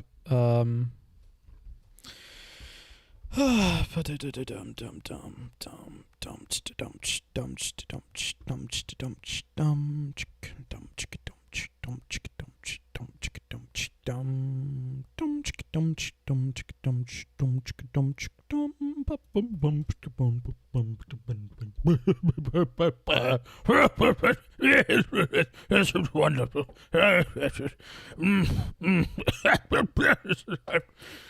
right, I'm all done. All right, check this out. I don't know if you guys have seen this on the Destiny subreddit. I'll zoom way in for you. This is the flow chart for whatchamacallit, for the debate. So you start here. Alec Baldwin pointed the gun at someone and pulled the trigger, which is what went wrong. That is perfectly normal when rehearsing a scene. There's nothing wrong with his actions here. He wasn't shooting a scene. He was practicing / being reckless. Do you think that Alec Baldwin rehearsing a scene is bad? The scene did not involve pointing the gun at the director. He was pointing the gun at the camera, which the director could be behind. We lack information on that. We shouldn't be making those kind of claims while lacking information. And it just keeps going, dude. I love this thing. I'm not exactly entirely sure how to read it because I'm not a programmer. Let's go here. They walked off for a bunch of reasons, such as not having good enough social distancing and mask usage, trailers not being catered to. Oh, wait. Whoops. Oh, fuck. I'm confused. I am lost. I am confused. Shows an article to try and prove a point. Actually, your article shows I'm right. Well, an article agreeing with you doesn't change my point that blah, blah, blah, blah, blah. Where else are we going to go? Let's go here. If you're going to point the gun at someone, you need to see yourself that the gun, it was empty. This is false. There's tons of scenes where gun don't respect the normal gun safety rule. Oh, he doesn't know how to type. If the gun needs to be pointed at a person, then extra layers of precaution need to be taken. Yes, but there's no information that indicates that Alec Baldwin was the one who didn't follow those procedures. There's shared blame. No, there isn't if he didn't go against protocols. Alec Baldwin has a lot of experience in gun scenes, doesn't respect guns / advocate against them, which makes him reckless and complacent. That makes no sense. Repeat. The most anti-gun people are always the most dangerous. That makes no sense. Repeat. This shows the gun safety should be respected more on set. Since there's been so few gun-related accidents in Hollywood up to this point, it would indicate that there doesn't seem to be an issue. This makes people complacent, which is what happened in this case, since the protocols weren't followed. Oh, where does this go? Where are we going? We shouldn't be making those kinds of claims while liking. Okay, whatever. I thought this was interesting and worth plugging. This person that made this talked to me a bunch in the Discord. If you didn't know, you can do !Discord and talk to me before any kind of review that I do. Fucking looks demonic. Yeah, he did it. Actually, he did the meme. I think it could be formatted a little bit easier to read, but who made this? The Godkiller 999. They've said some mean shit about me in the past, but I think they redeemed themselves by being nice to me in my Discord. Godkiller has said some really rude shit about me that got deleted in the subreddit, and I do not forget. I do not forget such things. But yeah, they're a bit of a memer, and they spent 2 watch throughs of the conversation putting that together. So kind of worth talking about, I think. Kind of worth talking about. And yeah, like stream discussion. We could talk about a bunch of stuff. You should set up rev share. Where's the announcement? Shut the fuck up, Mr. Thick. Jesus Christ. I hate you. I hate you. Shut the fuck up, dude. God, I'm sick of you. So then you should never take anything that you learn from a fucking set or from a fucking TV show and say like, oh, there's something we can learn from real life. Bullshit, there's not. You don't use guns like that in real life. This is exclusively for actors. No, you're totally missing my point. A little bit. So her point is, by this accident, maybe we should change things that are happening behind the scenes on these sets to fix the gun safety. And as a side note, guns should be respected because when you put a bullet in a gun, you can fuck people up. Matter of fact, you can get two shots. Well, I shouldn't joke about that. You can hit 2 people with 1 bullet. Fucking crazy. So maybe we should all take a moment to remember guns are definitely not super safe, and we should keep that in mind and be safe with them, right? I think that's fine. I don't know. I get his point here, but I get her frustration here as well. It's kind of like a two-way thing, and I'm being super charitable to her because she deserves it, and we're gonna keep ripping into her this entire conversation. So I like anytime I can understand her, I'm just gonna be real with you guys. I'm not like, I shouldn't say overly charitable because I'm not. This is base level charity. I honestly believe this. And I'm trying to avoid being overly charitable. So I'm gonna like be more careful moving forward. I'm gonna move me to the other corner as well. I like being in this other corner actually a little bit more. Bloop. F11. All right. Here, my point was that this tragedy should teach us something, and that something should be that guns should be more respected on sets of movies. Yeah, but this focus on the onset, yeah, but anywho. Okay, right? but we've gone like 40 years without there being an accident. It doesn't seem like this is like a huge problem in the industry. I agree. I think it's really fucking stupid when people are clamoring to ban blanks and shit. Like, calm down. Okay? Yeah, I don't know. These appeals are just so weird with the agrees, and they get weirder and weirder. It doesn't seem like this is a huge problem in the industry. Like, this is directly responding to her, and yet she like pivot. Like, it's almost like she's like got this like red cape, like she's trying to tame a bull, and she lets it go, and she's like, oh yes, like I think that we should use this opportunity to learn more about being safe, and we should respect guns on the sets of movies. Whoa! Of course, other people are saying that shit. Other people want all these changes, and they're dumb. Like, wait a minute. You were just saying that we should change stuff, and we should be more respectful towards guns on movies. What do you mean? So she says people here. Let's pay a lot of attention to that. It's really fucking stupid when people are clamoring to ban blanks and shit. Like, calm down. Because Destiny's going to take that a step further. I don't know how you managed to pivot that into like some pro-gun conservative talking point. That's not what I was getting at, okay? But what I'm saying is that there haven't been like hardly any accident. I'm a pro-gun, but I'm not even conservative. Because you somehow no. So comments like these are bad rhetorically, hurt the conversation, and put BX even more on the defense, closing her off to listening well. They are also indicative of why he's struggling emotionally here, at least in part. Hearing other negative voices and figures in BX's points is making them sting even more than they really need to, and they distract him. He even trips up later because his brain processed this whole segment a particular way because of this bias, whereas BX, who is listening intently because of the slight, is correct in her recollection. So yeah, this gets to what chatters have mentioned numerous times leading up to this point. Comparing her to other people, comparing any of his debate partners to other people, not good. Avoid doing it. It's not going to help you much. No, because you twisted this into like, yeah, I agree. We shouldn't. Liberals are talking about banning guns. I'm not talking. Wait, she's not conservative? This is what I mean. She says that she's not. Her chat probably believes her. I don't know. That's what she claims. So remember, I have a personal opinion, and I have what is told to me in the conversation and taken in good faith. She is not a conservative. big trouble. I cannot say. I do not want to be in big trouble. Okay? That's where I'm at with that. That's where I'm at with that, brother. Talking about that. I'm just saying that I didn't say liberals. You said conservatives. No, okay. You're the one making it political. you found a way to give me a rehashed talking point for something that I'm not talking about, okay? So I didn't say liberals. He gets this whole thing wrong. You somehow, I don't know, because you twisted this into like, yeah, I agree. We shouldn't, liberals are talking about, like, he almost gets it. She didn't say liberals. I didn't say liberals. You said conservatives. No. Okay, you're the one making this political. I will give a point to him, though. He's the one bringing up labels and partisan divides, but bringing up the bans in the first place is what begins the political discussion, in my opinion, right? By mentioning the bans, it brings us to a political topic. Like bans on blanks.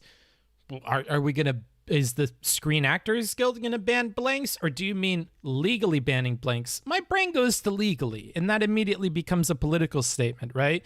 Granted, it's not about partisan stuff. It's not using partisan labels. That's what Destiny inserts, but I kind of feel like she starts this.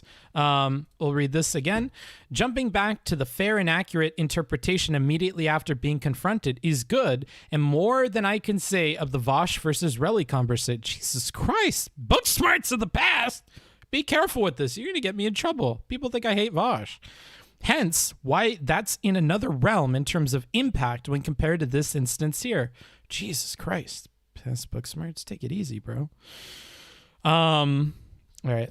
I'm not talking about banning guns from sets, okay? You decided to bring that up because it's a good narrative point. I said I agree. Okay? What I'm saying, I didn't talk about that at all. What I said was to say that this is really good to talk about because, like, implying that there's some wider problem in Hollywood. We have thousands of TV shows and movies that film with firearms all the fucking time. It doesn't seem like this is a huge endemic problem in Hollywood. Yes, I believe that it is. It's statements like this that trigger me. It's statements like this that don't line up with what you're saying. Thank you for that. Book someone, really. Thanks.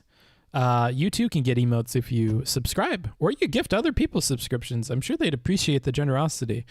Okay, so he says, but we've gone like 40 years without there being an accident? It doesn't seem like this is a huge problem in the industry, to which she says, I agree. I think it's really fucking stupid when people are clamoring to ban blanks and shit, like, calm down, right?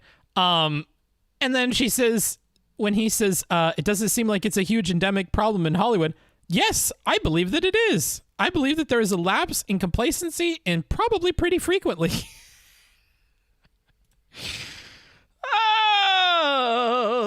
People get really comfortable with the fact that there haven't been any accidents. Here is the reasoning, but holy shit, for that to not come first and for this to come out like this, it would trigger me. A lot of this is it's so triggering. I wonder what she thought when Destiny said the first time.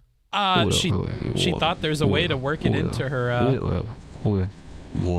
Why? How did you do that? That's kind of cool. It kind of blew me away.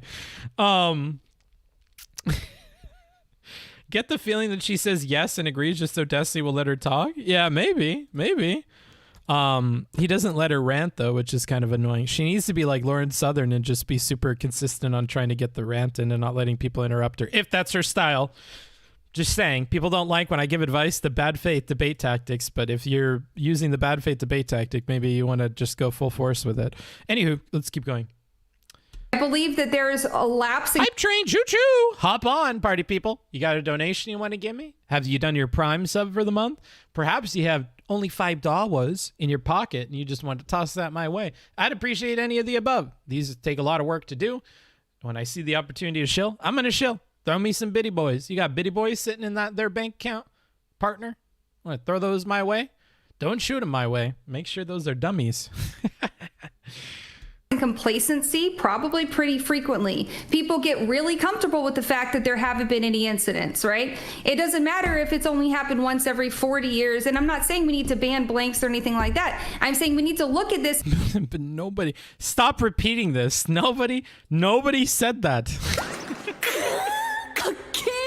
you, W34K Sauce. I do appreciate your subscription. And be like, how And Sailor for the 1 bit. Wow. And Nero gifting a tier 1 subscription to God knows who. My friend. Thank you for that one. Hype. Yeah, hop on the hype train, party people. Hop on the hype train. Like Afterlife GG, who I think, did we mute you for a little bit? I can't remember. Did we mute you for a little bit, or were you on YouTube? I don't remember. I do remember your name in a negative context. I don't remember why. How did this happen, and how can we prevent this from happening again? Because the protocols existed. They just weren't being followed. So I agree with that. But the problem is that neither of us have all the facts yet. So maybe we should wait, because this is one of the very few cases where a negligent discharge happens, and we're probably going to get all the facts because it happened in a movie set with like 100 witnesses. I'm missing is where the bullet. Thank you for the Twitch Prime. Go Robo. And for the 100 bathtub bits. stream when? Let me think. Maybe like 100 pounds from now. 100 pounds from now, bruh. That's when a bathtub stream will happen. Like how? Like did the bullet hit the camera first? No, the ultimate was he because the ultimate fact is who was the one that was ultimately responsible on set for making sure the gun was cold. Good shit. This and following comments are really good from Destiny. We're focusing down on the serious questions which we do not have answers to yet, and that the legal system must solve. This supports Destiny's original point that being adamant about who's at fault is irresponsible, because we will find out. Furthermore, and he doesn't emphasize this explicitly, we won't be the ones deciding it. It will be the legal system which makes the determination, so leave it to them. It's an inevitability.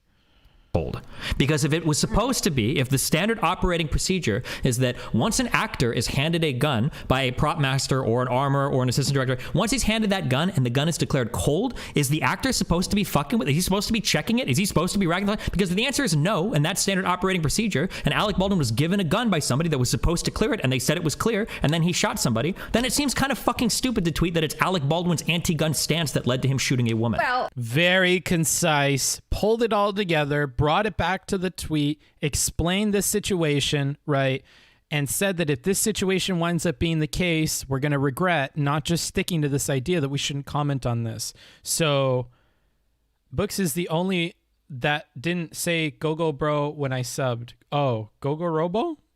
I don't know, bro. So yeah, Great British pounds? No, I mean American pounds. I think that the first tweet, that was a subtweet actually when I was arguing with somebody. But the first. Yeah, but that doesn't change it. That doesn't change the context. I hate that she keeps bringing this up because it really doesn't change the context of the take. First tweet was that this is a takeaway for gun safety, right? People who are. Yeah, like, oh, I just want to talk about gun safety. I mean, after all, we're talking about tweets. That was the first tweet. Like, yeah, but that's not the one that I'm annoyed with necessarily. I can argue with you about that, but I think that this second one is egregious and very stupid. Super anti-gun, show complacency and disrespect to You guns. don't know any of that. Kind of. I mean, she knows from her personal experience, but she doesn't know if that applies to Alec fucking Baldwin. You don't know any of that. Hold on. You're just talking shit. Everything you're saying is so stupid right now. Do you understand? He's losing it. He's losing it. You're just talking shit. Everything you're saying is so stupid right now. Do you understand? From here on out, we're gonna enter another level of bad rhetoric. So Destiny will get more and more verbally frustrated with BXBullet from this point. And let's go ahead and check in with where we're at time-wise here. We are at 23:14. So we are 23 minutes into the conversation. I do have a note at 23:08, so let me go back to that and read that. Destiny shifts into a higher gear of aggression when Bullet repeats herself and then doubles down on the initial tweet that she had made, saying, "You're just talking shit. Everything you're saying is so stupid right now."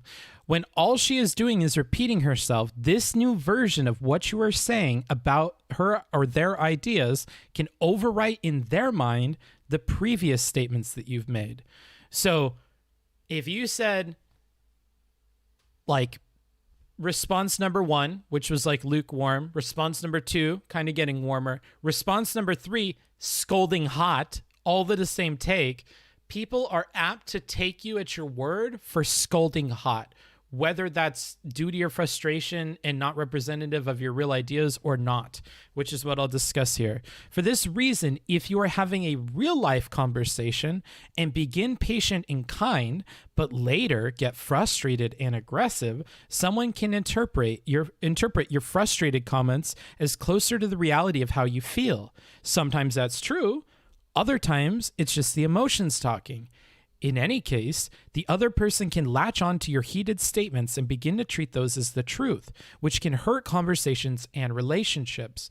People will go through the rest of the conversation and even afterwards wondering if what you said in anger was your true colors and beliefs. This is often not flattering for you nor ideal, so keep this in check when speaking with people. Stay calm and watch your words, right? So this is more so advice for real life people, but it could apply in this conversation as well, right? What Destiny says is true, but it won't change your mind. Sure, because she ignored everything Destiny says, so yes, and purposely. Sure. I don't want to talk about that for this point. I'm mostly going to direct this at you guys. I understand his frustration, and for that reason, I'm not going to argue with you guys about it. I'm not going to fight with you guys about it. I definitely understand the frustration there. But it's not good, right? Like, I want you guys to understand that while we can all get where Destiny is coming from, we can sympathize with this. We can also realize it's not going to help the conversation. This isn't helpful. It's not something we would want to copy in our own conversations, and it's certainly not something that's like doing anything for him here, right? She doesn't respond any differently. She just focuses on these mean remarks and then continues to be a looper, right? This doesn't pull her out of the loop. If it pulled her out of the loop, I'd be praising him for it, but it doesn't, right? So it's just letting off steam. Nah? What is nah? Unless you're responding to someone else. Pause, looper. All right, fuck you guys. It's not. Yes, it is. You can't prove that anybody here is raised to respect guns do not handle guns disrespectfully. It's strange to hear about the argument regarding complacency coupled with statements like this. It may be a rhetorical slip-up, but it has logical ramifications. While one definition of the word refers to someone who has satisfaction, which is undeserved or ignorant, another refers to someone who is so self-satisfied that they fail to try hard enough. When I think of the term, my mind goes to woodworkers in safety. Those who may have initially been very safe, over time, become more and more complacent, willing to take risks, or become so involved in the process that they forget the risks entirely, as well as their safety measures. People raised to respect guns are susceptible to being complacent. They become so self-satisfied that they make mistakes and take on risks, right? I really feel like this is such a convoluted statement. The people who are raised to respect guns do not handle guns disrespectfully, but on the same note, she's trying to make an appeal to the complacency of people. Destiny wants her to deny the truth. How brain dead are you? You shit books. What are you talking about, dude? Do I need to ban you? Do you evaluate the efficacy of rhetorical strategy by its outcome? No, I handle it in a multifaceted way. It's not that simple. So let's say he said this stupid shit and she went, wow, is it really that stupid to you? What? Why is it stupid? And he goes, well, because you're saying this and blah, blah, blah. And then she goes, okay. Yeah, I see what you're saying. It is a little dumb. I'm sorry. I got caught up in myself there. Thanks for calling me out. Don't feel bad about calling me stupid. I just, I got lost in it for a little bit.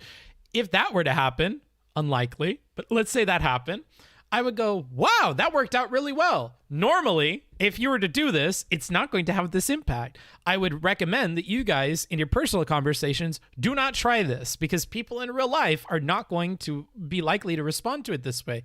Props to Destiny, though. This worked out really well. It really snapped her the fuck out. Maybe this is something that works for BXBullet in particular that he can use in future conversations, because it worked really well there, right? Like, it's multifaceted. I would not recommend that you do that, but that worked out for him, and that's worthy of noting, right? Like, I'm not like a complete ideologue. If it works, it works. But if it doesn't, it doesn't. And it working in one situation doesn't mean it's something I could recommend to everybody in every situation. So that's what I would say. Choo choo, yeah, choo choo. Hello, party people. Damn, that would be a chill exchange. Yeah, it would be, but unlikely. Have you considered that you are a moron?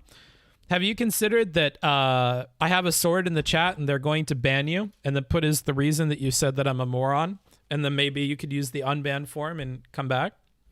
Do you think? Do you think? No, I was memeing? Okay, never mind. Just time out for 10,000 seconds.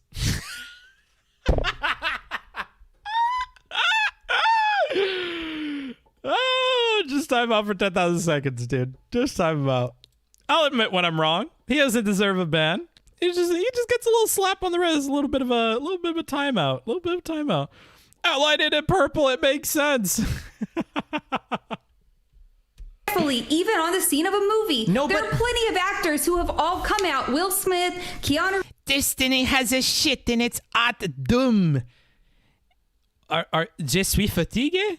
What's wrong with you, Funwan? Congratulations, you're blocked on YouTube. If you want to get unblocked, you can fill out the unban form by doing !unban or clicking on it on my Twitch channel. Great. Reeves, there are plenty of actors who actually like do understand guns and would like be like, no, wait, let's make sure this gun is safe before I go haphazardly pointing it at people. You and don't pulling know. the trigger. No one is. Okay, let's take a pause here and read all of this. Oh, good God, past book smarts. I don't know if there's other statements by Baldwin she's going off of, but nothing cited in the conversation proves to me that he doesn't fall into this category as well. The category of people who understand guns. I wouldn't be surprised to learn Baldwin also went through training and respected guns while still holding his personal stances regarding regulations. I can only assume it's his political stances which are forming this contrast between him and these other actors, honestly. Yeah, I don't know where she's getting this from. Perhaps she has other reason to believe that he doesn't respect guns or something, but he could have very easily gone through the training that Will Smith, Keanu Reeves, and other people had gone through. I don't know where this is coming from. Haphazardly? That's how you write it, yeah. I initially thought it was half-hazardly, but then it gets auto-corrected, so I guess it's haphazardly. When will Booksmarts imbibe the alcohol? I don't know what the fuck that means, dude. This haphazardly comment is similar to her others, which paint a much stronger picture of fault for Baldwin than we have information for supporting. She likely believed this, again, because of her past experience, with or without supporting evidence. She then looked for anything that could prove her hunch and hooked on to the words of a single source that comes up later. Not great. Is haphazardly pointing anything. That's like the Yes, fifth he time. was. He was rehearsing a scene. That's not haphazardly pointing something. He was rehearsing a fucking scene. He was handed a There's gun just no supposedly way. and told that it was cold. So what is There's he? just no way that I can exonerate him from all blame. There's no point. There's no point. There's simply no way I could change my mind. I mean, I see you trying. It's cute. Honestly, it's cute. But I'm going to be real with you. Baby, I've got an opinion. And this opinion, I'm going to take it all the way to the bank. I don't care. Tell me about the robbers. Tell me about the highwaymen. I don't care. I'm just going to keep trucking. La, la, la, la, la. I don't hear you, okay? Oh, no. No. I can say that I think that multiple things happened that were bad, and multiple people are ultimately. Come on, bruh. If I say other people were wrong too, you gotta just concede. I mean, he's gotta be at least a little bit wrong, right? And if he's a little bit wrong, he's wrong. You know, God doesn't deal in probabilities. God doesn't roll dice, okay? I read the Bible. That's just fucking, that's concrete, okay? He don't fuck around with no maybes, dude. You either are or you aren't. And if he is a little bit, then he is. Hey. All right. I hear you. To blame, but I just cannot see a way that this turns out that he did not have some level of responsibility for what happened. If it turned. I I got a pretty goddamn good imagination. God gifted me and shit. And I still can't think of a single way that this done turned out that way. All right. Lay it out for me, Destiny. Lay it out for me. I've already laid it out exactly. Okay, if the responsibility for clearing a weapon is given to the person in charge of handling weapons, and if actors aren't supposed to be fucking with weapons after they've been handed the weapon, and he was told the weapon was clear after he was handed it, then that would exonerate him from the responsibility of that, generally. Now, there might be some higher level, like maybe his production team hired some unsafe people, maybe that there's some responsibility there, but in terms of that particular instant... All I need's a little bit, baby. Yeah, give me that little bit. He's a little responsible. God don't roll dice, bitch. He's fucking 100% responsible. He's got blame on him, bro. He's got blood on his hands. That's what I gotta say. That's all I need. That's all I need. Give me a little bit of a fucking foothold. Give me a place I can put a toe on this mountain, and then I fucking summited it, dude. That's all I need. That's all I need. Okay. What did I write? I appreciate Destiny listening here to her line, I cannot see a way, and responding in kind. She does give a passive remark with agreement, but Destiny does not choose to focus on it and continues to explain himself. I really think pausing at that point before continuing would have been a good move in hindsight. Building off of that agreement could have been a good step in the right direction for breaking her out of the aforementioned position for the rest of the conversation. So stopping before he said this here... Now there might be some higher level, maybe his protection, because she was saying yes and and shit all through here.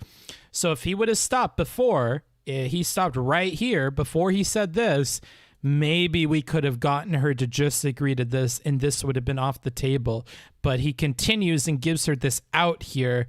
And let's see how the conversation plays out. If he was handed a gun, told it was cold, and SOP is for actors not to fuck with guns once they've been handed them, then in that case, it doesn't seem like it's his fault. Now, if actors have the responsibility of checking firearms that they're given, I don't know if they do on this set, if those were those rules at the time. Where's your review of Relly v. Vosh? If I look it up on my YouTube right now and I find it, you're going to be banned and you're going to have to submit an unban request. Perilous, do you think I'm going to find that right now? You may as well type ! unban so that you have the link and you can fill that out in a day. You may as well. Uh-oh. Yeah, that one's going to my cringe compilation. This one right here is going into my cringe compilation. It is going in my cringe compilation because I'm about to fucking find you your stupid shit, dude. I'm about to find you your stupid shit.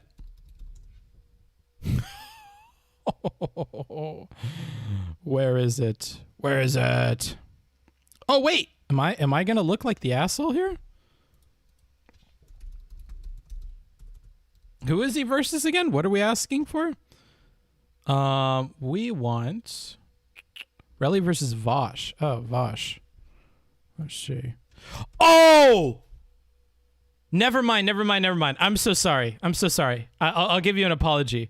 I'll give you an apology. So it got removed. You want to know why it got removed? Because it had some Nintendo music in it, I guess. I assume it was from Vosh's stream. It had Nintendo music in it. So Nintendo took down the whole video and made it inaccessible globally. Yeah, so it got removed. I'm sorry. Yeah, it got removed. Oh no, Book. It's okay to be wrong, bro. It's okay to be wrong. I like it when people admit when they're wrong. I fucked up. Yeah, it got removed. That's not your bad. That's my bad.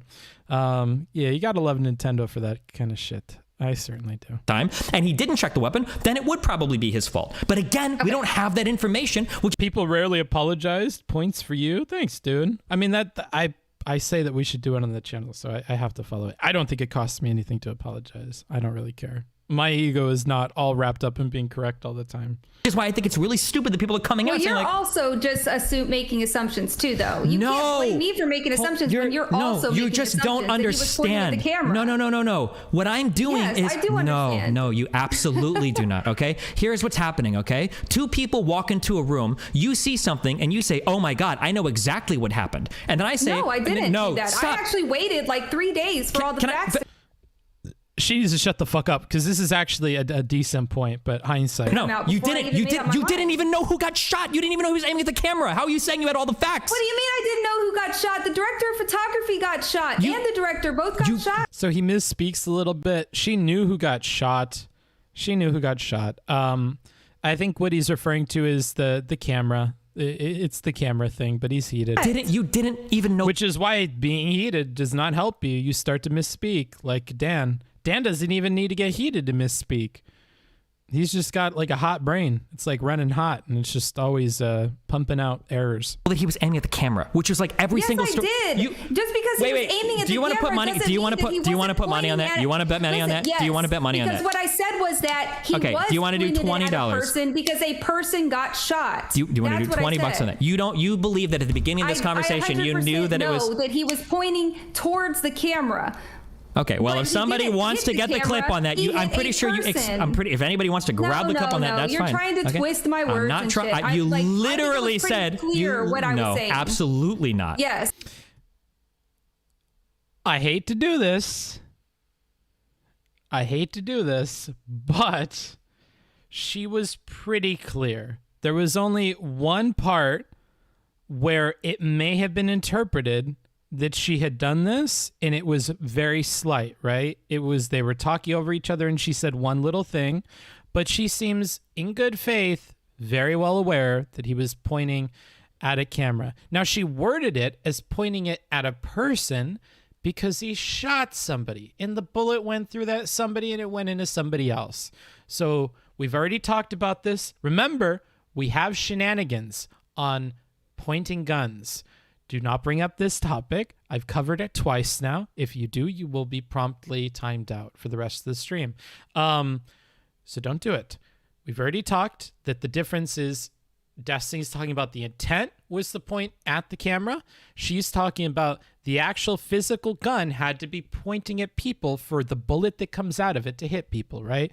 So she was aware that he's pointing it at the camera. It's just when she's saying point, she means where was the gun oriented when it hit people, and she believes that was in the direction of people, right? So anywho,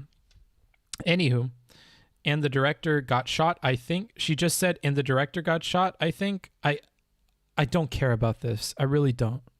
We're not going to treat her shittily, dude. You guys may want to, but we need to give her due respect where she deserves due respect, and I think this is a place where she deserves due respect. So why did you make me Google it? Okay, why did you make me? I don't think she's being good faith, to be honest. I am saying, and this is not the first stupid thing you've said, Moto. I am saying I am being good faith to her. I am treating her in good faith. I think that she was aware that he was pointing it in the direction of a camera. Okay? So be quiet, please. Did you make me Google it? Destiny, quit strong arguing me. Listen, do you agree that he was pointing the gun at a person? Yes or no? I would never phrase it that way, no. So. He is very well aware, and now we will get into the pointing discussion. Remember, be very careful, party people. Be very careful. We have shenanigans on this. Let me discuss it. He's heated and missing a better way to phrase this here, but he will fix that in a second. So he understands the rhetorical and optical ramifications of just saying yes to this statement, right? Because his version of pointing is different than the way that she means it, and he doesn't want to help her with this argument. Okay, but a person got shot. So is this a magic JFK bullet? Did the bullet curve like in the movie Wanted? To be fair, the same way I criticized Destiny's negative rhetoric and how that led to her focusing on it, this negative rhetoric from her is immediately picked up by Destiny and focused on all the way to the bank because he ends up muting her because of comments like this. So this response got her in a lot of trouble. BX says this to hit him optically for not answering the question, right? She's punishing him for not giving an answer here by saying, oh, if you don't believe it was pointing it at the camera, then what do you think? It was a magic bullet? But it's a rhetorical fault and upsets him so much that he cites it as part of his reason for muting her shortly after. He's already clearly upset by this conversation and not treating her well, so swinging back like this was not the best move in hindsight, right? Now let's. Oh man, I brought this up to her yesterday, and she bullied me ruthlessly. I loved it. Oh, interesting. So when you utter the phrase "point it at a person," okay, there's a much different connotation there than "pointed at a camera." Okay, do you understand why? Like, No, it's Hold on, not. you're just the gun every- was oh pointed my at God. a person. Now remember, this question is: do you understand that there's a much different connotation there than pointed at a camera? And she says, "No, it's not." She's not responding to that at all. And then she just reiterates what she's saying. Now, this is a BXBullet problem that I dislike. This is a BXBullet problem that I dislike. Are we at 27 minutes already? No, okay, we're nearly there. Okay, I'm like trying to keep track of these notes. So she just repeats herself, and it's part of what adds to this like psychotic feel. Do you understand? No. Yeah. This is about 20 seconds before I turn this off. Yeah, this gets rough. It gets rougher. So, oh man, we should just continue, eh? We should just continue. Oh wait, I have to read this. What I find interesting here is that Bullet is getting frustrated for not getting the answer she wants from a trap question here. I think that while not all of the questions Debate Bro people ask are as similarly categorized as traps, the reason Destiny is not answering clearly is similar to the reasons why others do not.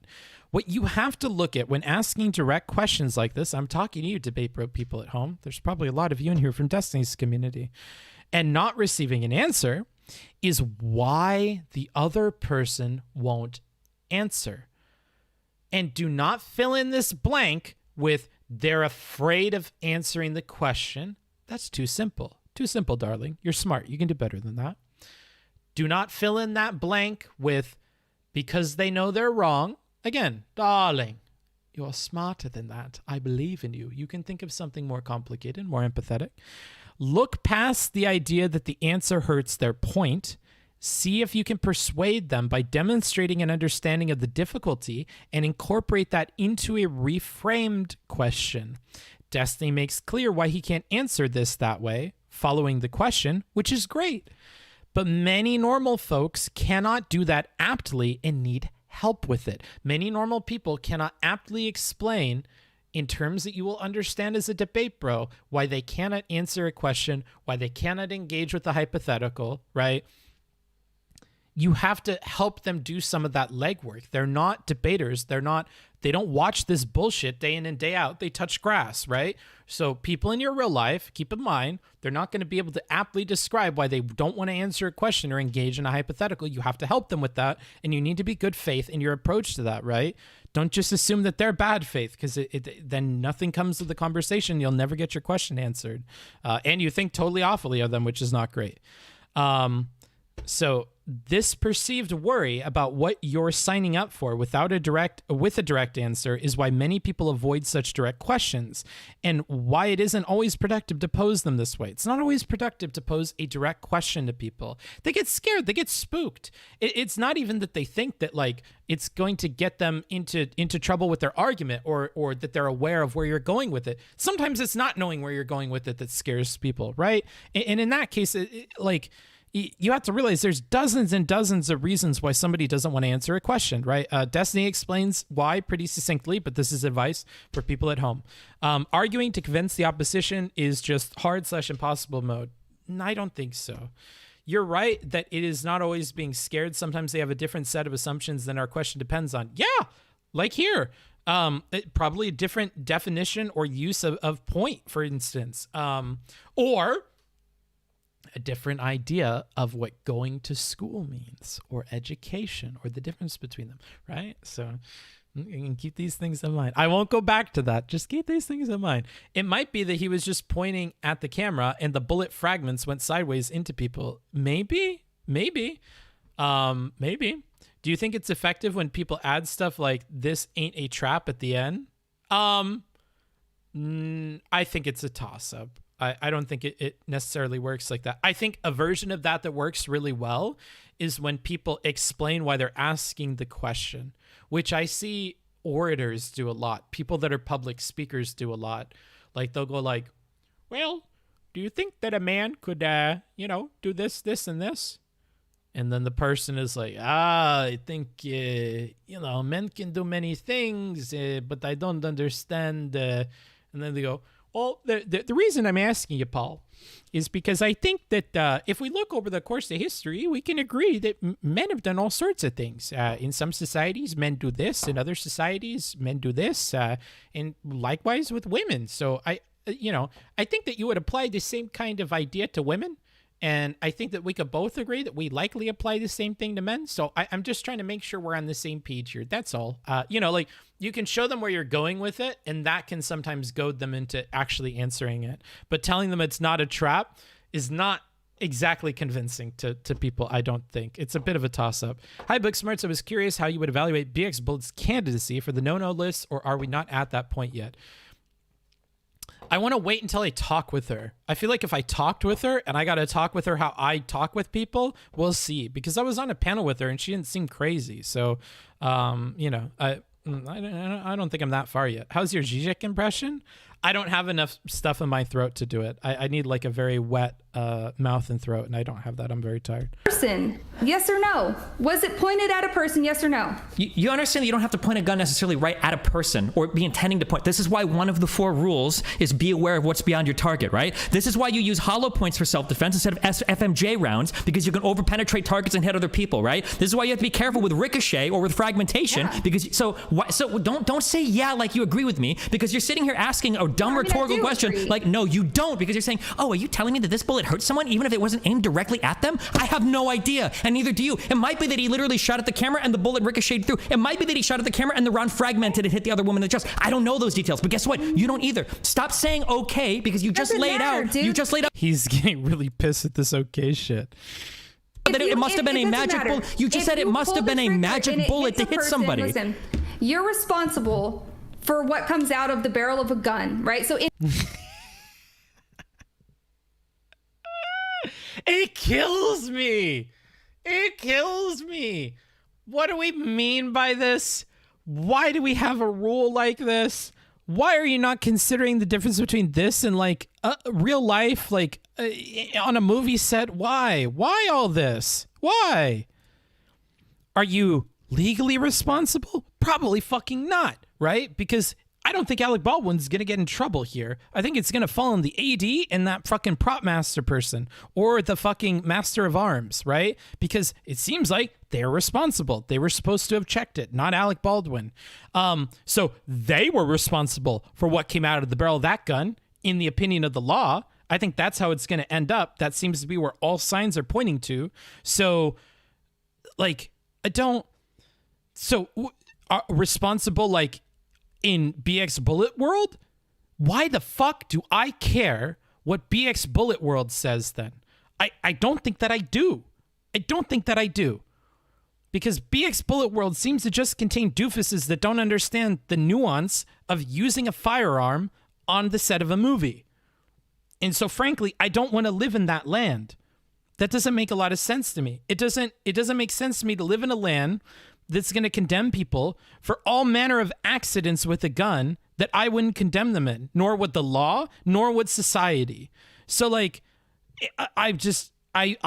when I was reviewing this, I started to get really, really frustrated with her. Really, really frustrated because she's not incorporating anything that he's saying. Nothing he's saying is making a dent in her beliefs. She's not experimenting with his ideas the way he does. She's not posing hypotheticals. She's not doing shit. She's just really trying to prove this one like wrong-headed belief, and it's so annoying.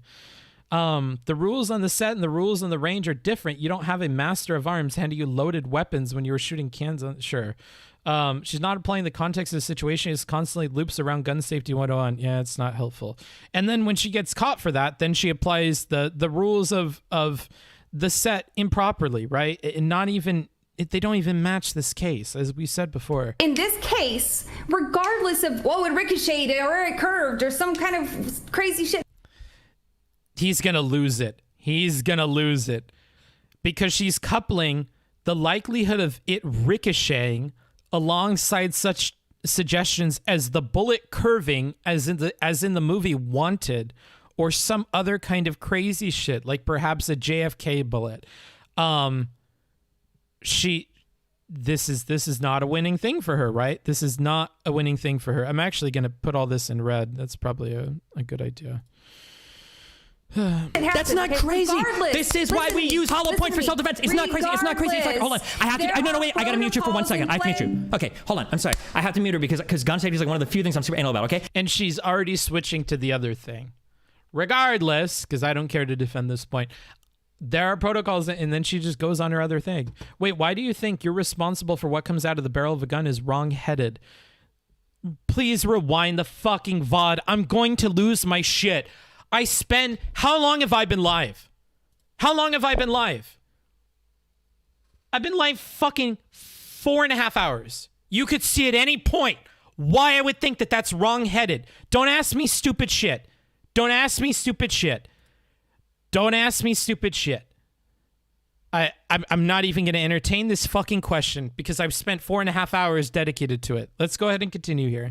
It is not crazy, okay, for people to get hit randomly with gunshots that aren't intended to hit them, okay? This is why in self-defense situations, one of the reasons why you use hollow points isn't just because they're more lethal, it's because a hollow point is less likely to over-penetrate targets or ricochet or fragment and hit other people, okay? This is why we don't advocate for using full metal jacket rounds inside houses for home defense. It is absolutely a problem that exists with firearms, okay? There's an extra layer. Okay, she is still going, dude.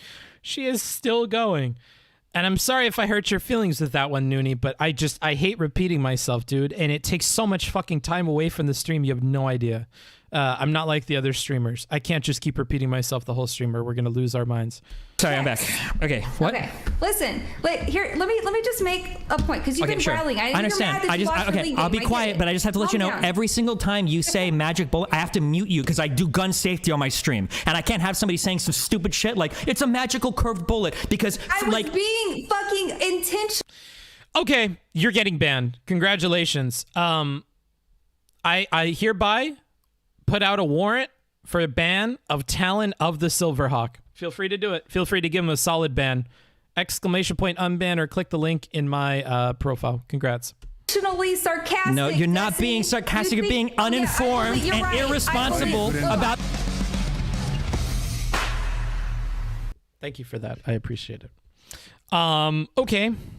So I get that she's being sarcastic, but she done fucked up with this magical curved bullet thing because she's downplaying a very real possibility here, and she should be kind of more skeptical about what happened because we don't have the details. But yeah.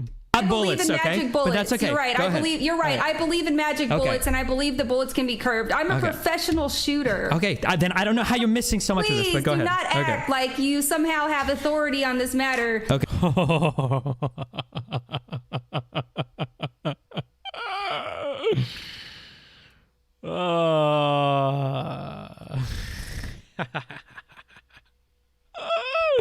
Pulling rank though. Yeah, she's pulling rank, dude. Let's like, and I'm a dumbass who knows nothing about guns. Okay. Well, you said some stupid shit, dude. Okay, you're saying a lot of weird shit, okay?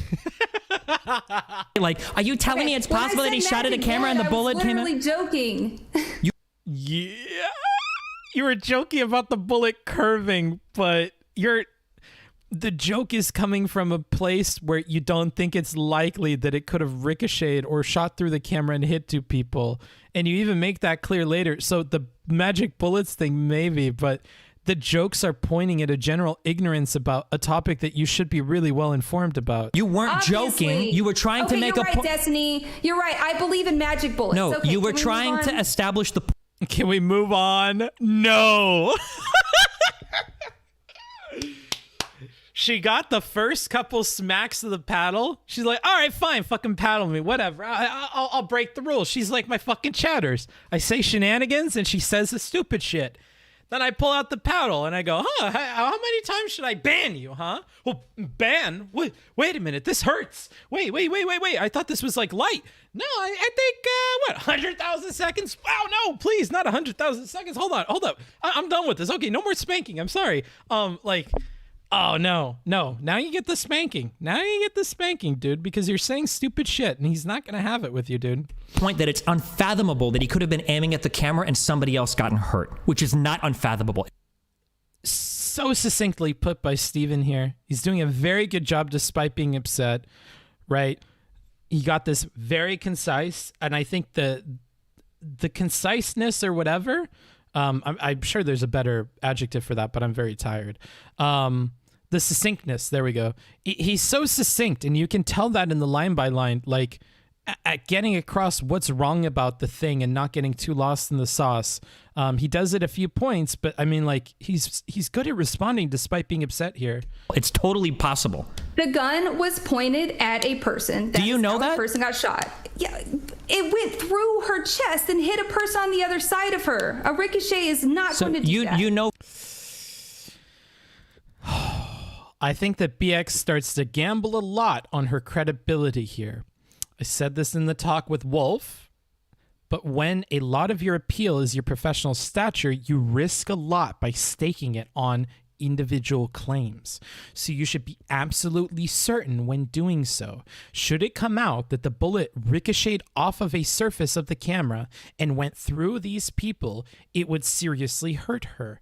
We don't yet have the facts, so going this hard on these points seems unwarranted. Combine this point with her backing it up with a personal anecdote about Ricochet, presumably intended to parallel the situation but failing to, and this whole spat is a loss for her. Being the victim of a Ricochet does not, in my opinion, educate you enough to speak definitively about this claim. Appealing to some study or something would be good, but the appeal to a personal anecdote here falls flat. Maybe a better one would work, but this is off. So then she's going to talk about getting hit in the face with a ricochet.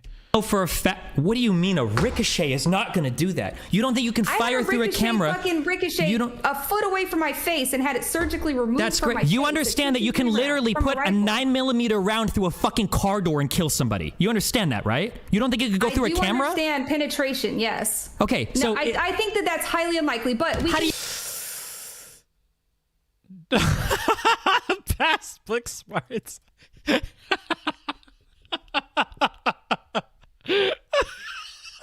I think I start to lose it. Dude. I think I start to lose it. You know that. I believe that because regardless, he was pointing it at the person. Whether the person was standing beside or behind something doesn't matter. But it does. Like, first of all, it wasn't a ricochet. She's just so confident when we don't have details that it borders on irresponsibility for me personally. It's good that she backs off in the next line, but this was a fail for BX and of major benefit to Destiny's point about waiting for it to be decided and more facts to come out. You don't know that though. You don't have these facts. You're speculating. Okay, I guess we'll wait for the facts to come out. Thank you. That's all I asked. Thank you. That's all I asked. Okay. Just wait for the facts. Now, also, can you just listen here? He was being complacent. Okay. So now we're going to move on a whole other thing. But yeah, this ricochet thing, let's hope that's behind us and does not come up again. Eek. Yeah. Okay. You don't know. Regardless equals looping. Yeah, let's go ahead and transition to the next thing. There was go ahead. a large amount of complacency here because he should have, if he was going to be pointing the gun in the direction of a person, he should have been able to see that the gun was unloaded. No. If there's a big criticism in here that is repeated over and over in this review that I do not see anywhere else for her, it is that the gun was not meant to be unloaded. The gun was meant to be loaded with dummy rounds that appear as if it is loaded with real rounds, so that when you are looking straight onto the gun, you see it as if it were loaded, so you can trick the audience into thinking it was loaded. Any appeal she makes to this unloaded point has to be scrubbed from the record because that protocol has nothing to do with the scene that we saw. So just keep that in mind. Anytime she references the protocol that has to do with the unloaded gun and seeing the guns unloaded, none of that has to do with this. If I handed Mr. Baldwin a gun, and I said cold gun, and he looked at it and he went, oh, looks like there's bullets in there. Like they actually had the bullets and everything. I would have to say to Mr. Baldwin, oh yeah, they're dummy rounds. It has to look from the front as if it were loaded with real rounds. They have BBs in them. We did the 2-check thing, right? If he asked them to unload it and redo it, he could, but those are meant to look like real bullets. So like, it's such a, like, none of this makes sense because it's loaded with dummy rounds. Okay. At least she's being honest that regardless of anything he says, these are points that she believes in her heart are important. Aw, that's very ooh, very happy of you. Because that's part of the protocol. Part of the protocol is that if you have to shoot it, whenever possible, you're supposed to avoid having to point the gun at a person using like camera.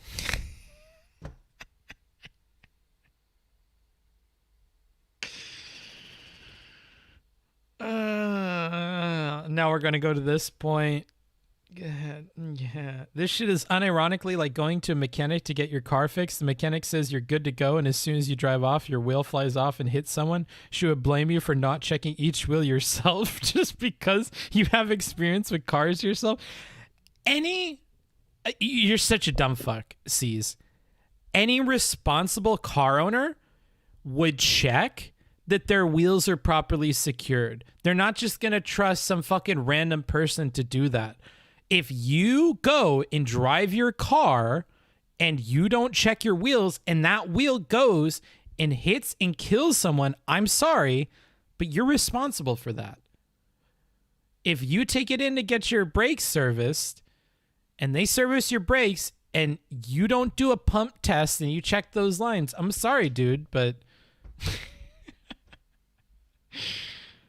you know, if you go to the Toyota dealership and they update the software on your computer and you work in IT, I'm sorry, but you know, could have done more there, dude. Imagine expecting someone to do their job right. No, stop quoting the random one line off of paper. You don't know for this particular shot if it needed to be pointed at the camera. You don't know this shot. It might have been the case that for this it needed to happen. Talking. If he were going to be pointing it in the direction of a person, okay, pointing it, aiming it, doesn't matter. If he was going to be pointing the gun in the direction of a person, do you agree or disagree that there should have been an extra layer of protection to where somebody comes and says, hey, like, here's the unloaded gun. That part we do. It's unloaded. Let me see. Okay. But again, it's not an unloaded gun. It's not unloaded. You wouldn't be able to see that it's unloaded because it's meant to be loaded with dummy rounds that are checked by the AD and the prop master. Okay, cool. I know I would do that. I know anytime, any responsible gun owner that I know would do that. First of all, there are very few responsible gun owners. Okay. Uh-oh. You see all this red text? We get into a rough patch for Steven here. If you were sitting there waiting for me to criticize Steven, if you're a BX diehard, here comes the Steven criticisms. Let's go ahead and I'm going to take a break. It's been 5 hours. I'm going to take a little bit of a break, and we're going to go through that, okay? So I'm going to switch scenes. I'll be right back. I'm just going to go fill up some water, have a little bit of a smoky wokey, and then I'll be right back, okay? So we'll handle that when I get back. Let me F11 here. Go to here. I'll give you guys some music while you wait. Sorry, not while you late. What do you use to transcribe? Notion.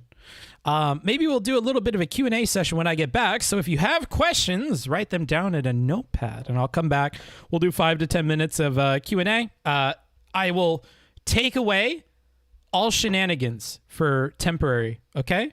If you want to discuss something that was shenanigans or that I shot you down about earlier, I will be properly rested and meditated. I will do a short meditation session and I will be ready for them, okay? So feel free to have an open discussion in the chat. I am going to play some music for you. Let me grab that. And yeah, enjoy.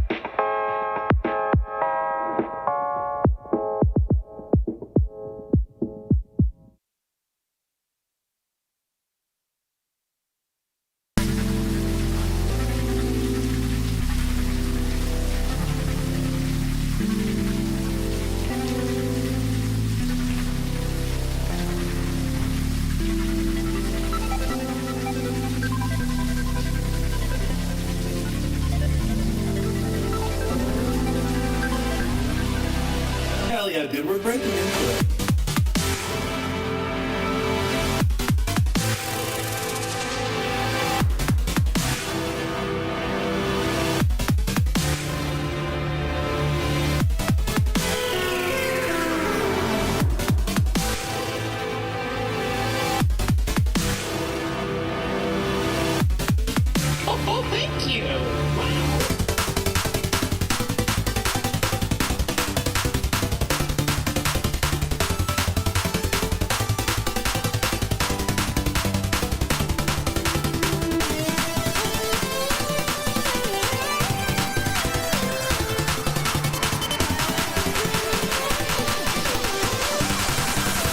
Hell yeah, dude, we're breaking into it.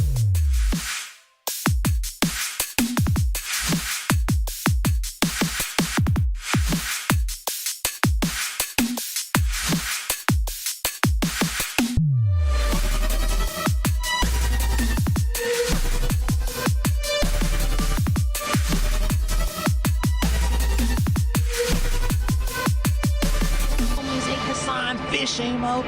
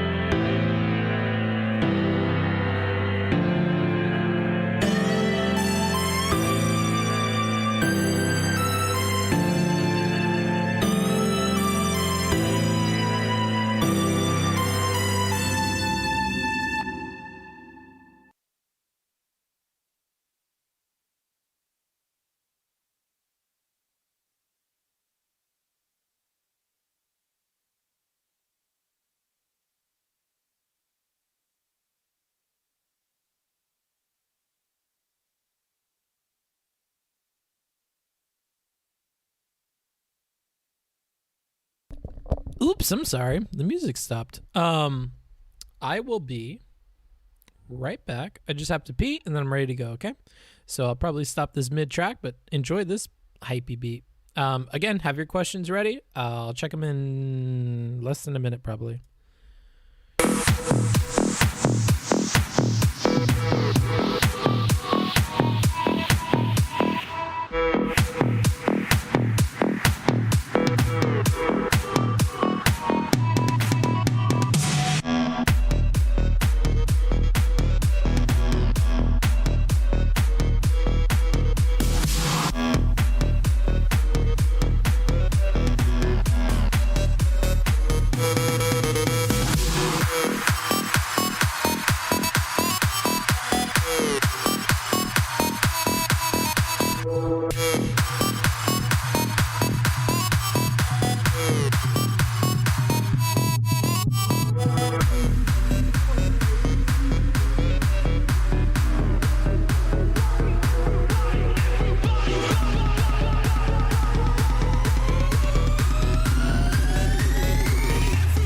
Clap your hands. You know what? I'm clapping some dirty hands because I didn't wash them because I got a clean Vina. My Vinky is a key. Oh. All right. Hope you guys are ready. I'm going to jump into just chatting and fill me in. Fill me in. Again, I'm probably going to do 5 to 10 minutes, hang out with the chat, answer your questions at Booksmarts at the beginning of your message, and I will be certain to read it. So first thing I'll ask, and it'll be a number response. On a scale from 1 to 5, how agreeable do you find the takes so far? Scale from 1 to 5. 1 being totally don't agree. Couldn't be more wrong. 5 being it's all been sensible to me. Seems well argued, well thought out. Pretty good, you know. 3 being like, nah, you're like 50-50 for me. Some of them are good, some of them are bad. Or most of them are good, Not all of them. 3? Okay. People with 3s, now's your time. Ask me a question, shoot me your problems, and I will discuss them. I had a nice stare outside of the window. Very nice day out here in Bucharest, Romania, where I'm live from right now. Whose takes, or just in general, my takes? The subject of the analysis. So anything that I've said. So I see a couple of 3s from Zasabi and from Chicken. Yeah. Yeah, chicken is good. Man, chicken is good. Yeah, is good. Who is your favorite Toho girl? Don't watch it. Don't know. That's some terminal level weeb shit. I'm not that far into it. At Booksmarts, and remember, put it at the beginning, not at the end. Did you cover BXBullet's point about the gun pointing at the camera? Pepe. You're lucky you didn't have a ye at the end of that statement. So I already covered that. Yeah. Look, I'm so calm. Like I was saying, outside, it's a foggy day here. So seeing the river pass by and the fog settling over the cityscape and the cars and the nature, I feel like it's very calming. I really like it today. 3.59876544321. Nice. Drop the beat. 5, I think the streams have rubbed off on my Twinkie Winky meat. Ooh, that's not a sexual thing. So Notion has an automatic transcriber built in? No.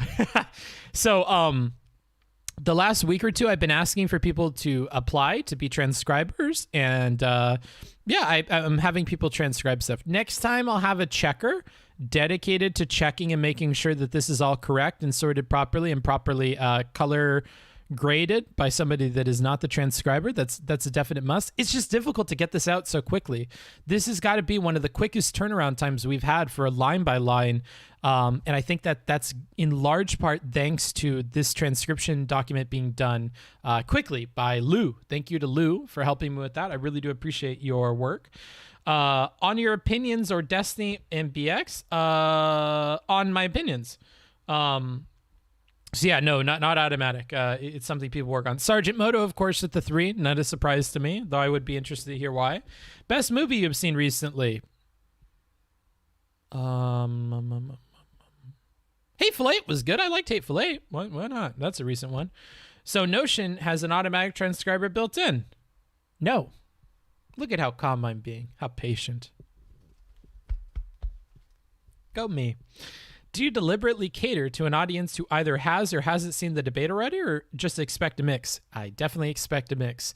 I try to do my due diligence with checking on what people are saying and being prepared to either counter or at least expect those kinds of points. So I definitely incorporate them. But because we do a line by line and we listen to the whole thing, or at least we try to listen to as much as we possibly can, I do also keep in mind there are people that haven't seen the debate, right? And therefore we do the line by line. We watch it in real time. Otherwise, I'd be very tempted to just do this in a YouTube format in the future, where I just have some highlights of rhetorical failures and logical failures and logical wins and rhetorical wins, and maybe an overview at the very beginning of the video. Eventually, that would be the final form of this, so I don't have to stream it.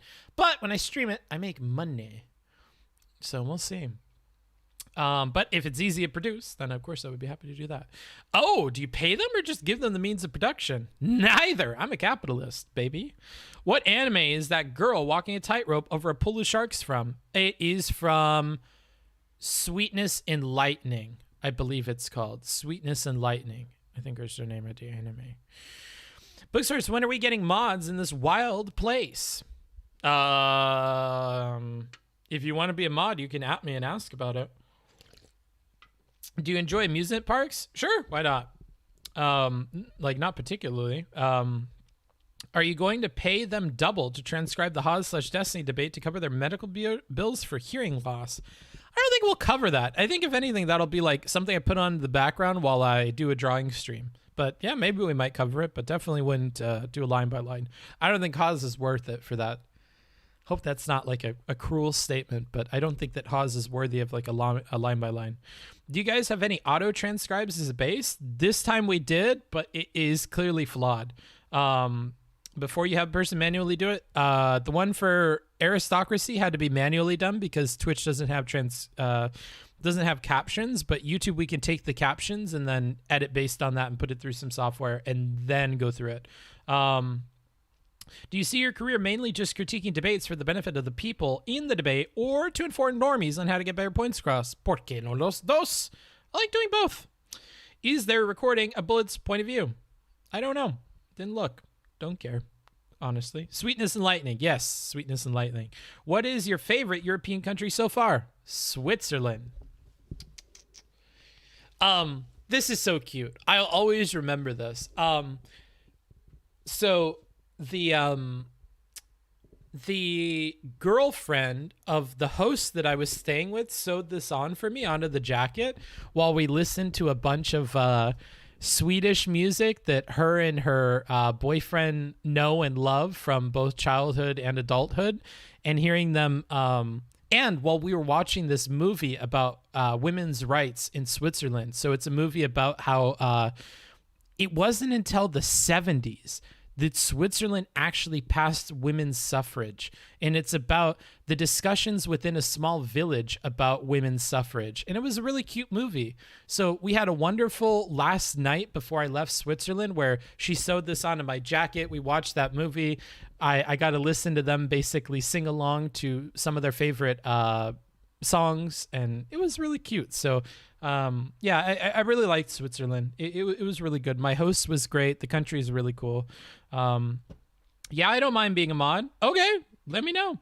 Sounds like you're scared of Infrared Rising 2036. You definitely have to reach out on the Discord, though, because I need to know what your Discord is. Are you a hydro homie? I mean, I do be drinking water. So maybe. Let's see here. Can I be an assistant mod? I don't know about that, Mr. Thick. You would have to stop with the memeing if you want to be a mod. Imagine Switzerland gave women voting rights after Afghanistan. Yikes. Late that 70s, that's late. Kind of crazy. It is kind of crazy. Wow, the 70s. Yeah.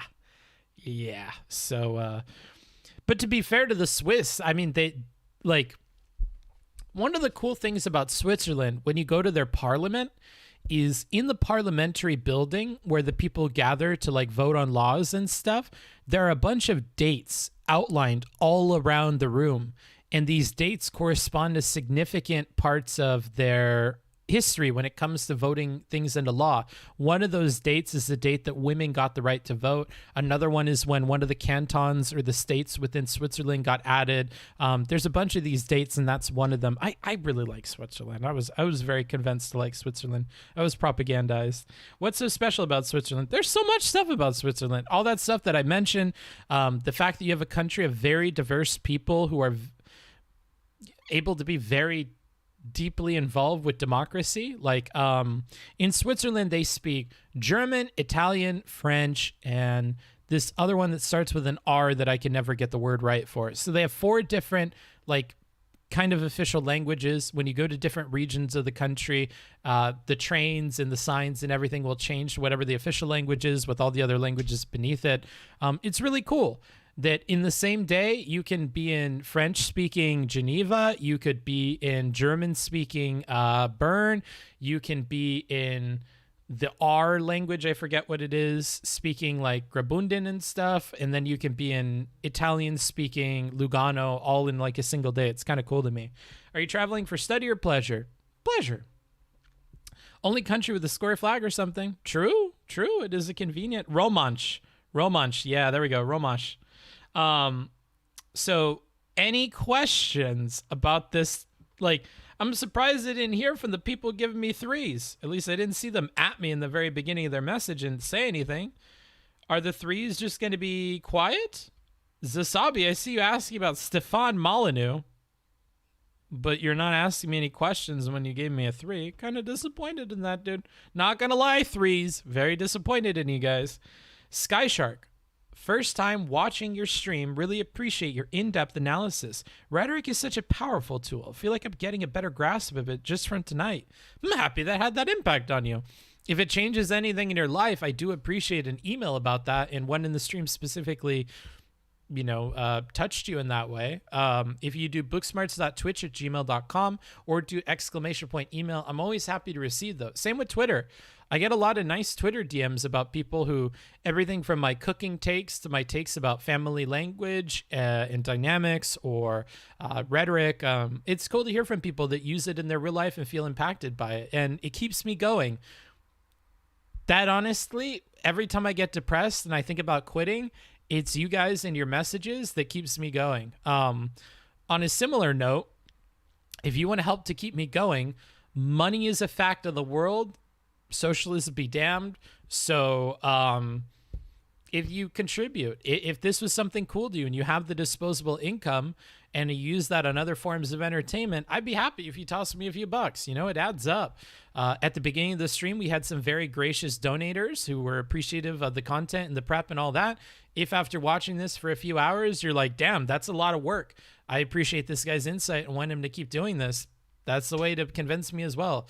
Yeah, honestly, every time I get really down, it's the people emailing me about how this has helped their life that convinces me. It's the people I meet while I'm doing travels through Europe that are hosting me, that are sharing their stories with me, sharing why they think the stream is important with me, that keeps me going. It's all the people that offer to help me with work stuff or with prepping these behind the scenes, like the guy that did the transcript, that keep me going. Like, the amount of support I get from this community is huge. All the people on Discord. If you didn't know, we have a Discord with people dedicated to these principles. Thank you for the Twitch sub. That's another way to support the channel. And you get cool emotes. You can gift them to people if you have disposable income, etc. Yeah, Discord, another cool place. Bunch of cool people. Let me get the Booksmarts is here. At Booksmarts, can you explain the Hegelian dialectic? No. I cannot, unfortunately. I'm not going to pretend to know something I don't know anything about. Do you plan to watch any of the Econoboy debates against Vosh or DM? I've covered one Econoboy talk before. Oh, wait, no, I haven't publicly. Oh, am I allowed to talk about that? I don't think I am. That was a private review. Okay, ignore that I said that. Wipe that from your memory. I'm gonna do the Men in Black thing. You'll remember yourself sitting here and enjoying a very good stream where I mentioned nothing of the such. What is that? Thank you for the sub. Care to go over the wrong-headed part? You got made over again, if not cool. Yeah, so I don't even remember what it was, dude. You're gonna have to type it out again, Noonie. So yeah, just type it out again and at me. I gave you a 3 because I came in late and I was biasing for BXBullet to see if it was as bad as folks said. I still think Baldwin should have checked the gun. What do you think about like the fact that there were dummy rounds and the gun wasn't meant to be empty though, this Zasabi? Because if you were biased for Bullet and you listen to her very intently, she talks all the time about how the gun needed to be unloaded and we would check that it would be unloaded, which I think would be a trivial matter with a revolver, right? You get the revolver. Oh shit, there's bullets in this. I see the heads of bullets. This isn't unloaded, right? That would convince me, right? Like that would be convincing to me. That would be a convincing argument. Like you saw that there were bullet heads in the gun. Did you not think twice about that when you were told it was a cold gun? But I don't see people pointing out that there had to be dummy rounds in there because nobody's contradicted that with her points. But yeah, if you have anything else specific, I'd love to hear it. First time viewer, and forget about debate, rhetoric, and all that pleb stuff. The real question is, which ice cream cone do you choose? I'm a man of many tastes. I like flat titties. I like big titties. I like perky ass. I like fat ass. When it comes to ice cream cones, I gotta say, thank you for that. I appreciate it. Thank you for the dono. I like waffle cones. Does fine. Booksmarts hit the big SH monks or the biggest SH monks? Many people are asking this. The world needs to know. I don't even know what the hell that said. SH monks? I don't know what that means. I'd say probably waffle cone. Sugar cones, like, nostalgic, because I remember like my grandmother who passed away when I was younger, and we used to go to the lake and she would buy me an ice cream cone at the lake that used a sugar cone. So every time I have like a big ice cream with a sugar cone, it's like a nostalgic thing. I don't think it's preferable taste wise, so I would say waffle cone probably. Let's see here. At Booksmarts, nice streams, man. At what point does being generous / nice to your debate opponent when they insult you turn into a negative for your side? I think that depends on the conversation, right?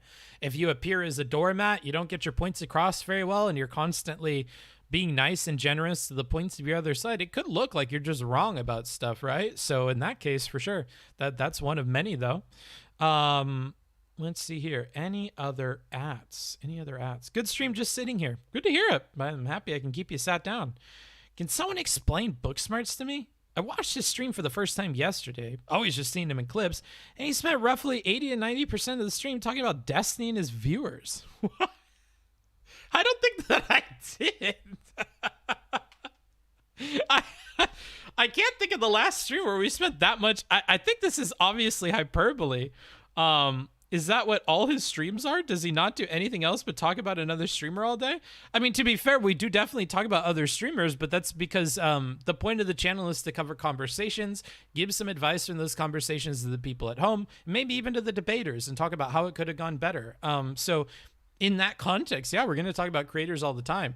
That'd be like if you went on a politics channel and said, hey, these guys are always talking about fucking laws and politicians all the time. Are these guys like obsessive politicians? Is that all they do is cater to these two parties in the American political system? Yeah, I mean, if we're covering political news, we're going to be covering the two parties probably a lot, and politicians and bills. That's probably going to make up what we talk about if we're talking about politics. Okay, big schmonks or the biggest schmonks. I don't even know what a schmonk is. So I don't really know about that. Didn't BX say the dummy rounds have some circle thing on the primer? I don't remember in this conversation or not, but she's constantly talking about an unloaded firearm, which I think misses the specifics of the incident. Booksmarts, it was, why do you think you're responsible for what comes out of the barrel of a gun is wrong-headed? Because let's look at this case in particular. We discussed both the police's perspective that it would be the assistant director and the master of arms who check the gun, declare if it's cold or not, give it to the actor, then the actor uses it. If there's something that comes out of that gun, as we're kind of learning through this process, it would appear that the assistant director and the other person who are responsible for checking the gun and responsible for going through the process are liable. And because they're liable, I would say it's also fair to say that they're responsible for what comes out of the barrel of that gun, not necessarily the person who had the gun, right? In other cases, which I kind of don't want to get into, but there could be certain accidents with the firearm where that person that was holding the gun maybe wouldn't be responsible for what came out of the barrel of the gun, right? I'm pretty sure you could rack your mind and imagine some scenarios, and if you can't, then I would criticize your imagination. But at least in this particular instance, which I'll keep this response couched in, and I'll try to keep it brief, we could see that it would appear that Alec Baldwin is not responsible for what came out of the barrel of this gun, and instead that responsibility and liability is falling on the people who are responsible for checking that gun for him, right? It is not expected that he should take out every single round in there and double check that there are dummy rounds, right? That would fall under the expertise and responsibility of the master of arms and the assistant director and or the prop person. So that would be an example of why that doesn't work. And it's wrong-headed because we're applying that logic to a situation where it doesn't work, which is this exact one that we're talking about, where what comes out of the barrel of that gun, if something comes out of the barrel of that gun, it falls on the people that were meant to make sure that nothing comes out of that gun. And the people that were meant to make sure nothing comes out of that gun are these people in charge of checking it. In a range situation, very different. You bring your own gun to the range, you rent a gun from the range, you put bullets in that gun at the range, you turn it to somebody, you point it at them, you shoot them, you thought it was cleared, it's not cleared. You are responsible for what comes out of the barrel of that gun.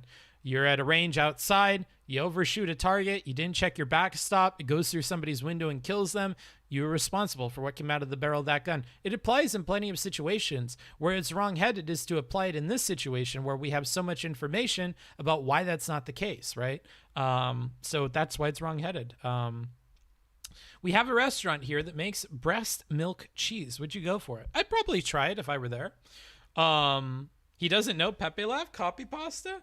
That's a meme, Omega Lol? Wait, what's a meme? The schmunk thing or something else?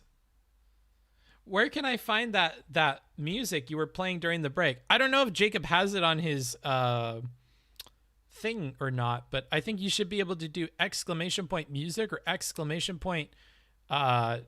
DJ samples or DJ Samson, and you should be able to get info for that. If the or look at any of my other VODs, and it should be linked under the music credits, so check that out. If the argument is that they were going for lighting / shadowing, I can't see why they would want the bullets in. My understanding is that the gun was grabbed off the shelf, not grabbed and then loaded. So this is like a multi-part thing from Yuzasabi. I appreciate you sending it in. If the argument is that they were going for lighting shadowing, I can see, you can see why they would want the bullets in. Good. I'm happy. Thank you for giving an understanding of what I was saying at the very beginning. It makes me very hopeful for the rest of your comment here. My understanding is that the gun was grabbed off the shelf, not grabbed and then loaded. Yes. Although I guess this isn't a question, it's more of a statement. My understanding is the gun was grabbed off the shelf. Yeah, it was grabbed off of a little push rack is what we heard, like a two-shelved rack. Not grabbed and then loaded. Correct, which is part of the problem there is the assistant director was apparently out of sight of the guns or something like that. He walked off set, walked back on, grabbed the gun, declared it cold, and gave it without doing the checks that he was supposed to do. So you're giving a bunch of statements, but I don't know how to respond to that. I hope that's enough. How do you further a convo without molding when the opponent won't step away from their position like BXBullet did, not want to entertain the thought that the movie sets the different protocols because the general gun safety rules don't apply? It feels like Destiny hands were tied considering she nodded yes, but loop back constantly. This is where I struggle, honestly. Very good question. I don't know. Because there's no definitive answer I could give to this. There's things we could have tried, which I think we've already discussed at several points in the VOD. If you want to watch it back, you can. It'll be on YouTube and it'll be timestamped. But all you can do is try different things. I don't think there's a simple answer here. And unfortunately, I feel like she is the obstacle to this conversation at a lot of points.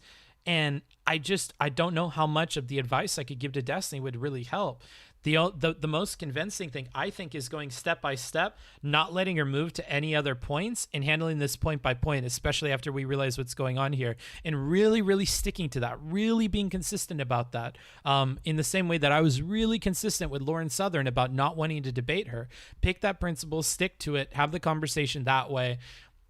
If they are proven to just keep looping even when we're focused on point by point, they look bad, but you at that point I would say you can't make progress with them, right? Asking more about what had changed their opinion in the past and building off of that's good. There's a lot of things we could try, but I'm just not sure if any of them would guarantee an outcome here. Booksmarts, do we know what it was? Do we know that it was even the responsibility to declare cold gun? Regardless of if they said it or not, it shouldn't matter, but I hear a lot of people saying it. I don't understand this. Do we know that it was even the responsibility to declare cold gun? You're missing a noun here. Do we know, I understand that much, that it was even the responsibility to declare cold gun? It was the responsibility, I think there needs to be a person in there, of the AD, of the prop master, of all these other people. That certainly seems to be what articles are claiming. They said that falls in the assistant director and or the prop master / master of arms to work together to check that the gun is cold every single time, and then to call that out and then hand it to the actor. And if the gun is unloaded, then we've been cited some things that that needs to be done in front of the actor or something like that. Let's see. You're talking about Destiny all the time is the meme. Oh, okay. I see. He only watches Destiny all day is a Nim copy pasta originally about Forsen. Oh, okay. Oh, I'm going to do I've been watching Dr. Disrespect memes of him doing that fucking Asian talking thing that he does, and it's so stuck in my head. It's so stuck in my head. Oh. I can't say the rest of it because I'm pretty sure it's racist, dude, but I find it so fucking funny. I find it so fucking funny. I'm a fucking 12-year-old at heart, dude. Sorry if you've already covered the liability/insurance angle, but a good document here. Search background on gun liability 3 insurance. I don't care to read it, but thank you for the work. I get what you're saying. I just thought she was saying you should have followed those rules regardless of what the law and the set rules were. And that's why Alec was to blame in her opinion. Sure, but she jumps around, right, Noonie? She says that he should have checked that the gun was unloaded, which it had to have been loaded with dummy rounds for the scene. If your idea is that he should have unloaded the whole gun all over again, shook each of them, and checked himself that they're all dummy rounds, that could be a proposal that she makes, but she never makes it, right? So we can't say that because it's not something that she said. Yeah. So that's why I don't think those lead to Alec Baldwin being the one to blame, right? Because she misunderstands the rules and she misunderstands the scene. 80 said that he checked it, but only looked at the 3 visible bullets and didn't check the rest. RIP. Allegedly, right? Booksmarts, what do you think about Destiny calling a lot of people psychotic? I think it's ruining his rhetoric. Not good. It's like calling him subhuman. Not a good one to go for. Not a good one to go for. Why was the 4th bullet not visible? It may have been hidden under the trigger guard, and then the top one would be hidden by the barrel. No. Yep, press and drill down. Yeah. Can I use rhetoric to attract a girlfriend? Yeah. Does Dono via Streamlabs or YouTube work out better for you? Streamlabs. YouTube works, but I think I have to wait on it. And I'm having a bad feeling that they're cutting out money from me. I have a huge concern. My concern, because YouTube counts all of my supers under my ad revenue or my revenue for the channel. I wonder if supers that I get on videos that are copyright claimed go to the copyright holder. If that's the case, I may have lost over maybe $2,000. And I'm beginning to think that may be happening. It's just a sneaking suspicion, but yeah, so for that reason, Streamlabs would be better because it goes straight to my PayPal. Should they have just called it a day after the 3rd or 4th loop? Yes. Similar advice for the situation with Vosh and Relly. Perhaps the fake phone area codes, all TV film should all use the same kind of generic safety gun made, of course, okay. Did you see the statement where the armorer said she didn't see any live rounds and didn't know that there was shooting offset? She also said the gun was kept in a safe. Nope. But I'm not sure I trust that armorer lady very much. But we'll see when the police come up with something. You didn't put an @ in your ask, so I'm not answering it. And now we'll move on. Holy shit, if that's true about donos, I really hope it's not true. I really do. But I have a whole task where I need to go count all the donos, count all my ad info, and see if I'm missing money. And man, if that's happening, that fucking blows. Because remember, one time we had an Apex Legends stream where I was playing music the whole time, and I got, I think it was close to 700 euros in one stream. And that definitely, if this is the case, would have gone to the copyright holders. I would have lost over $700 on that stream alone. So I'm just thinking, like, that's also why I've been very consistent on using the Jacob Sampson music and stuff, because I really don't want that to be happening. There has to be an answer to the copyright demon versus Vi, the super chats. Yeah, there should be. I just don't know what the answer is. How accurate was the flowchart? I don't know. I could barely read it, dude, honestly. Why can't we just learn gun safety by playing League of Legends? True. We should just learn it by watching movies. Better yet, we should learn it by watching BXBullet on Twitch. All right. Back into the fray we go. Back into the fray. Was that the Swedish drunk oiler? No. This was some Brit bonger guy. Oops. That's not what I want to listen to. It's okay. Most of the people that own guns in this country are absolute trash when it comes to gun safety. That's the number one. It's absolutely fucking true. Okay. I forgot. We're at the fun part. Now we get to criticize Destiny. What I'm known for on this channel. Let me give the people what they want. Okay, cool. I know I would do that. I know anytime. Any responsible gun owner that I know would do that. First of all, there are very few responsible. Wow, Gibby. Gibmeister, thanks for the $10, bro. I really appreciate it. Give up the book, fucking. Believe me, I don't need permission for that, brother. All right. Again, we're hitting at something which is core to her personhood and beliefs. Doing this throws her for a loop and distracts her. While it may play off well for the audience, which I've started to concede more and more, doing things like this hurts your rapport with your partner. In a real conversation, I'd advise you to notice when you go for digs like this and avoid them. It does nothing but hurt your ability to have the conversation. Ditto for the comments that follow this, of which there are many. Responsible gun owners, okay? Most of the people that own guns in this country are absolute trash when it comes to gun safety. Like, these aren't even like good statements, in my opinion. Most, greater than 50% of the people in this country are absolute. I don't know, dude. What, like, very, very few are? It gets worse. That's the number one. It's absolutely fucking true. Okay, I would never be caught dead with an NRA fucking loser near me handling a fucking firearm because that's a death trap waiting to happen. Now we entered a full hyperbole. Perhaps he does feel this way. If he had an NRA person sitting next to him, he would move. Yeah,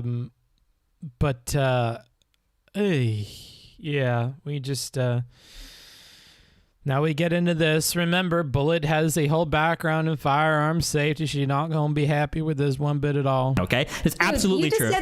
If this is more of why it's a problem. It's not just BXBullet, it's the audience. If you have audience members watching BXBullet privy to her positions that are NRA members, you've immediately lost them. Immediately lost them. You call them a fucking loser. You said that they're a death trap waiting to happen and that they're unsafe with their firearms. You're going to lose them.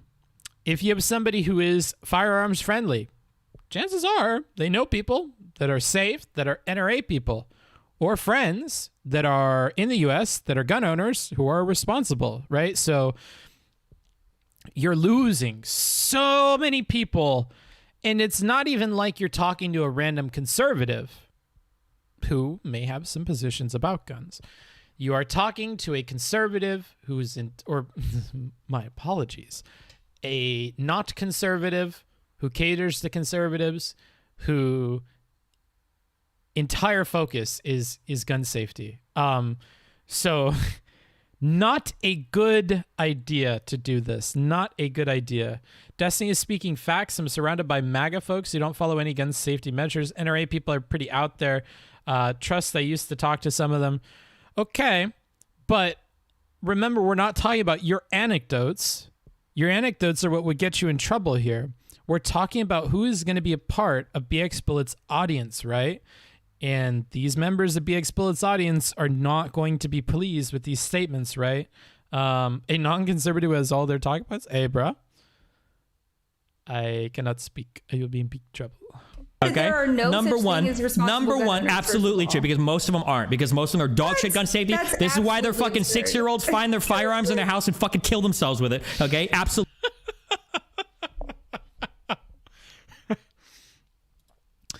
He actually didn't say this. He didn't say that there was no such thing as a responsible gun owner. She's getting flustered now as well.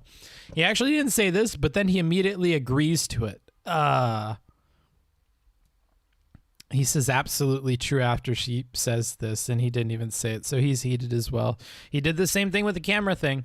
Again, Destiny being heated means he agrees to some pretty dumb fucking takes. If I were a person siding with Bullet, this is an easy place for me to write him off on the topic of guns. If he's so anal on this issue, like he said at the very beginning of the stream, why does he lack care when speaking about something like this? Why did he care so much when BX, who is a professional firearms expert, joked about magic bullets in the movie Wanted if he's just going to behave this way? Doesn't seem very consistent to me. Similar to BX's ricochet remark, but in my opinion, much worse. This hurts his credibility when speaking from any sort of personal authority on the topic. Rather than sounding like an educated person anal about safety, He sounds like some angry dolt who hates on American gun owners. Wow, somebody's reading British literature. Book smarts of the past. So yeah, not good. Book smarts laughing at dead kids confirmed. Oh man, there was this good fucking clip on the channel. I don't know if you guys saw this shit. Hold on. We're going on a diversion. We're going on a trip. My favorite rocket ship going through the sky. Little Einstein. Yo, this clip's fucking hot. Hot off the presses. Not that one, but that's 48,000 views. That's a lot of views. This one. That is in an active war other than I mean. Lo-fi beats to study and watch immigrants drown to.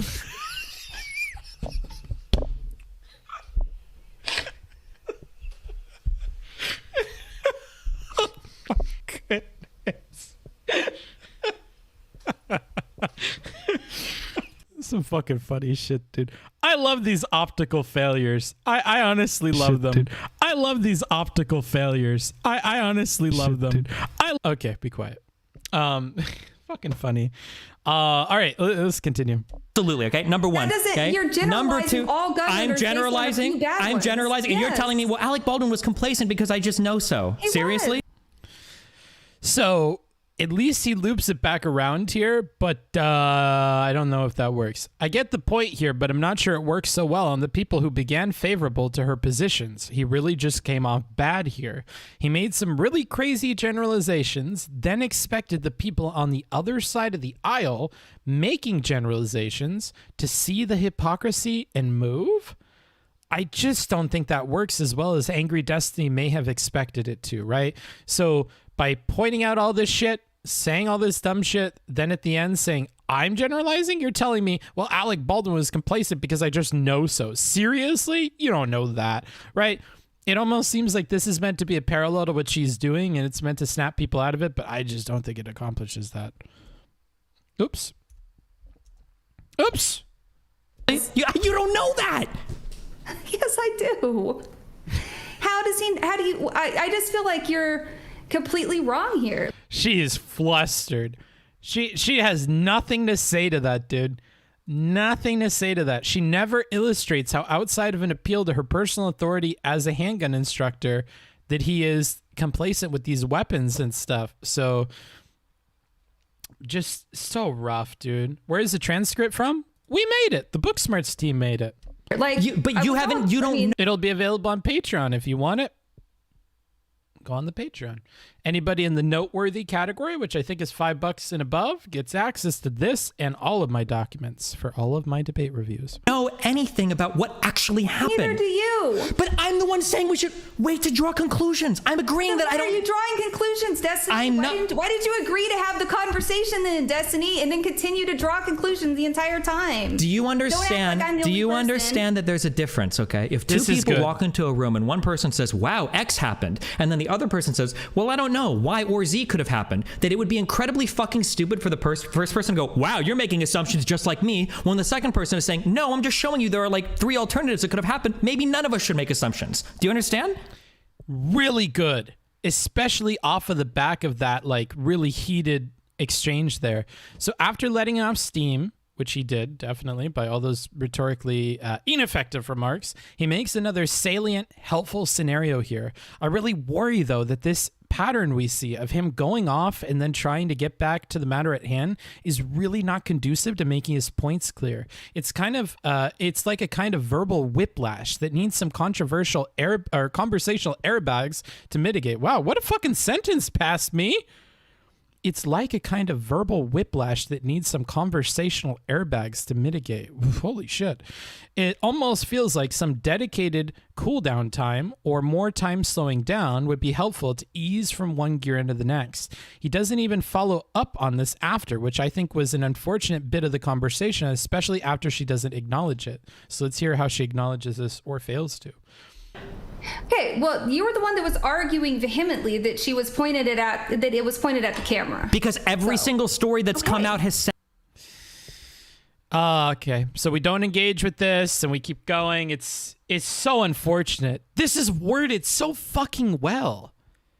If two people walk into a room and one person says, wow, X happened, and then the other person says, well, I don't know, Y or Z could have happened, that it would be incredibly fucking stupid for the first person to go, wow, you're making assumptions just like me, when the second person is saying, no, I'm just showing you that there are three alternatives that could have happened. Maybe none of us should make like, I think it's put so well. We could have done something with this, but yeah, I don't think she understands, like you said. Here's some free money. Now I can go back to the superior platform. Yeah, thanks, Orange. Yeah, head back into the YouTube chat. I appreciate you dropping your Prime. And if anybody else has a Prime that they haven't used this month, hello, free money. You already paid for Prime. You may as well toss it to me, bro. Let me click on this clip. What is this clip about? Accept cookies. This broadcaster has indicated that this is for mature audiences. Oh, is this the salad clip? No, thanks. I've already seen it. I think we've watched it on stream before. Said that. Now There's that might another story that I was trying to talk to you about, right? That leaves some, and I acknowledged at the beginning of our conversation that I still have a lot of questions and facts that haven't come out yet. Right? Wait, what is the other? What is the other story? What do you mean the other story? Okay, so did you hear the actual director's testimony that he was sitting in a pew and he had this gun in a cross-draw holster and he was practicing pulling the gun out, and then the director said that, I don't want to misquote it, but it made it sound like they weren't actually manning the camera, like he was just rehearsing it kind of casually. None of this, none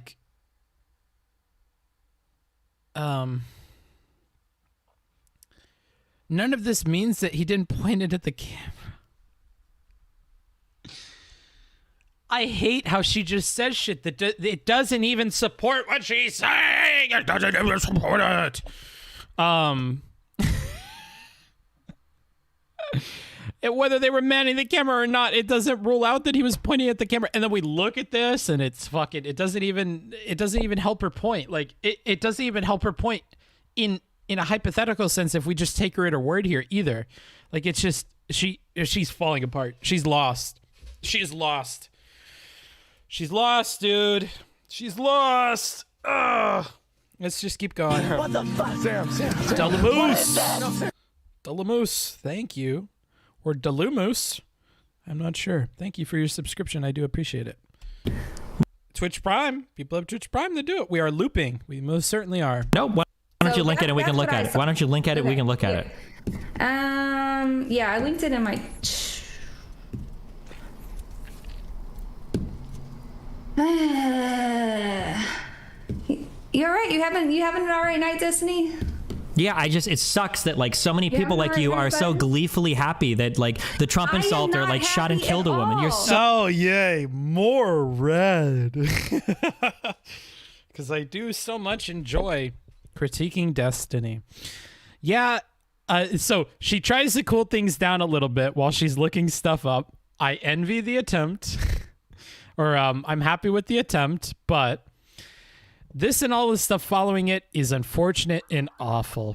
He's again associating her with other people she doesn't want to be associated with, being hyperbolic, and really hurting the conversation for no gain.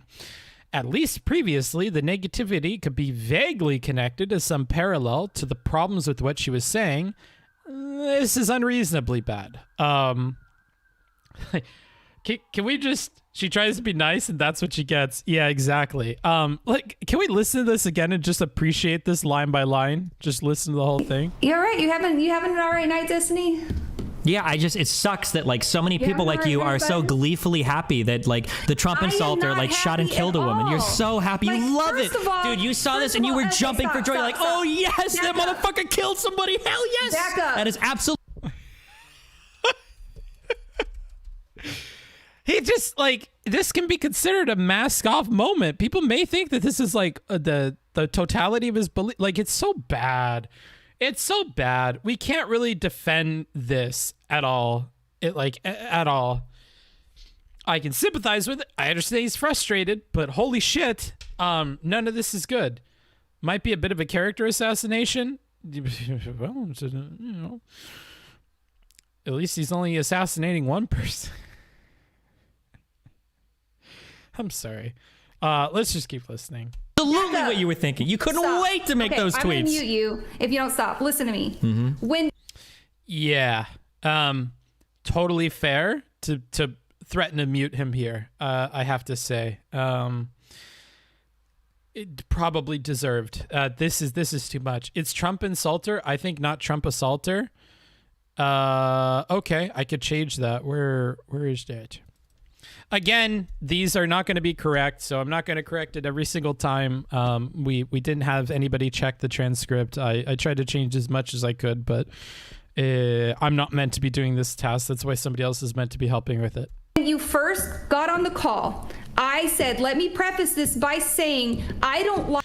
You guys are really awful. You guys are really awful. I can't believe you mean this honestly.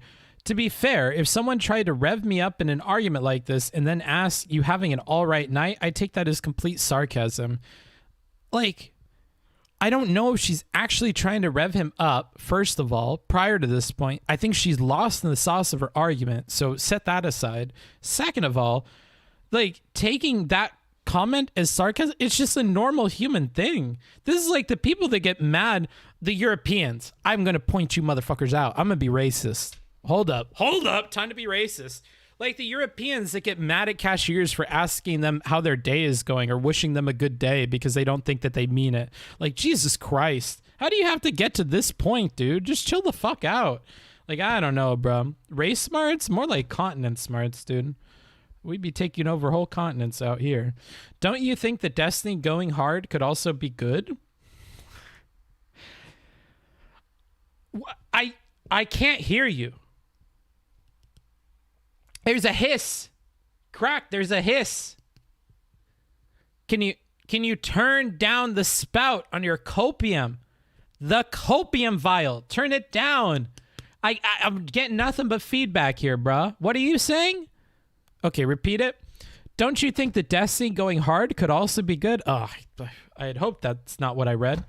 Like, they could have a huge disagreement, and she wants to be all friendly and calm. Couldn't that be interpreted as him looking bad if he goes with it? I don't think so at all. I don't think so at all. I don't think that at all. Jesus Christ. What kind of EU people do you hang out with? Fuckers on Twitch, dude. That's who. Am I the only one who actually care how's their day when I ask? I guess so. Talk to Europeans. It's like when someone pisses you off and they say calm down. I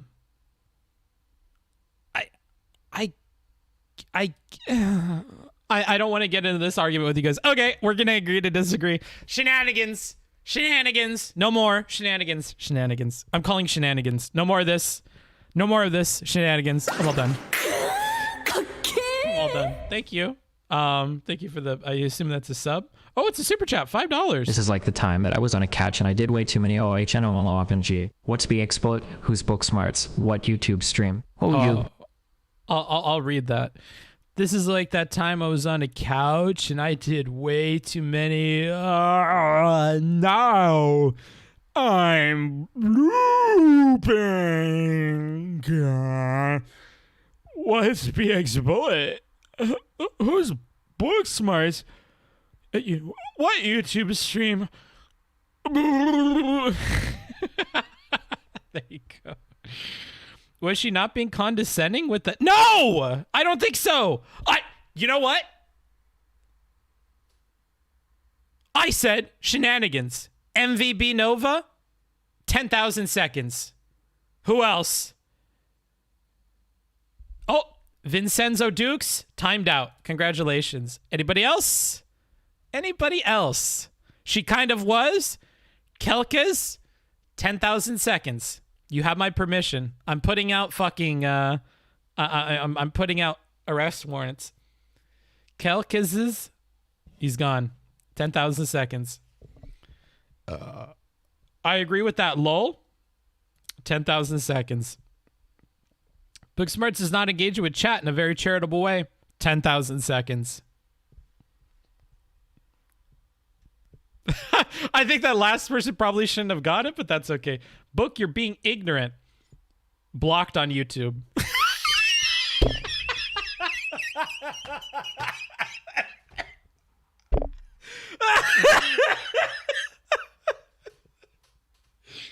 Oh, fuck. That's hilarious. Oh, I'm sorry. I make myself crack up. Exclamation point unban, and then you can get your unban form. How's your day going, Book? It's all right, dude. I've been keeping my head above water with this debate review for quite some time. All right, let's keep going. Booksmarts is learning from IRI. I am. He gives me a lot of advice on this. That's minus 1,000 social credit, Binkling, or whatever the fuck you guys say. Like how, and you said no. Yep. No. I don't want to talk about all that. Do you know why I said that? Do you know why I said that? Because it's the exact same. It's the exact same. Yeah, you were about to say, "Oh, I don't believe this thing," and then talk about how you believe that thing. Vosh does it all the time too. Oh, yeah. So shit like this, which you guys have pointed out to me before, comparing people to Vosh and stuff, not a good look. Don't do it. Granted, on this channel we do that sometimes, but a lot of the time, very different context. I'm not talking with people. It really depends on how you use it, I think. Using it like this, probably not so good. Probably not so good. I'm just going to preface this by saying I'm going to be total good faith. They can't do exclamation point unban because they're timed out. Go to the Twitch, go to the panels section, and it's there as a panel. There is a panel. There's a whole panel for the unban form. And then proceed to be total bad faith. I don't want you to come off. I don't. When I talk to somebody. No. Why isn't it a good look? Do I ordain a response to this? It's not bad faith, Booksmarts. Take a minute. Take a minute.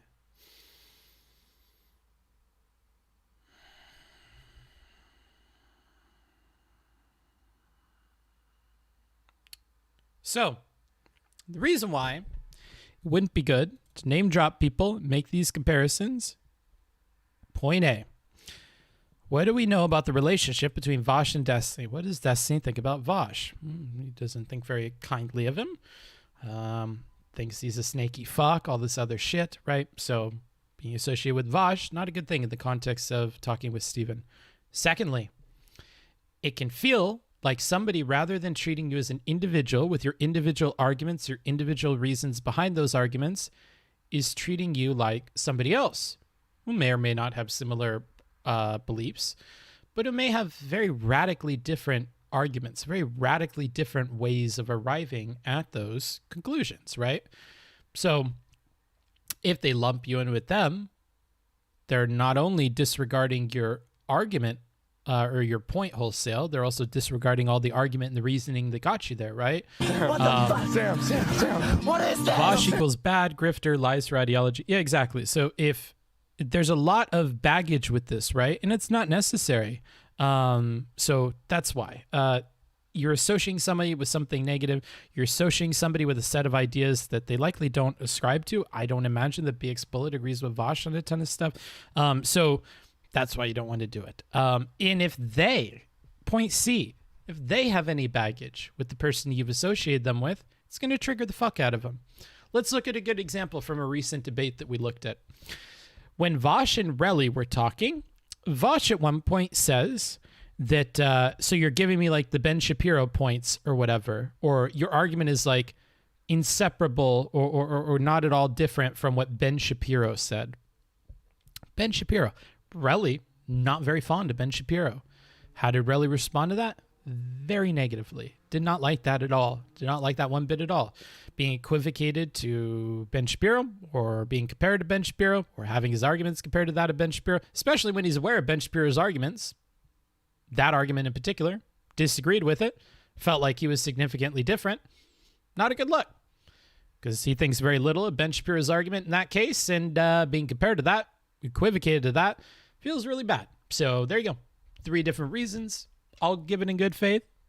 I hope you appreciate the time I just spent on that. Do I remember you talked with Destiny about banning people? Did you change your opinion? Probably. Probably. I don't remember, but probably. You're right. The Vosh thing is out of place and it's only for the audience. Yeah. And I don't imagine it works very well for her. It's true and unwarranted, but don't you think, but, that's a big but. And you spelt unwarranted wrong. It's true and unwarranted, but don't you think that the part about being happy, because, oh, there's a lot of that in here. Because Alec shoot. Okay, Booksmarts, turn on your reading dad's text mode. You're reading dad's text. Go fast and loose. Like Kelk is his mom's vagina. Fast and loose. Okay, 1, 2, 3. It's true and unwarranted, but don't you think that the part about being happy because Alec shot somebody is unfair? She was giving... Yes, I already said that. She was giving that kind of vibes before on her Twitter. It is fair. Oh, fuck. No, I don't think that's fair at all. She didn't say that. What? Wait, you were meant to be timed out. Why are you still here? I know I'm not a native writer. I'm EU. Fuck, I have lower IQ re. Oh, no. Why do you keep talking if you know that you're meant to be timed out? Where is the sense here? I hope you never run away from jail or from an arrest warrant. You're like the kind of motherfucker that goes to the police and is like, yo, my neighbors are being so fucking loud. Can you guys come over here? I'm willing to file a report. Like, oh, sir, so I ran your license and you're wanted in 3 states for homicide. Like, Jesus Christ. What were you thinking? Why would you call us? 10,000. Have fun. So, yeah. Where are the mods when you need them? That's a good question, Luxifer. Okay, let's continue. No, when I talk to somebody, I don't want them to start with, oh, I don't believe in that, blah, blah, blah, blah. Just tell me what you think. I don't want somebody to do. Yeah. I don't want somebody to assume I was going to do something and then accuse me of doing it when they didn't even give me the chance to say what I was going to say in the first place. Yeah, don't put words in somebody's mouth. That's not super great. The only thing I've accused you of is your tweet. No. Yes. Okay, listen. I'm quoting your tweet at you. Oops. Oh, go ahead. Before I even started, and you said you didn't want to talk about it because you didn't want me to have a chance to defend myself. Okay? What I just said was I hated that people in my industry, the gun industry, were so quick to meme and gloat and laugh and like what you did. Yeah. I'm going to check the definition of gloat, but she definitely didn't meme and laugh, I don't think. I mean, maybe she laughed in her stream. Dwell on one's own success or another's misfortune with smugness or malignant pleasure. Well, I mean, maybe. Okay. I'll let that one slide, dude. I'll let that one slide. We hit his hand every other time he reached into the bad rhetoric cookie jar. I'll let that one slide. Grandma will let you get a cookie. Don't worry. Okay, you can get a cookie. You can take that from the cookie jar, dude. I hope I'm not being dumb, but when I went to her stream, she said there were a lot of bad gun handling by everyone. She massively generalized. And if I can say anything, Alec Baldwin was a big part of that, very specific. Why was like, wow, that's bad faith. She called me an idiot 5 times, said I was afraid of actual physical confrontation, and imitated my use of the word bad faith as if I didn't know what it meant. Do you think that Destiny is really on to something here? No idea, dude. Can't comment. Won't comment. For murder, Yep, I've never done. You guys say stupid shit in people's chat all the time, and you don't know how to read the room, and I don't want to comment on how streamers respond to chatters. It's not the best. Is it a problem for him to keep bringing up the tweet when she already said she softened her position? No, because she doesn't back off of it. She mentioned that one time. We should have talked about it. We didn't talk about it. And every time. Sam. Thank you, Amanda. I'm happy to have your Prime. Another month in paradise. What was this debate about whether or not Alec Baldwin is a bad person for accidentally shooting someone? Yes. No, it was like whether or not he's responsible in some way, shape, or form, which will always be the case for MX or BXBullet. No, every time he brings it up or brings up the wording of it, she's like, yeah, I believe that. So she may have softened her position, but she's not doing herself any favors by talking about how she softened her position. The one time she mentioned it, we didn't capitalize on it, so unfortunately, it is what it is. And that, no. When you're tweeting shit like when I said I think this is a tragedy, and honestly, I can admit that I do feel some sympathy for him. You were like, don't lie. So like, I can't.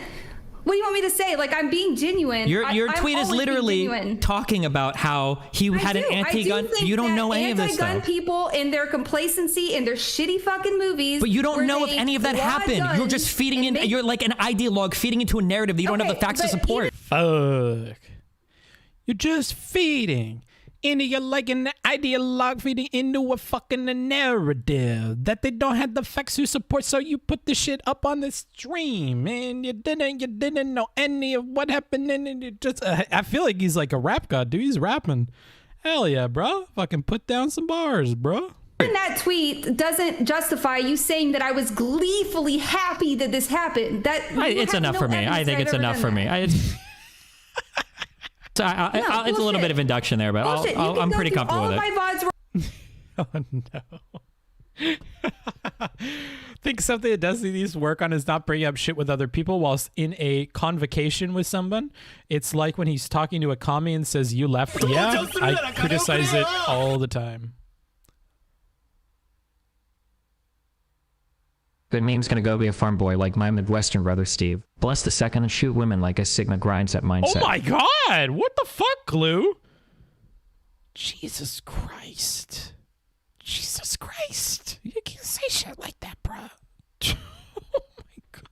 I've talked about this and see that I, from the beginning, have been demolishing the people who have been gleefully, you know, memeing and shit. I don't think that's appropriate. I don't. Wait, is that a word? Notion doesn't think it's a word. Demolishing? No. Wait, what does demolishing mean?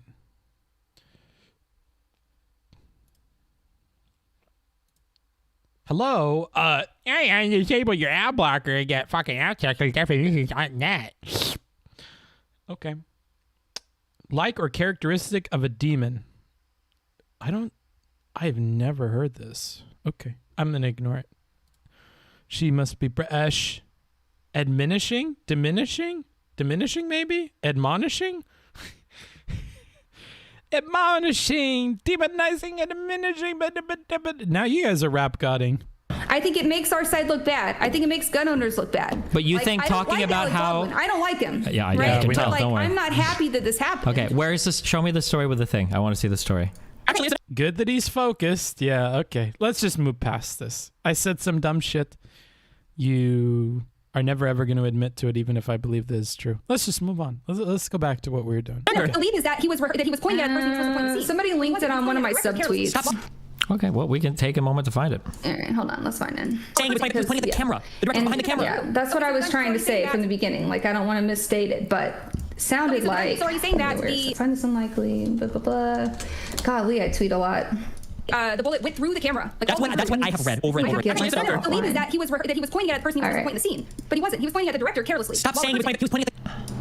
Actually, I believe is that he was pointing at a person he was supposed to point at the scene, but he wasn't. He was pointing at the director carelessly. Stop saying he was pointing at the camera. Let me just look at. Hold on one second. I don't know if I read this, but let's go ahead and catch up on these. At 2725, by saying things like you're responsible for what comes out of the barrel of a gun, she's using very broad strokes and very broad rules to paint the picture that Baldwin should be responsible. Honestly, if she truly believes lines like this, then the conclusions she reaches lack nuance and are, in my opinion, of little worth. That sentence is of little worth. This approach, combined with my intuition, leads me to believe she already has a condemnation in mind for Baldwin, do what she must to blame him. From a more objective position, I think her system of evaluating gun incidents is simply lacking nuance and would not work on the fringes of firearm accidents. It doesn't match up with the conclusions that may be reached by the law or society at large, so I frankly don't care much for it. I worry that part of what made it difficult for moments of clarity and good arguments to land with Bullet had to do with what had happened just prior. At points in the conversation, such as 3201, when Destiny makes a salient point about conclusions, i.e. if someone walks into a room, which you talked about earlier, but preceded it, I think it's preceded it, right? Preceded, thank you. It with most people that own guns in the country are absolute trash when it comes to gun safety. I would never be caught dead with an NRA fucking loser near me handling a fucking firearm because that's a death trap waiting to happen. And most of them have dog shit gun safety. This is why their fucking 6-year-olds find firearms in the house and fucking kill themselves with it. Yeah, so saying those things before we try to reframe everything maybe hurting our opportunity to do this. The whiplash between these shifting points could hamper his ability to get Bullet to focus or be fair to what he's saying. And because he still hasn't properly cooled off from the previous outburst, any failure on her part to satisfy him after these attempts to refocus are taken in the worst way possible. Then, that aggression piles onto the frustration from before, and we spiral further. Relating Bullet's position to that of conservatives and other undesirables doesn't do well to connect with her or make sure she's listening. I can't say it would have made a difference here, since the logic she put forward was lacking and seemed to come from some deeper beliefs, but it couldn't have helped.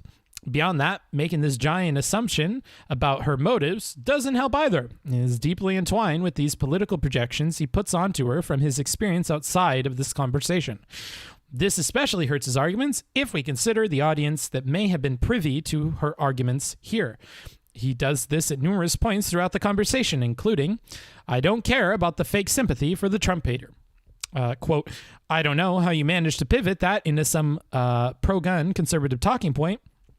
Quote, you twisted this into like, yeah, I agree, we shouldn't. Liberals are talking about banning. Quote, it sucks that like so many people like you are so gleefully happy the Trump insulter, I should say, like shot and killed a woman. Quote, you're so happy, you love it. Dude, you saw this and you were jumping for joy. Quote, oh yes, the fucker killed somebody. Oh yes. Oh, Jesus Christ. Oh man. Do we want to go through this? I'll read this last one. Okay. We won't go through that other point because I don't think we're there yet in the conversation. Bullet fails to consider many imposter or whatever. I don't care. Bullet fails to consider many points Destiny brings up, which I feel were fair and should have given her pause, often just repeating a point she had already said in an effort to move on. It's even worse when, in a few of these, she responds by reiterating one of her previous arguments. If instead we built on these points, we could have worked towards a better understanding of each other and perhaps resolve some of the differences in viewpoints here. It's incredibly frustrating to see the inkling of a good concession or a bit of agreement squandered because someone decided to respond by saying the same thing they keep repeating over and over, even when it frustrates their partner. We don't always get follow-up from Steven in these instances, nor do we get it on points where she has shaken her beliefs in the past, but it's sad nonetheless. Even when he does begin to build on them, she's quite stubborn or completely fails to try and understand where he's going. So there's all that. Let's keep listening to this. I gotta make sure. Hold on. I gotta make sure for 30 seconds. Hold on. Times. One second. Find the story. I can't. She keeps talking. Actually, it's an actor. The lead is that he was pointing at the person he was supposed to point in the scene, but he wasn't. He was pointing at the director carelessly. Stop saying he was pointing at the camera. The director was behind the camera. That's true. Okay, so the gun. So are you saying that the bullet went through the camera? Like that's what I have read over and over again. I haven't read that. If you could send that to me, I would love to see it. But okay, I'm gonna Google Alec Baldwin point gun camera. We'll see if any stories. Every time he shares this clip and it's about shooting through the camera, it literally triggers me because I have not read anything about it going through the camera. Okay. And I really feel like if the police came on the scene, wouldn't they see that the camera was like damaged and that would immediately be a part of this? I just don't know, bro. I don't know. Okay, we've got The Guardian. Alec Baldwin was pointing gun at camera when it went off. Actually, isn't. Okay, I just need to make sure I hear this. I think that this is the one.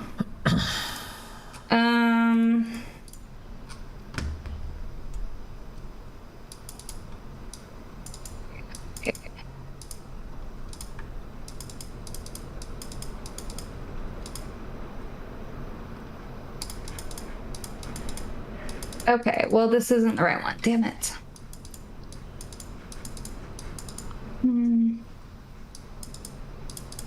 Somebody's gonna have to find it in my. If somebody finds it and links it in Discord, I don't think it went through either. Okay. Oh, now you've moved to Twitch. I see, Sergeant Moto. In my chat. He meant the direction of the camera, not through. I doubt he actually means that through. Maybe not. That would be cool.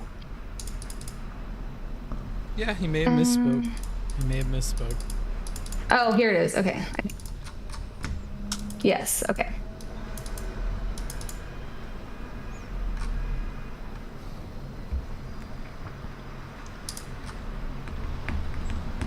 Okay. So, It says. Wait, no. Just like me. I get he wants to read this, but his brain is going a million miles a minute and he's upset. So this kind of stuff sticks out to me as indicative of that issue. There are nicer ways to do this, but this is a super minor point. Yeah, this, you can hear it in his voice. He's very hurried and upset. No. Like, well, it doesn't matter if she talks over you in this instance. You just need to get it out that you want to read it. So we don't need to be yelling. You could just go, oh, is it okay if I could read it? Like, or, can you link it to me? Like, many more pleasant ways to do this, but minor point in the grand scheme of things. Hey, link me. I don't want to. Okay. All right. See, like, it doesn't help. All right. It says Susan Hutchins were standing behind. Okay, give me a minute. I'm just gonna read this. You can read it your turn. Hold on. Okay, I'm not gonna sit here and wait for somebody to read it to me. Okay. Russ cinematographer Hyla Hutchins killed while going to a scene involved the actor pointing a revolver in the direction of a camera lens. Okay. Who was showing them how he planned to pull the gun from his holster. So literally in the very first paragraph of this story, it says that he is pointing a revolver in the direction of a camera lens. Okay. No. Do not read that. Do not. You are reading the wrong part. But it's the part that proves you wrong. Yes, that is what I mean. Read the part that I'm going to read to you. Do not read that first line. Okay. Interesting. In the direction of the camera. Okay, but read further down when it goes into the detail about exactly where people were standing. I mean, it's actually, there's a lot of detail here. Okay, all right, hold on. Susan, who is also injured, and then it says the cast of the crew had been assured the Baldwin standing like a cold gun, meaning no live round. Safety protocols on set required the film's armor. Checked to make sure the barrel was empty. With her work double checked by Russ, assistant director Dino, with the pharmacy. Susan Hutchins was standing behind the camera to see the angle. Behind the camera to see the angle. Baldwin was sitting on a wooden pew facing south towards the camera crew, outfitted in Western garb. After noticing a shadow, Susan Hutchins repositioned their gear. We're talking with Baldwin, who was showing them how he planned to pull the gun from his holster when it discharged. Reed Russell, a cameraman who was standing next to the two, told police that he remembered Joel having blood on his person. Miss Hutchins speaking, saying she couldn't feel her legs. Susan told investigators Hutchins grabbed her midsection, at which point he noticed he was bleeding from his shoulder. Hutchins announced dead Thursday. The Russ production had been grappling with labor issues in the lead up to the accident. Several Russ began shooting. Okay.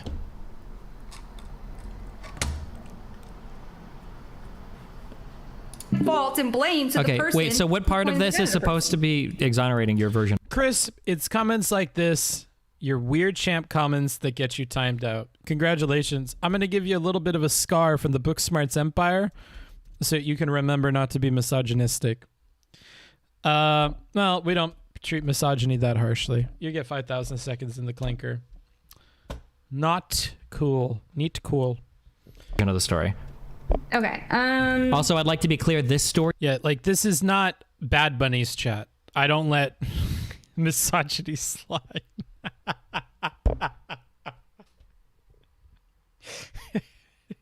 It literally says that the protocol was for two other people to clear the firearm before handling it to Baldwin. It wasn't done. So that explicitly exonerates Baldwin, assuming this article is true.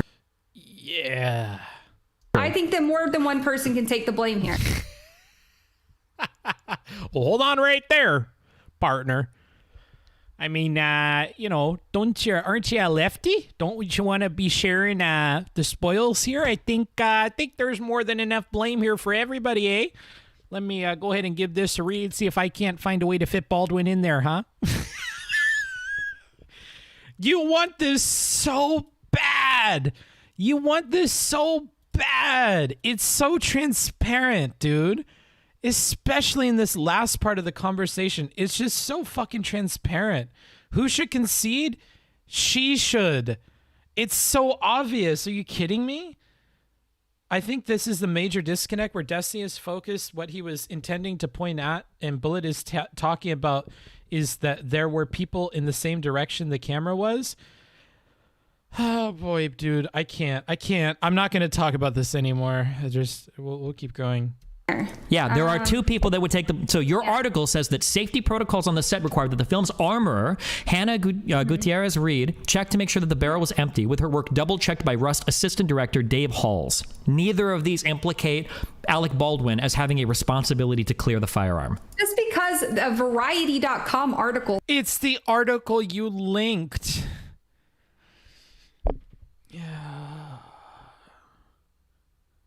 Just because I linked you an article that don't say, the supporting thingamajigs about my own argument don't mean my argument is not right. I think there's plenty of room. I think he done broke the fucking 4 laws. I think he done be holding a gun. That done be shooting people. So he gonna be responsible. And I think there's plenty of blame to go around. Now, considering these 4 here points, I'm not having no Variety.com article putting me to shame. Hell no. You linked it, though. I can't, dude. I can't.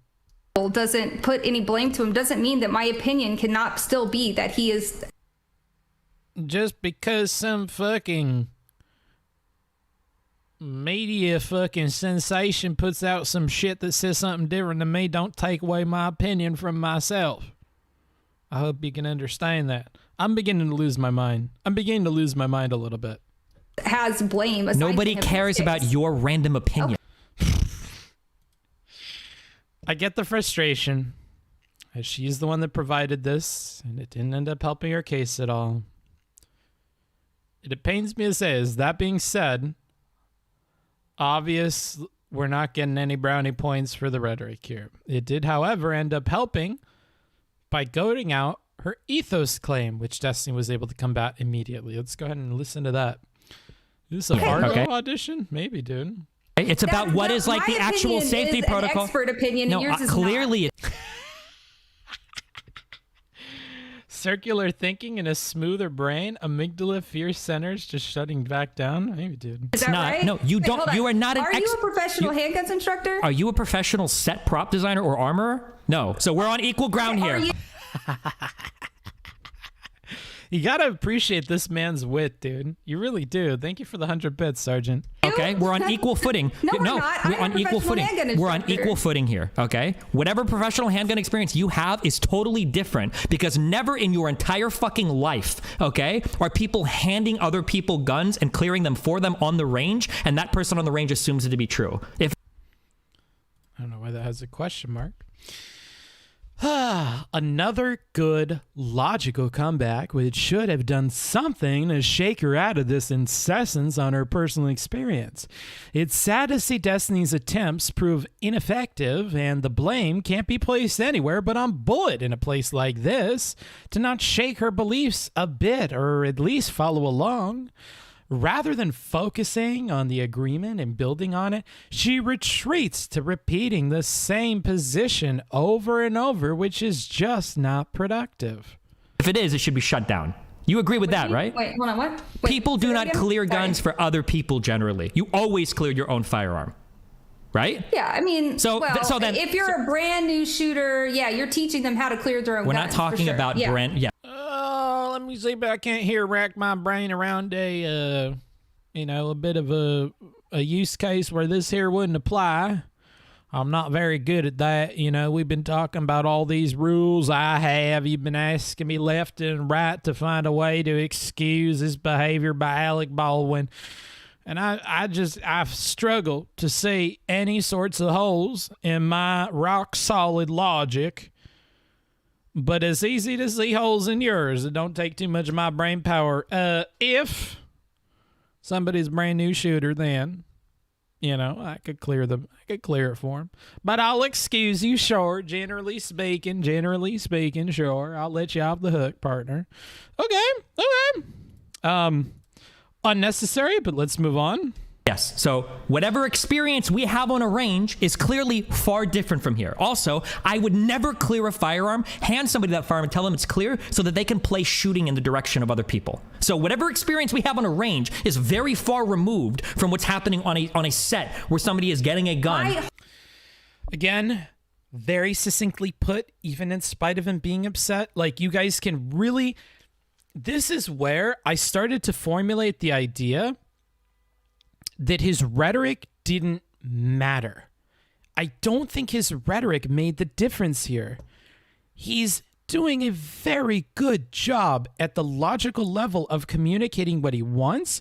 We don't see his rhetorical failures leading to, like, her inability to understand him, really, right? Like, sure, it distracts at some points in the conversation. It may add to tension. It may be shaking her up. But, like, I struggle to attribute it to the failure on her part of addressing any of what he talks about, or even meeting him halfway on any of these statements or these hypotheticals or these points of intrigue, right? I really do. I cannot pin that to his rhetoric. It would be irresponsible. I really can't do it.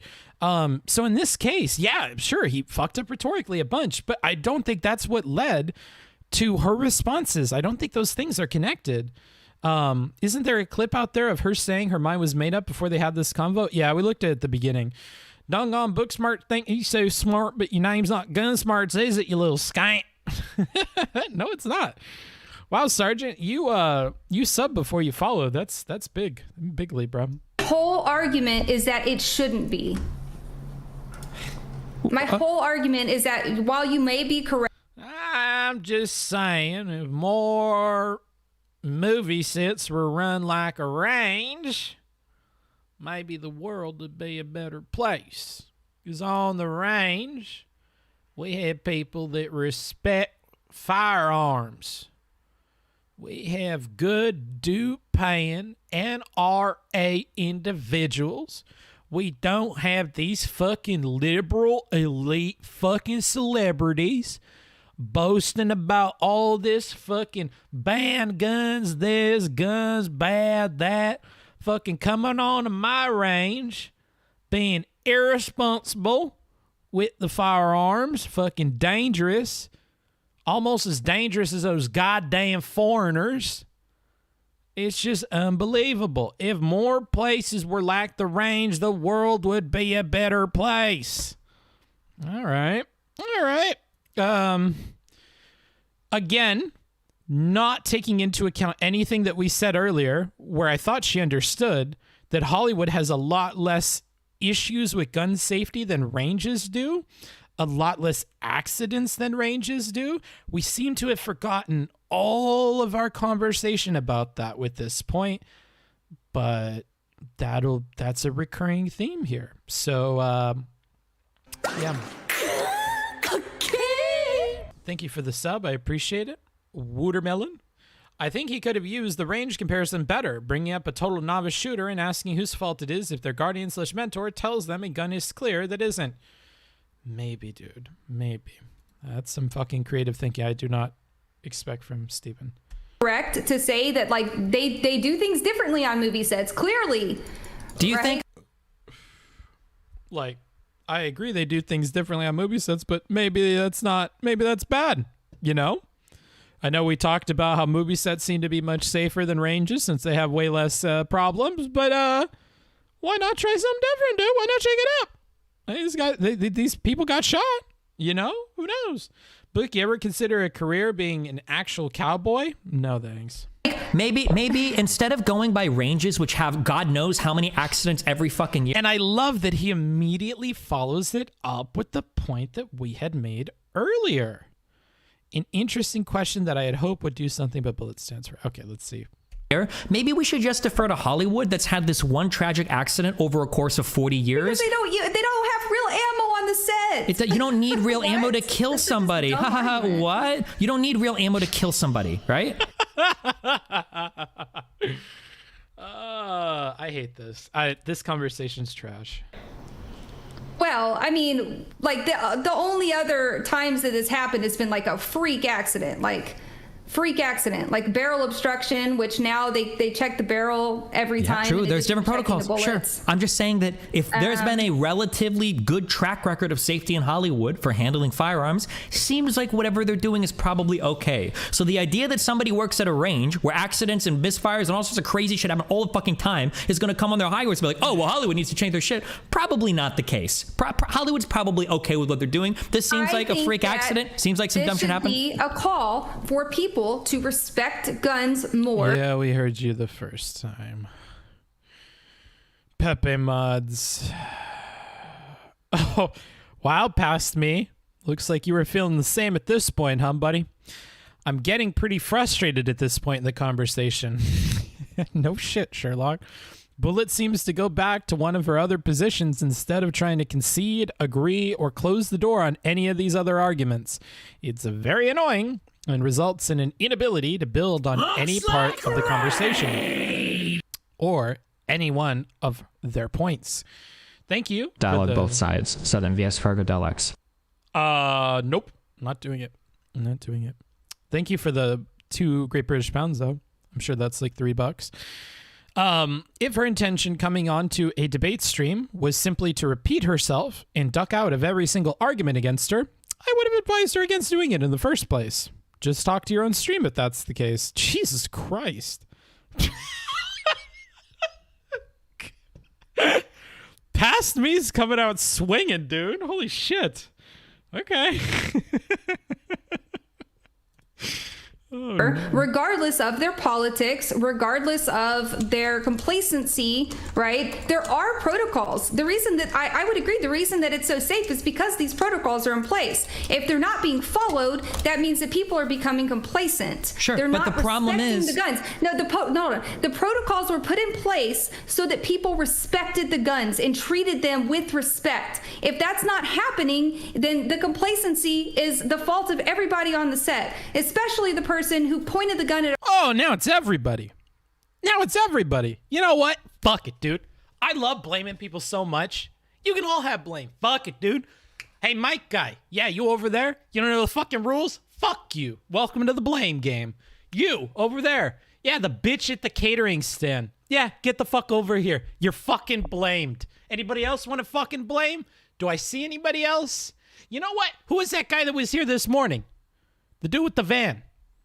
You mean the audio guy? The guy that dropped out the speakers? He's like private contractor. He does like Uber part-time, sir. Are you really?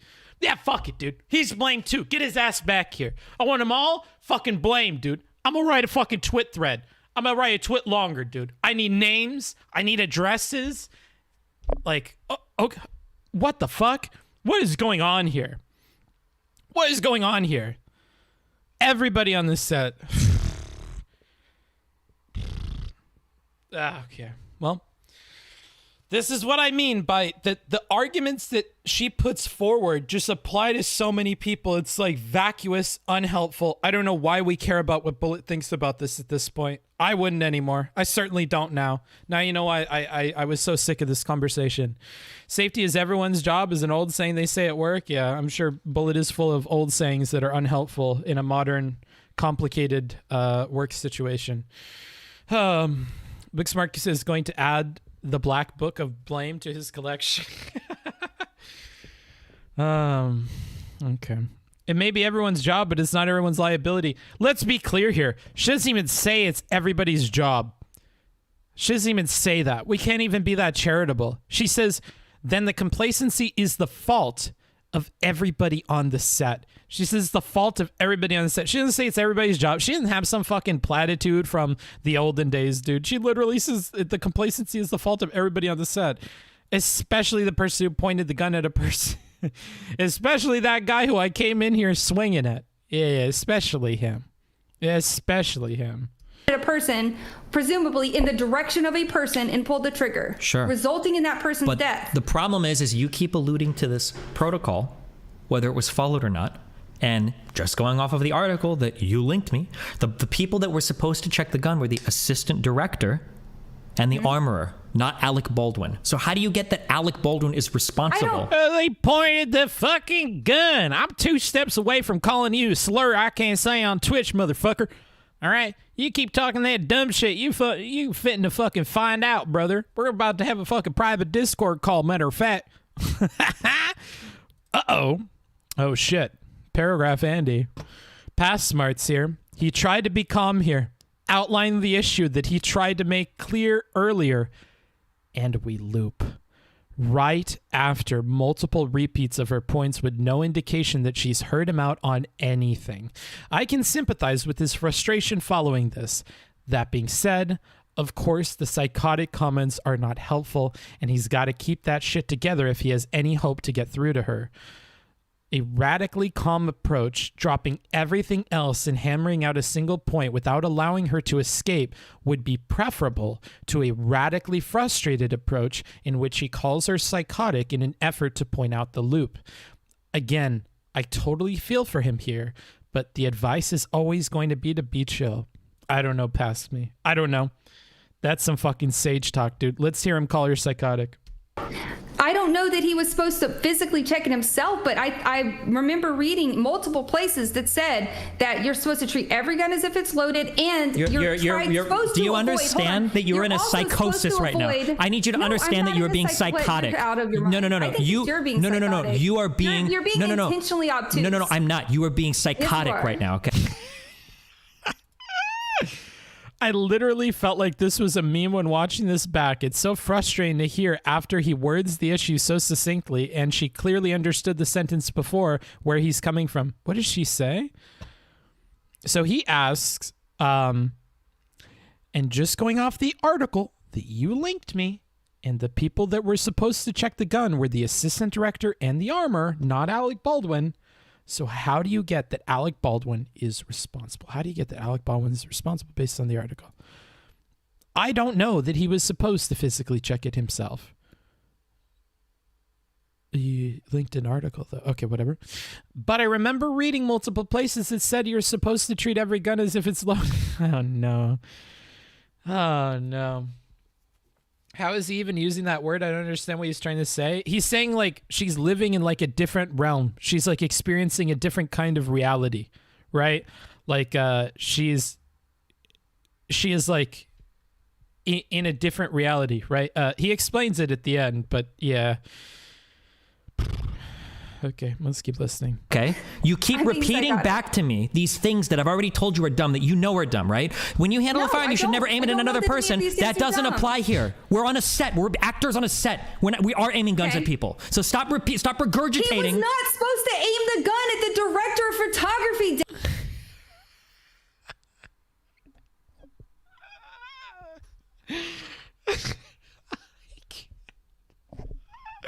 At some point, I quit. Where do I quit?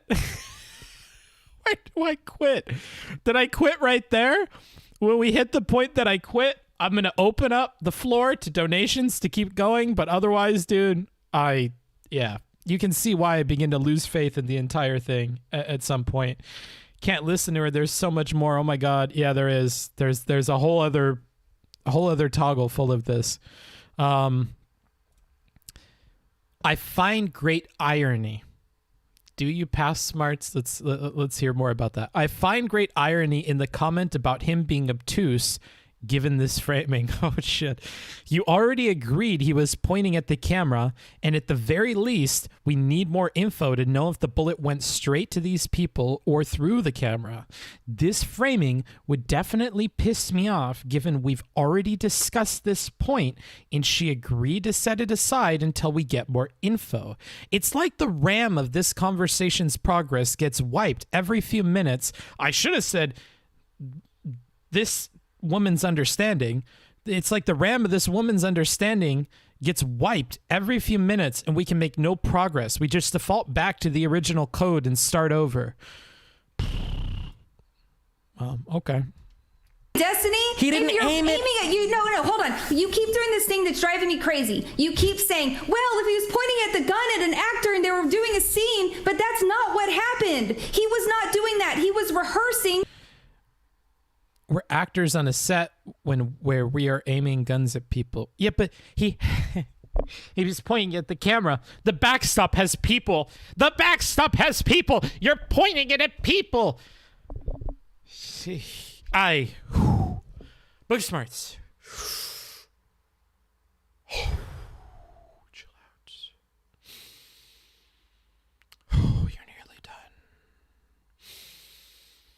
You did a good job. Nobody's going to pay for more of this. Just make it to the end.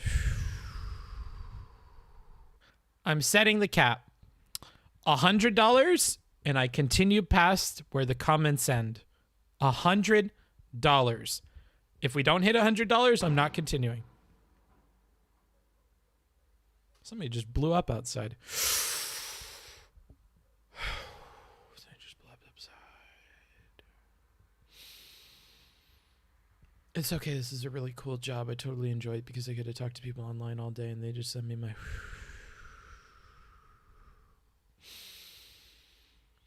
It's okay. She's lost in the sauce. She's probably not this dumb. It's just a temporary thing because it's difficult to talk to Destiny and she's totally strung out. It's not that she just wants to be right all the time and she can't be wrong. It's probably something else to do with her personal life or some other explanation that doesn't have anything to do with something that bad. Okay. Let's continue. And just recklessly pointing the gun at people. Recklessly?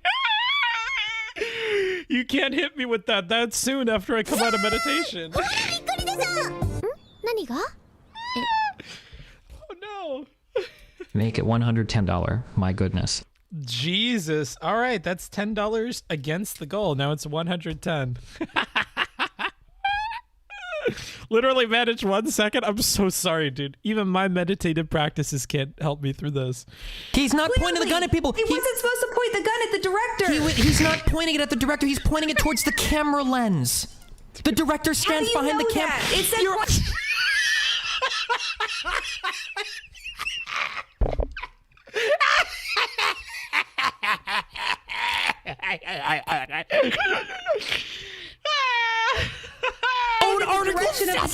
Your own article says that you linked me. Says pointing a revolver in the direction of a camera lens. Yes, exactly what you said. What do you think the scene was? You don't even know what the fucking scene is. Who got shot?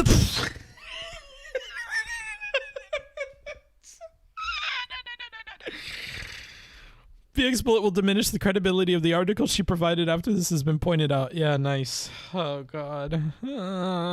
People that stand near the camera. The people that stand near the camera. That's who got shot. So he pointed the gun at a person, yes or no?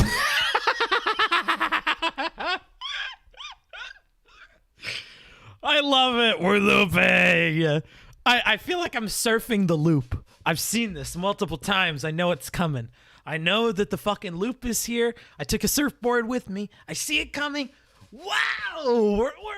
Now I'm riding the loops, dude. I'm totally enjoying this. This is wonderful. I'm riding the loops. They're not taking me by surprise, dude. Hang 10, brother. Yeah, cowabunga, dude. Wow, that's crazy. Hang 10, man. That's fucking radical. It's. If you can't concede that he pointed the gun at a person. If somebody got. What did I say? Oh, paragraph Andy again. Past smarts at it with another sick drop. As I mentioned earlier, this is a clear litmus test for her. If you can't admit the muzzle of the gun was pointed at a person since a person was shot, she's going to think you're being bad faith. The issue is that she's doing this after reading an article supporting Destiny's point, hearing him explain why he won't double down on that, and admitting that until more info is out, we can't rule out that the bullet could have penetrated the camera and hit them, thus making this point incorrect. Well, it's not that it's incorrect past me. It's just like it's not helpful because we've explained so much that would make this like a question that we would not pose, but she's not paying attention to any of that. So, hui. Is there a meaningful difference between Hassan's favorite prostitute? I'm sorry, but you broke in the shenanigans. We have shenanigans about asking about pointing the gun, and you broke it, so you're being put in timeout. Do not mention it again. Whew. Anybody else? I actually kind of like this. Noonie, you're being put in timeout. 5 minutes. Goodbye. Anybody else? Oh, she said it. Noonie said it twice. Ooh, rough.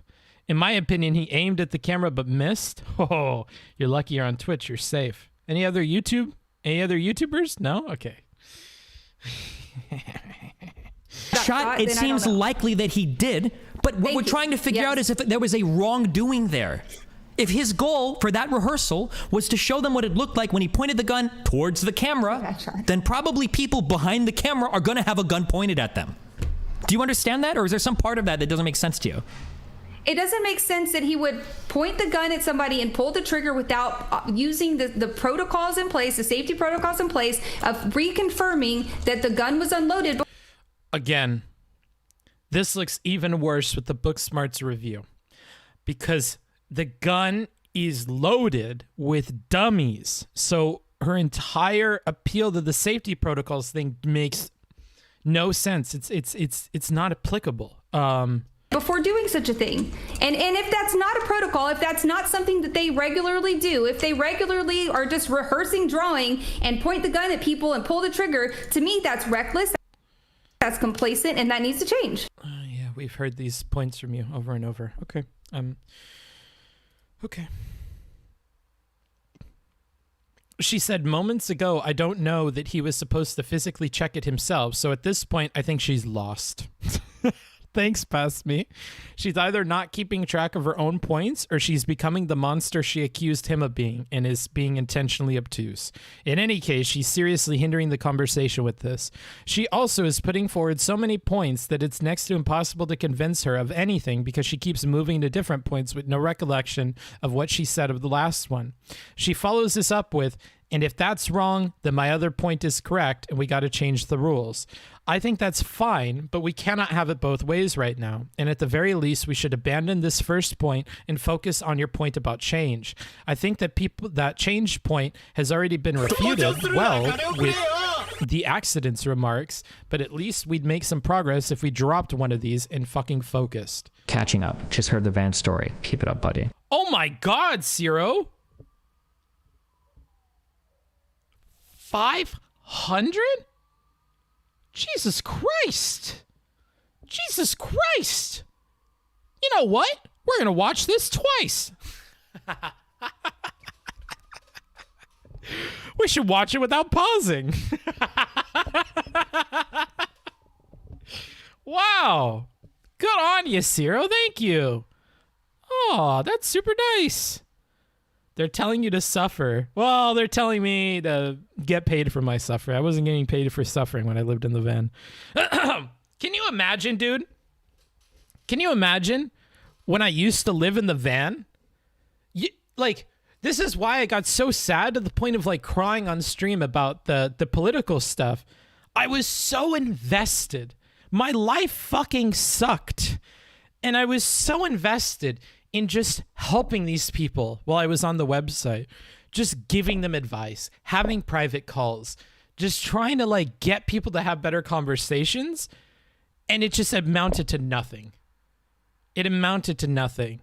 And my life sucked. I wasn't getting paid a ton to do that. I lived in a fucking broken down van. I streamed out of a garage. I lost my job. I had no fucking money. And all I was trying to do is help people to have better conversations. That's it. And I had direct contact with these streamers and they still like wouldn't even follow like basic advice, dude. And it triggered me so fucking bad. Like, I'm happy now I have enough viewers and stuff that I just focus on you guys. You guys are my children, my little babies. And if you guys have success in your life because of things we discuss here, if you guys are influenced by it, that's all I care about at this point. I don't care about these streamers. I don't care about BXBullet. I don't care about Destiny. I don't care about Vaush. I really don't. I don't care if they take the advice or not. I just care about you guys. You guys are why I keep doing this. So thank you to Zero for donating that 500. That's super crazy. That's super cool of you. I really do appreciate it. It's stuff like that that keeps the stream going. It's stuff like that that lets me keep doing this as a job. And it's going to be people like you supporting the channel monetarily that let me do this long term, that let me transition into doing more YouTube stuff or doing more of these reviews. Maybe one a week would be super duper cool. We're so close. This got done in a few days. This got done in a few days. All of this work. And it's so close to being perfect. And I know how to fix it to be perfect. And I have an assistant person now that is helping me with prepping at least one stream a week. That's going to be the plan. And so we have one stream a week on that, one stream a week on the debate review, one stream a week can be video games or fun stuff. Like, everything is starting to get filled. And with people's help, we're doing the Booksmarts website. Like, we're so close. This is almost like a fully fledged, operation, right? And I'm feeling a lot like when I started doing essay writing and I had people help. I feel the exponential increase of what I'm able to do as more competent people are being brought on to help me. And I owe it all to you guys. Thank you. Thank you for watching. Thank you for subbing. Thank you for donating. Thank you for sending me kind messages. Thank you for leaving comments on the YouTube videos that are nice. Thank you for defending me on Reddit. Thank you for being in the Discord and hanging out with me and being cool in the community. Thanks for everything. Thanks for the memes. Thanks for posting me on LSF. Thanks for literally everything. It's all thanks to you guys. I sit here and I yell at a camera and I have this blinding light in my face and I take these notes and I do off-stream work and I organize people, but none of it's successful without you guys. So you guys are like a critical component in that, and thank you for it. I can't thank you guys enough. 500. That's crazy, Ciro. Thanks a ton. What is DKK? Looks like rain. Thank you for that. $15. Hey, that's nothing to scoff at. Thank you for the 100 DKK. I do appreciate it, Joaquim. Joaquim can wine. Danish crowns. Is it Austin Powers' dad that hates is the Dutch and the Danes the same thing?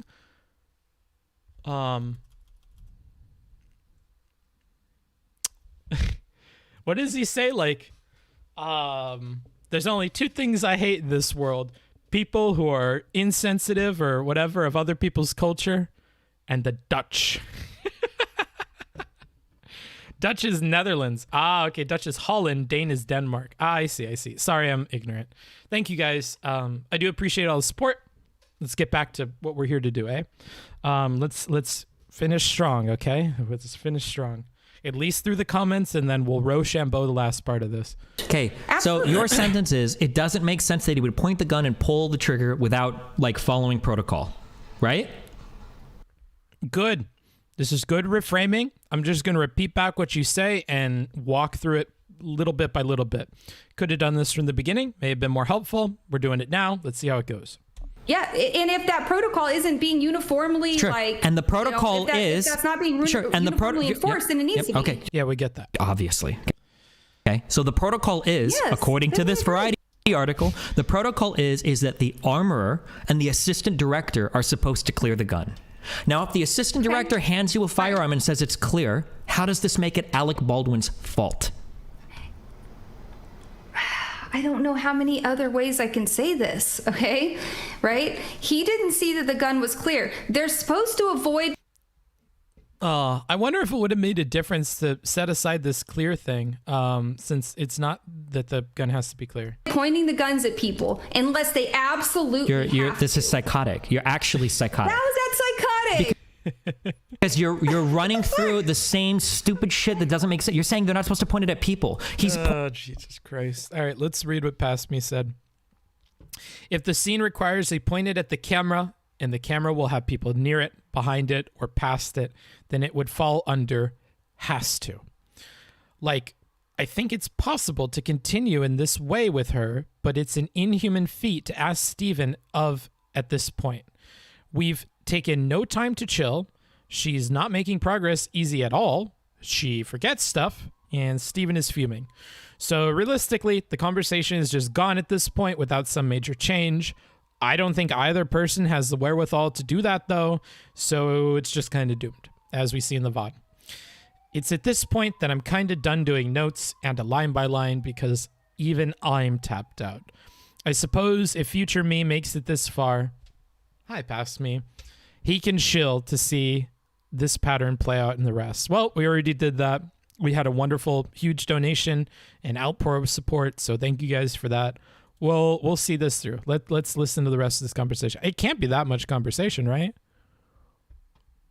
Oh, it's a lot of conversation. Oh, yeah. Oh no. Oh no. Oh, it ends there. It ends there. It's not that bad. It's not as bad as it looks. Hope you. Yeah, I'm sure it's not as bad as it looks.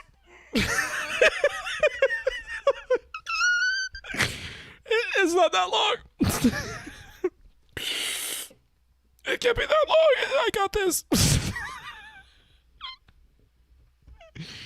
Oh, I see Lou left some remarks in here. We'll probably see those in a bit. Pointing it towards the lens, towards the camera lens, and the people that are filming are next to or behind the camera. Why do you keep saying he's not supposed to point it at those people? Because a person got hit and killed. That's a non sequitur. The person got hit. My argument is that it seems, now I don't know, which is why I'm not the one making the absolute same statement, but it seems to be the case that a person got hit and killed not because of Alec Baldwin's recklessness, but because the assistant director nor the armorer cleared the firearm properly. Okay, that seems to be the problem. How do you disagree? I believe that it was I believe that it was a combination of there it is. I don't know why people are so quick to say it was that person's fault and that person alone. There's a shared responsibility here. There's plenty to go around, bro. Even getting into the fact that Alec Baldwin was the executive producer and was like irrelevant pivot.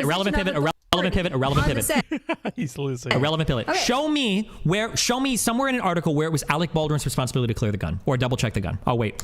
That's not what's at fault here. He killed somebody. He pulled the trigger and the bullet came out of a gun that he was holding. Come on. The fault was pointing and pulling the trigger. Okay, so so then tell me. Stop saying recklessly, okay? You're telling me because it was reckless. You keep saying misfire, and I'm not. I never said misfire. I never said it was a misfire. It doesn't make sense to call it a misfire. I did hear you say. I think he said negligent discharge. We can control F. We have the technology. Let's make sure all of the toggles are open, and we'll control F for misfire. Could be. Maybe he said misfire at some point. Okay, let's go to the beginning here, huh? Way up here, huh? I wish it would number the, so the idea that somebody works at a range where accidents and misfires, okay, not there. Nope. He doesn't say misfire. He says negligent discharge at some point, which I think is more accurate, but he doesn't say misfire. So there you go. Doesn't say misfire. Okay, let's just, misfire. I said on ranges where misfires happen. You're saying misfire now because one dumb. Oh, wow. He remembered that he said misfire at a range. Good on you. Good memory, sir. I do believe that's some good memory. Oh, this chap, he must be. Oh, I was gonna make a race joke. Okay, never mind. Fucking your chat said don't call it a misfire. This was not a misfire. I'm not talking about a misfire, okay? This was a negligent discharge or an accidental discharge. In regards That's to great that I said you said a million stupid fucking things in this, okay? Don't hold me to misfire. I don't think I've ever said this was a misfire. So in okay? my opinion, Number one, okay? I'm just looking for you to show me anywhere that this was. Bix, how long did it take you to write this? I think the notes and stuff, which is in the other document, and all of the viewing, if I had to add it all up, took maybe anywhere from 8 to 10 hours, so relatively quickly. That's not including the time I spent on Discord messaging people, and it's not including the time I spent reading Reddit comments and YouTube comments. But I don't imagine that all of that added up to more than 2 to 4 hours. So maybe all in 10 to 15 hours in total. And then the person that did the transcript did it all on their own. So that was their own thing. They used a scrubber to get the captions from YouTube and then edited them to the best of their ability, color coded them, sorted them, and they did all that on their own. This was Alec Baldwin's responsibility. Number two, are you seriously telling me that there is no cause ever for an actor to aim a gun? This is the most aggressive I've seen Destiny in a while. Isn't that good? Think about that. Think about that for 1 second. Can we all just take a moment? This is the most aggressive we've seen Destiny in a while. And think about what old aggressive Destiny was like. Think about the hypotheticals he came up with. Think about the rhetoric he used to engage in. Think about how far Steven has come from that point to now. That this is the most aggressive that you've heard him in a while. Because this is pretty tame by like Destiny career standards. I gotta say. So I'm really happy with him. And he sticks to really good logical points here. He asks good questions, sets up good scenarios. He's quick on the draw with, oh, sorry. Pardon me, Alec and your friends. He's quick on the draw and just deadly. Again, sorry, Alec. Just deadly accurate. Gun at a camera lens. I don't believe that he was from what this article says. It does not seem like that's what happened. Okay, where in the Damn. Now she's doubling down on this. Good God. article do you say that? Read it to me. Stop just saying random shit. Every time you answer a question, you vomit out a bunch of random shit afterwards to obfuscate what you're saying. So when I tried to read it to you, you told me to shut up. Okay. So, no, I said no. I said I'm going to read this myself. Yes. So now I'm going to wait for you to read it, and you point me here where you say that's not the case. Go ahead. Okay. Let's see, where is it? Wait, shit. Which one was it? Hold on, let me grab it. Somehow I closed it. Okay. Oh boy, a critical point. Give him a shot, Booksmarts. All right, take your shot, Coherent Dreams. Let's see what you have to say. I think you are possibly one of the biggest idiots I've seen on this platform, and are possibly, no, just kidding. I think you are possibly failing to see part of BX's point. She is saying the actor is not supposed to ever point a gun on set at anyone, even if it is part of a scene, without seeing with their own eyes the gun is clear. The gun being cleared without the actor seeing it is not acceptable to absolve them of responsibility. So, okay. You are not, this is a criticism for you. I'm going to open up with this, then I'll explain. You are not listening to what I am telling you. You are not showing me in your comment that you understand what I am telling you. So I will repeat myself, and then I will address you. Firstly, this clearing procedure applies when a gun does not have any rounds in it. That's the first part. Second part, subpoint B. That doesn't apply here. The gun was loaded with dummy rounds. We don't have any citations for the dummy round thing that we would go through. The only citation I have for the dummy round procedure, coming from the video we watched at the beginning of the stream from somebody who is an actual prop person, is that the AD and the master of arms or the prop person shake each bullet with the AD present, clear the barrel, put in the dummy rounds, and then call cold gun and hand it to the actor. Which fits with what we understand here, except the AD didn't follow that procedure properly, but the last part he did. Called cold gun, handed it to Baldwin. Baldwin doesn't have to check it because they checked it when they put the dummy rounds in it. Clearing procedure may be different. Maybe the actor does have to double check when we're doing clearing, because you definitely want to make sure that there are no rounds in the gun.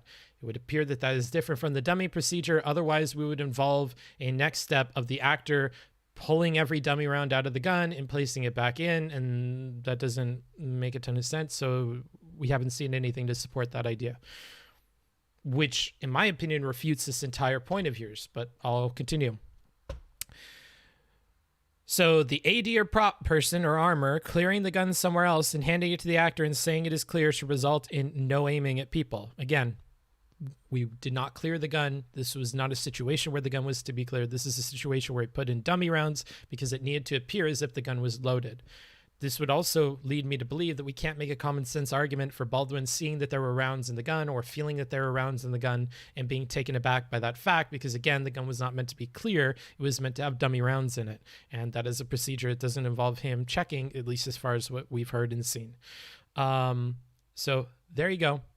That's my response to that. I think you're missing that key point. And now I will demand something. I will demand something. Coherent Dreams. I need you to tell me. I need a concession from you. Or if you don't have a concession, I need your next point. I'm going to debate you. Unless you concede. Unless you grovel under my hobbit-esque foot. At Booksmarts, I think you're possibly failing. Now this is a meme. Oh no.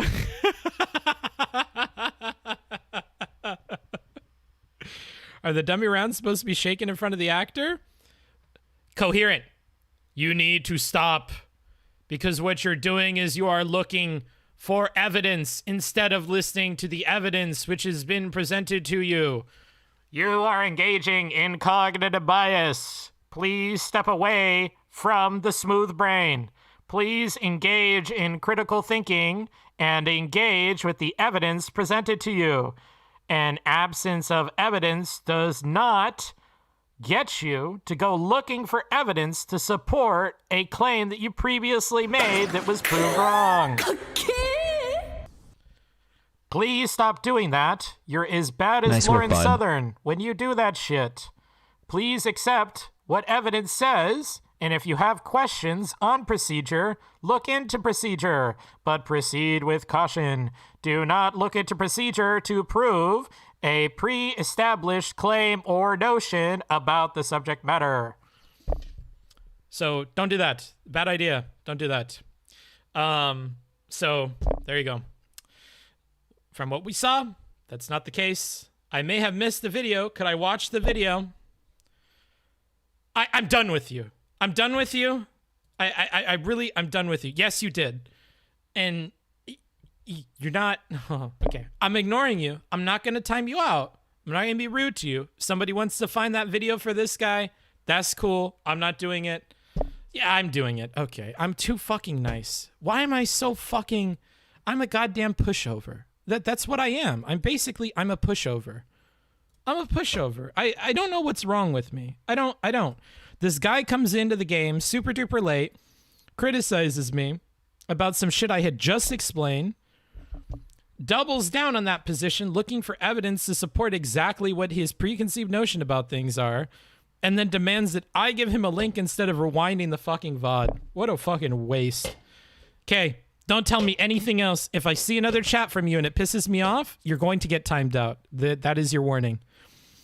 Dummy rounds, I am putting a shenanigans on. Shenanigans. No more talking about dummy rounds. I'm done with it. Can you review the Lauren Southern convo? I can't handle it. No. I would have to be paid big money, and I don't think you guys can afford that. Okay, it says, Susan and Hutchins were standing behind the camera. Hold on. Susan and Hutchins were standing behind the camera to see the angle. Baldwin was sitting on a wooden pew facing south towards the camera and crew in Western garb. After noticing a shadow, Susan and Hutchins repositioned their gear and were talking with Baldwin, who was showing them how he planned to pull the gun from his holster when it discharged. So he wasn't even, like, rehearsing. He wasn't even, like... Oh, he says you literally just described was a rehearsal. Okay, thank God. I'll just let it play, dude. Yeah, what you literally just described was a rehearsal. Do you understand that? He wasn't like in character being filmed. You don't have to be in character. It sounds like they were trying to check a shot. Like, that's literally what you just described. I'm not going to disagree that, like, I believe this was a horrible accident. Wait. Why are you word vomiting? Why are you word vomiting? You're being psychotic. Stop. I really You're word vomiting. You're word vomiting random shit now. Yeah, because you keep like pivoting off to saying random fucking words. I don't know why you're doing. No, I don't care what you think. Let's just talk about this one particular thing. Now. Oh, now he's doing one particular thing. All right. We're trying to establish what happened on set, okay? And you keep saying, like, and I think the gun safe. I don't care about any of that, okay? So from what you just read to me, it sounded like what they were doing was they were rehearsing a shot. They checked the camera one time. They said, this doesn't look good. So they moved the camera, and then they checked the shot again. And when they were checking the shot again, his weapon went off. He shot his weapon. Does that seem like what happened? They were talking to Baldwin, who was showing them how he planned to pull the gun from the holster when it discharged. Okay, yes. Wait, that should say when he discharged it. Sorry. Sure. They made a typo there. Okay, so it sounds like they were rehearsing a shot. It sounds like the two people were standing behind the camera. They were moving the camera. They checked the shot. That's not how it sounds to me. It sounds to me like they repositioned and then they were talking to him and he was showing them how he was going to pull the gun out and was... Why can she not just concede that this sounds like him rehearsing a shot? I just don't know. Pointing it at them. Because they were behind the camera checking the shot. He's probably seeing how it looks when he pulls the gun out in the new frame. That would be my guess. They repositioned the camera, so he is talking to them about how the shot looks. Okay. Well, let me ask you this. Why did he pull the trigger? Maybe because that's part of the scene. That's part of rehearsing a scene. Well, that's a problem because he pointed it at a person in the direction of a person where a person could reasonably be expected to get hit, and he pulled the trigger, dude. What is the protocol to make sure that your firearm shouldn't be shooting real rounds? Well, I think that from what I've seen, and I've seen a lot of different sources on this, it seems that that varies based on whether or not you're pointing it at a person. So what does your article say? He almost sounds like a teacher here. Like, okay. And what do we know about the powerhouse of the cell? It's in your notes, page 227. What does it say? Like, he already knows? What does your article say? So the one that I found was the Screen Actors Guild thing that said, first and foremost, like in bold letters, always treat every gun on set like it's loaded, like a real gun, like it's loaded. You're being, okay, all right, I don't know. So what happens when I show you 50 million scenes of hostages being taken with guns aimed at their heads? Are all of those actors violating that protocol? That all of these safety protocols had been followed to So what, they're wearing fucking Kevlar vests on their heads? Or what do you mean? Actually, I did read an article that said that actors, when they're actually having blanks pointed at them, are supposed to wear protection like that. Okay, cool. I'm going to go and find you a bunch of movie scenes where people are being held hostage, and I want you to tell me if you think they're wearing Kevlar on their fucking head, okay? He's so done. Because they cheat the angles, or if they're not cheating the angles and they can't, here's the protocol. If they can avoid pointing it at a person, they're supposed to. Right? Okay. Die Yes or no? before I do. Yep. Okay, here. Well, let's watch. I'm just YouTubing shit right now because I'm just curious. Here. Hold on. I'm gonna do your strategy. Yes. Yes Okay. or no? Yep. No, I want you to go to 209 in this Yeah, except, oh man, I'm not even going to make a comment. I'm going to be really mean to her. video, and I want you to tell me if it looks like he's cheating the shot, okay? Okay, Let's check this out. This is requires a visual inspection. Oh shit. Destiny, I don't need. No. I want you to tell me he's cheating, and if he's not, I want you to tell me if he has Kevlar on his head. Maybe they CGI'd it out. I'm not gonna look at that. That's stupid. Okay. Wow. Refusing to look at it. Real mature.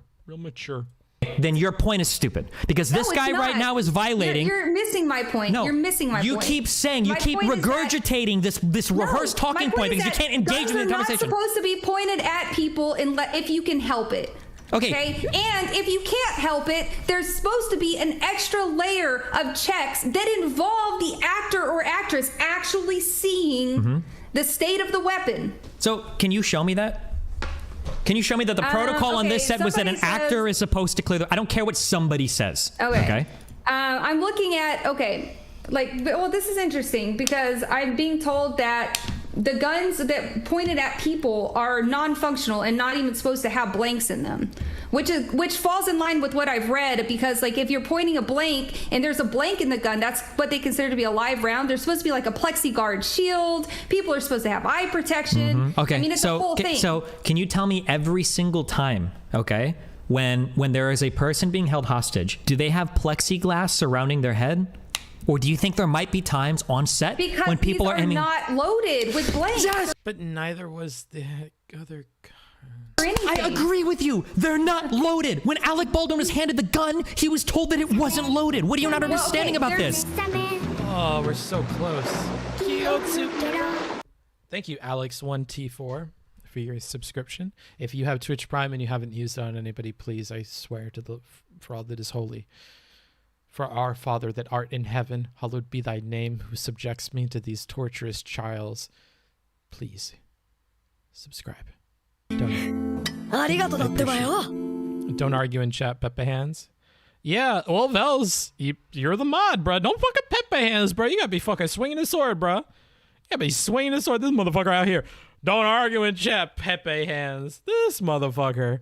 You got a fucking sword on your back, bro. How about you get to swinging, dude? People are losing their hands. People are getting timed out. That's what you got to be doing, bro. People know better. It's a warning. It's a fucking...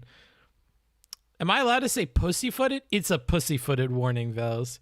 You gotta be very fucking foot to the earth type of deal, bro. You gotta be foot to the earth. I love you, books, so much. Lol, I hope it doesn't hurt too much. No. It makes my heart grow so big, it's like the Grinch. My chest might explode. Okay, let's keep going.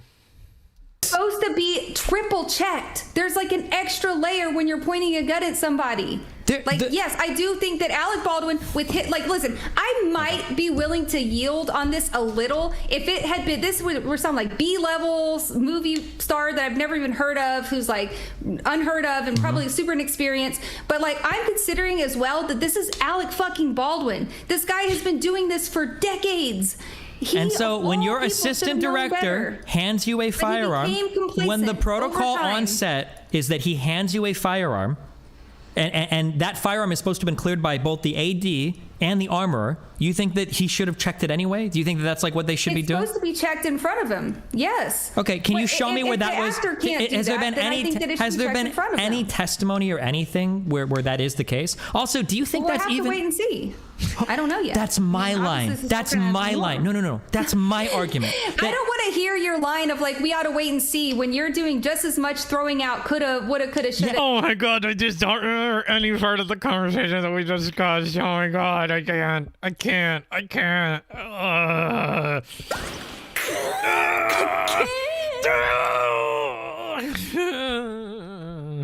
Andy is gone, thank you. Always be empathetic, unless you're my mod, then burn them all. Hype train, whoop whoop, jump on. If you haven't used your Twitch Prime for the month, consider it. I like it. It's big good. The mods need to be more reckless, kind of like Alec Baldwin. Yeah, a little bit, bro. The reason why I'm throwing out would've, could've's is because I'm trying to show you that jumping to conclusions is bad. We're not the same. That's not what you're doing. Missed my sub, cutie. Oh, I'm sorry, Locks. Happy sub day. No, I'm not. Dude, do you not understand that? This is not all. You're not like making up these like, oh, maybe he was pointed at the. Tico Suave coming out here gifting people subscriptions and shit. Hope whoever caught that. Thank Tico. AD handed him the gun from a table, left on a table. Who's leaving tables on tables? What a weird set. It gets weirder and weirder the more you guys tell me about this set. The camera and this were happening to teach me a lesson. Like, is that what you're saying? No, I guess if that's how you want to take it. What I'm saying is that there are 10 things that could have happened, so maybe we should wait for all the facts to come out before saying this is definitely what happened. I'm pretty sure that these facts have already come out. The only thing that we're waiting for is to figure out why there were live rounds and what happened on the other side that could have been prevented. I agree that there's more we need to know about like why there was a round in the gun and why that wasn't checked for sure. Yeah, but as far as like what happened with Alec Baldwin, I think that we've got as much. Would you leave the keys up on the table? You wanted to. I don't think you trust in I love that song. System of Down's fucking bass, dude. Detail as we're gonna get. But I mean, if this is the like standard south operating, he was facing south and sitting in this if angle the standard, of a 30 degree. I mean, if the standard, like, this is really detailed. If the standard it's really detailed. You don't know any of them until you just read this to me on stream, okay? No, I didn't. I read it before I came on here. That's you didn't. That's why initially. Yes, I fucking did. That's why initially you didn't tell me shit. Don't you didn't know. You literally didn't know about the camera shit. I'm looking at the clip. Do you want to watch the clip with me? You literally didn't know that. I don't know why you're just going. I did know that. Okay. I did know that. One, not only that, but two, your article literally says every single thing that I said. That he was aiming at the camera lens. That he was pointing at the camera. That he was rehearsing a scene. It also says everything that I said. No, it doesn't. Yes, it does. It says that he was sitting in a pew practicing a draw. That's rehearsal. Talking to the people. Okay. But regardless. This is from Lou. This implies that even if every safety measure was taken beforehand, she would still believe that Baldwin is at fault for the accidental discharge because he is anti-gun, an argument she claims not to be making. Eek. Wow, even Lou's fucking taking swings at her. Jesus Christ. I can't listen with smoking this weed, my God. My God. No, not regardless. Like, you're saying he wasn't rehearsing. You're saying he was recklessly pointing the gun at people. That's what you said. He was recklessly pointing the gun at people. No. So what was it? Was it rehearsal or was it reckless? I see he was being reckless because he shouldn't have been pointing the gun at somebody and pulling the trigger without knowing that there was a bullet in the gun or not. He thought that there wasn't. He thought they were dummies. He was fully convinced of that. I wonder if I Thanos snap Baldwin into a room and I say, all right, Mr. Baldwin, I'm God. You have two decisions in front of you. You have two decisions in front of you. you can bet. Have some rubles for your suffering Tavarish. Aw, thanks for the 179 rubles. I appreciate it, Stalek. Stalek. If I put him in a room and I say, Mr. Baldwin, how certain are you that there were no live rounds in that gun? And I grab him from moments before this happened. Past him. Doesn't know. Doesn't have hindsight. He would go, well, you said cold gun? Pretty damn sure. Yeah, I trust my AD. Okay. I'll offer you a wager. What is this? You're going to go to heaven or hell, depending on the outcome of this. You really want to... Is that a gamble you would take? Which side are you betting on? You betting that those rounds are dummy rounds, or would you take a gamble? Not trust the AD. Take an extra look, pull a couple out, and be proven wrong, or some shit like that. Like, I'm pretty sure he's like 100%. I think he's 100% convinced that there are not rounds in there. I think he trusts the AD. I think he's following procedure. Like, I'm just getting so sick of this. Why would I get banned in Twitch chat for literally chatting? What is going on with your mods? Wait, you guys aren't banning people, are you? You're only meant to time people out. Hold up, STV. Were you banned or were you timed out? If you were timed out, that's not the same thing, and you're lying to me. Why did you have a back and forth? Yeah, well, back and forth, that's not allowed, dumb fuck. Nah just timed him out? Oh no. That's unfortunate. You're getting timed out on YouTube too. Congratulations, dumb fuck. Don't lie to me and say we were fucking banned. And read the fucking rules before you chat in the chat, dumbass. What a fucking idiot. What a fucking idiot. Hey, your left hand smacked me. Oh, Mr. Mosquito, is that right? Well, here's what the right hand has to say about it. That's right. Don't fucking fly by my ear. But if the responsibility, he didn't even know that the gun was empty. He was told that it was cold. Okay. By his AD. So if you're I mean, I understand the nuances between like real life and like set life, right? My argument is that shouldn't happen. That shouldn't be there. There shouldn't be any like way that can happen, right? Your argument's so dumb. So dumb. He was told. Well, then there you go. That's on him. Here's the problem. Okay, is that I don't know what their protocols on set are. It might be the case. Now, I'm not saying that it could be, okay? I'm saying that it might be the case that maybe you don't want actors fucking with weapons. If I was hypothetically in some world where I was forced to put on a fucking show where fifth graders are shooting firearms at each other, if that was the case and I was the person responsible for those firearms, if I clear a gun and I hand it to a kid, I don't ever want them fucking with the action. I don't ever want them racking a slide or doing any crazy shit like that because I don't know what the fuck they're gonna be doing with it. If I clear a weapon and I give it to somebody and that's my... why are you saying what? What part of that didn't make sense to you? Yeah, no. You're saying can you wait? No. A gun to a kid or a new shooter, and you tell them it's cold, you don't want them messing with it at all? If that is the case, if these people have no training, if I clear a gun and I hand it to somebody, it might be the case that on that set, I don't want them fucking with it. If like you're picking on this one subtweet, and the main tweet was actually a call for everyone to be trained on gun safety. Everyone to be trained on gun safety. Okay. Right? That was the point that I was making. Just because I made a subtweet in response to somebody else, and then eventually, like, that devolved into a So the point that you have made several times in the conversation is that Alec Baldwin was complacent and that it was his fault that somebody got shot. I agree. But you have nothing... I agree. Well, that's exactly what your fucking tweet says. So why are you saying this? Why? This has no relevance. Then I'm completely on the right track with, like, criticizing the tweet because you still believe everything that oh my god, I didn't think it got worse after this. It really does. It really gets worse.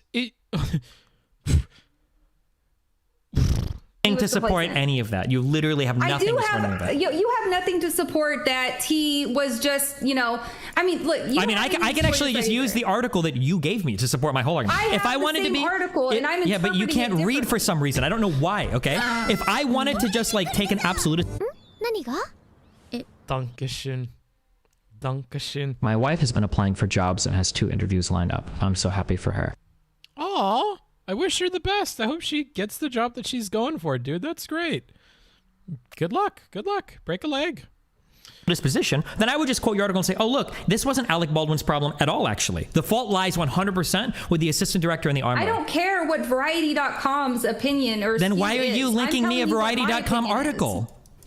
Because we were talking about the actual like details of where he was standing and all of that. That's what was important there. And this is the only place that. Hold on. I like what fruit is that I like to pick? Cherries? Yeah, I like cherry picking. So when I read an article, I look for one quote I like. I don't need read rest. If I new article says new thing I like, I take quote. You get enough article together, enough quote I like, make argument, support thing I already believe. Okay, yeah, sure. That's one way to do it. Not the way I would do it, but certainly a way that you could choose to do it. Cherry picking is certainly something that people in academia do. I would advise against it, but it's something that you could do, dude.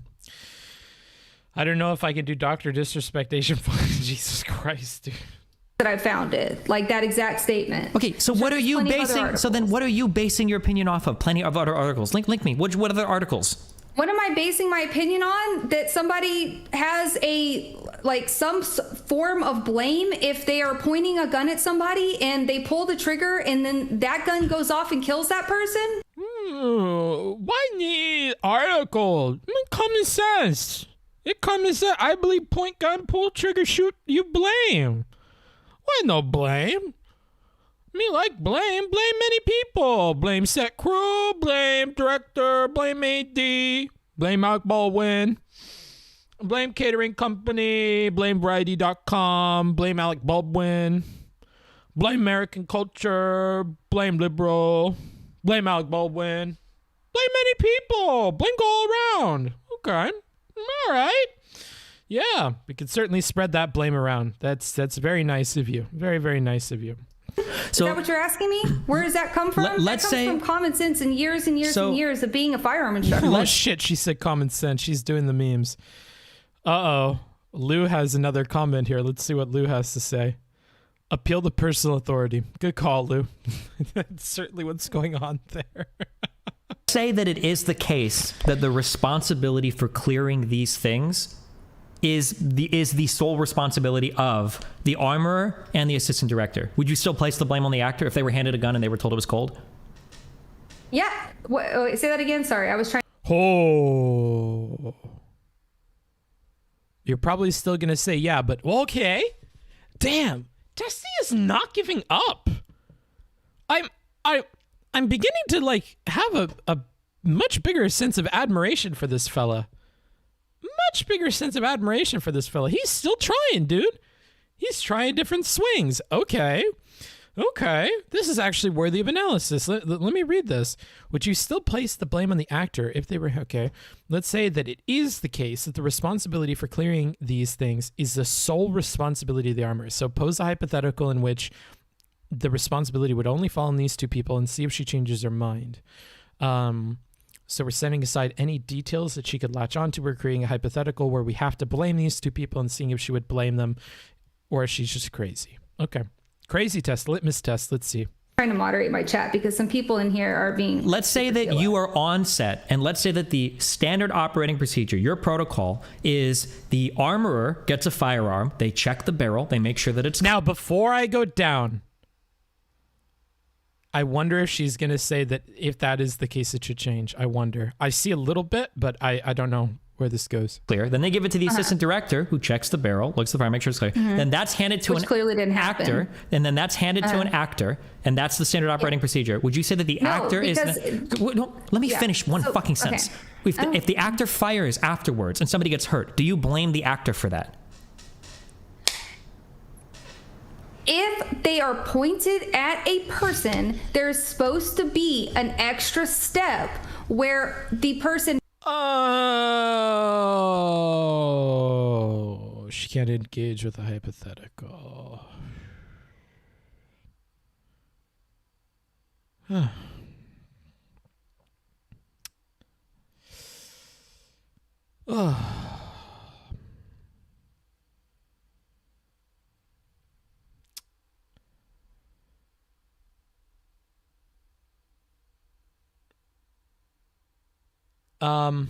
Okay, Vosh fan, you might get banned here, buddy. I'm gonna be real with you because you're pissing me off. You're catching me at a low point. I've seen a lot of chats that crack down on fighting and rudeness, but never seen one time people out for chatters having a polite discussion with each other, silence everyone, just observe, no talk. We have a rule that there are no back and forths because you fucking fill the screen with your fucking back and forths, and we have a Discord. Go to the Discord. This is the last time I'll say it. If you guys are having a back and forth, go to the Discord like civilized human beings. I don't care, man. Your chat won't even let us talk. Well, congratulations. You're blocked on YouTube. Congratulations. Congrats. Yeah, you're like the fucking conservatives. You're in Facebook jail. So sad. This is like the book 1984. And hands the gun to the actor and shows them that the gun is clear. Okay, can you show me? Can you show me that anywhere? Can you show me? Can you show me that? Yeah, fuck. Yeah, hold on. Well, I mean, I just gotta pull safety protocols.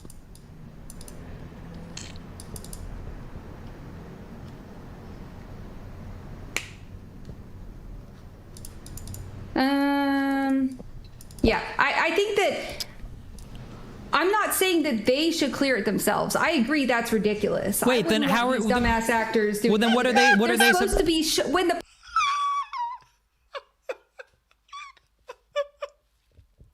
What is going on? What is going on? I'm feeling the psychosis. I'm feeling the psychosis, dude. The person hands it to them, they're supposed to show them that physically. Here, I'll show you. Gun safety protocols are rigid on film and TV sets. This should never have happened. Okay, hold on. Let's see if this one has boy, that sounds like a great article. Well, it's USA Today. Calm down. It's not Variety. No, this is so much. Oh boy, this many line. No can read fast. Need read point support my point. Me no find. Me look at next one. Okay. Onset guns checked, rechecked.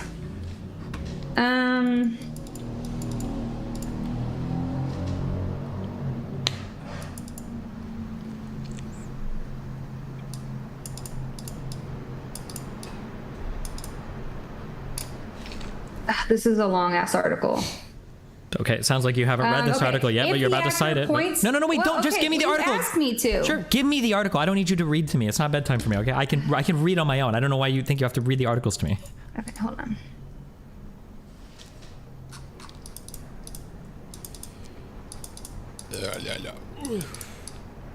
Is that Yoda or a caveman? The voices just come to me, bro. I'm a fucking schizo fucking nut job, dude. I have voices in my head all the time and they tell me stuff, and sometimes I recite what they say to you guys because I think it's funny. And I don't know. I don't know if they're Jewish or they're New Jersey. They're probably vengeful spirits from some other fucking dimension. And they touch my brain sometimes, and then I become a conduit for them. So I don't know where they come from, dude. I can't tell you.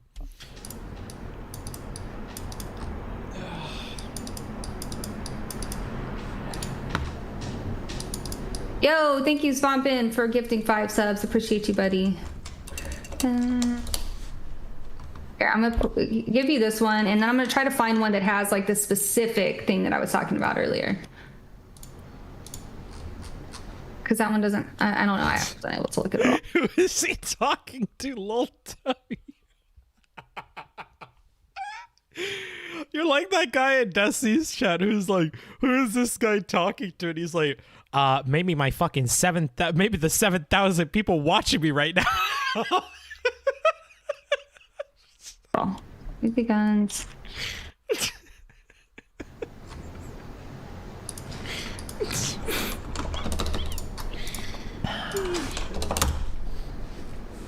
That was pretty fucking funny, dude. That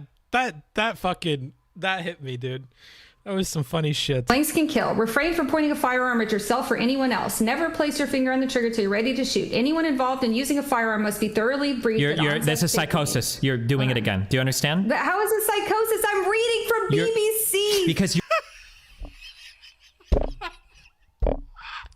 Can I have that as a dodo alert? Can I have that as a dodo alert? I'm gonna get the timestamp for this shit. That's great. How is it psychosis? I'm reading from BBC. You're doing it again. Do you understand? But how is it? 102.39. 102.39. Okay. Oh shit. That's fucking funny. Psychosis. I'm reading from BBC. Because you're repeating things at me that we've already established are not true. That there are going to be times when you're aiming. I'm just talking aloud all right, to myself. gotcha. Okay, gotcha. You're just saying random shit out loud. Okay, gotcha. No, I'm not. I'm just reading to myself. Okay, Calm down. Gotcha. All right. Any actors required to stand near the line of fire to witness? Yes. Okay.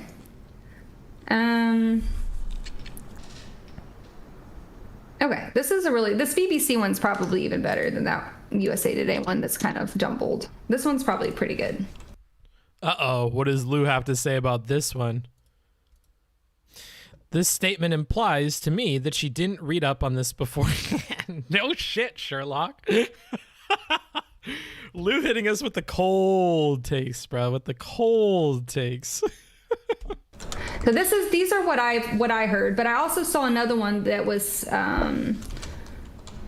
saying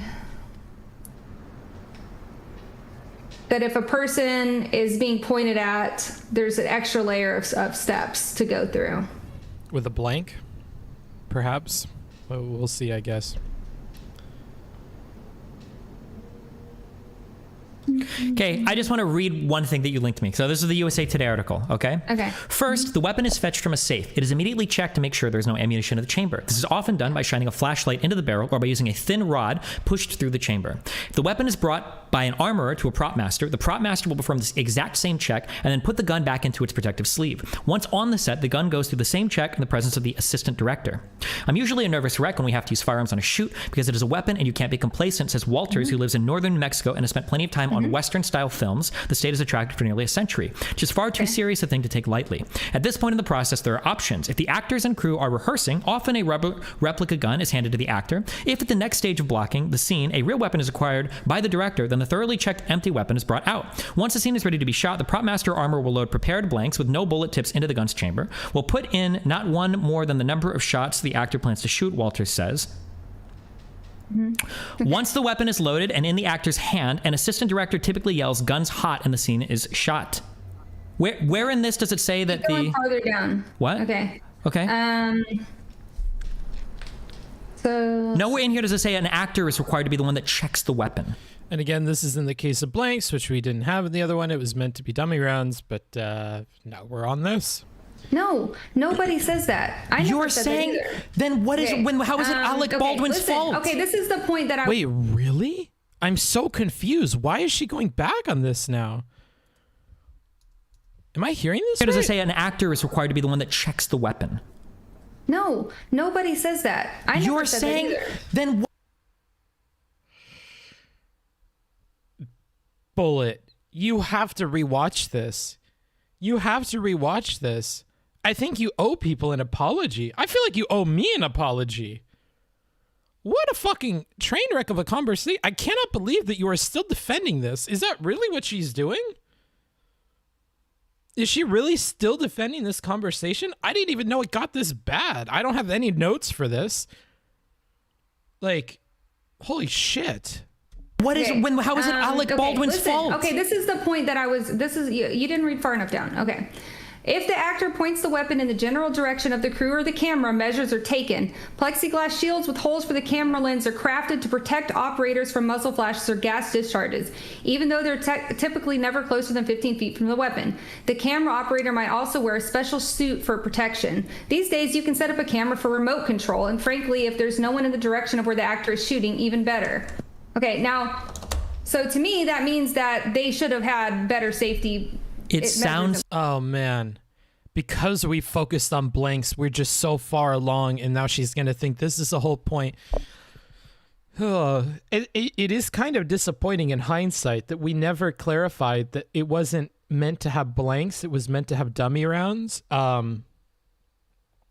Because we could have avoided a lot of this if we just talked about dummy rounds. Maybe that's the advice for Steven, is to not have mixed the blank talk in here. But hindsight, 2020, baby. Destiny and going crazy is what it looks like to be gaslit in real time. Yeah, maybe, dude.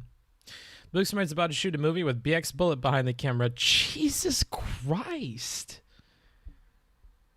Well, as long as she's not the one managing gun safety, we'll probably not have any incidents. That's a joke. That is a joke. That is a joke.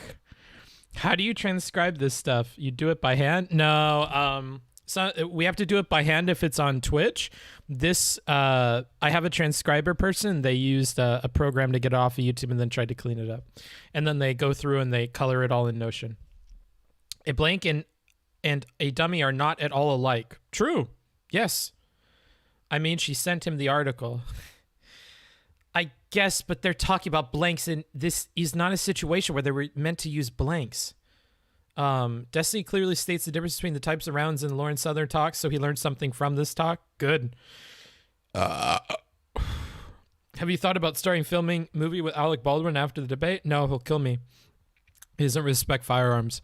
The advice is don't talk to BX. This and the Vax debate show she's unwilling to ever concede a single point and constantly changing her stance in real time. I don't know. I could care less about that. To me, if we use our brains while we read this, it sounds to me like if you're planning on doing a shot where the person is going to be firing blanks, you would absolutely take these precautions. But it sounds like they didn't plan on that happening because the actor was supposed to be using a gun without any live rounds. Right. Okay. Okay. Now look at the BBC article here.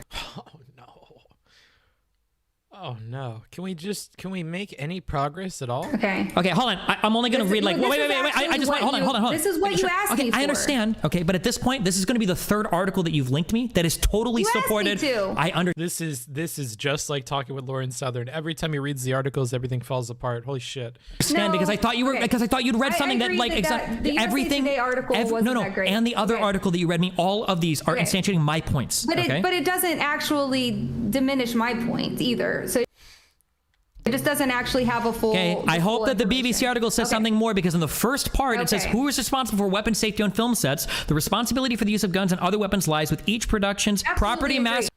Yeah, it's weird because she did fine in the gun debate she did with counterpoints. I mean, it may be that counterpoints and Destiny argue in very different ways, right? So that could be it. I'm not sure.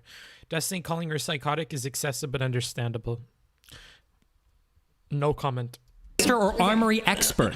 Yes, we agree. Okay, now go down to where it talks about any actor who's required to stand near the line of fire should be allowed to witness the loading of the firearms. And then I'm trying to find this other one here, because any actor who is required to stand near the line of fire should be allowed to witness the loading of fire. Do you understand that that's not the same as required to clear the firearm? You understand that those two things are... I didn't ever say that the actor should clear the firearm. I said that the...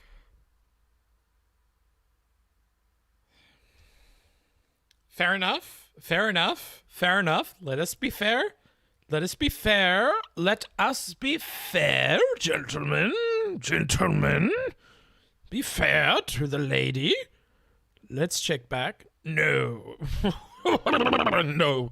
I don't think that's necessary. I don't think that she says that the actor should clear the firearm. We could look at every instance of clear in here, but that's... Yeah, that's 39 matches. Which I frankly don't want to go through. Okay. Okay. So we go there. We go clear the firearm. I All right, here. Extra step where the person hands the gun to an actor and shows them the gun is clear. Yeah, I think I'm not saying that they should clear it themselves. The responsibility for killing things is okay, that's all him, her.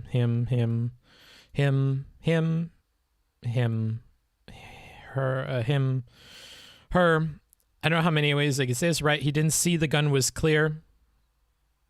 They're supposed to avoid playing the gun, so no, not there. Clearly. Clear, that's all him. Yeah, I mean, so that if you're a brand new shooter, you're teaching them how to clear. Nope. And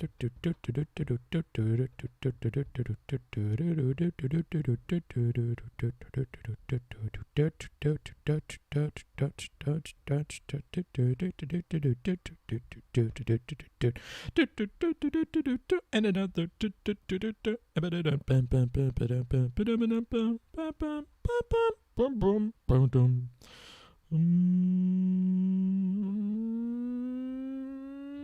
I'm gonna say the word.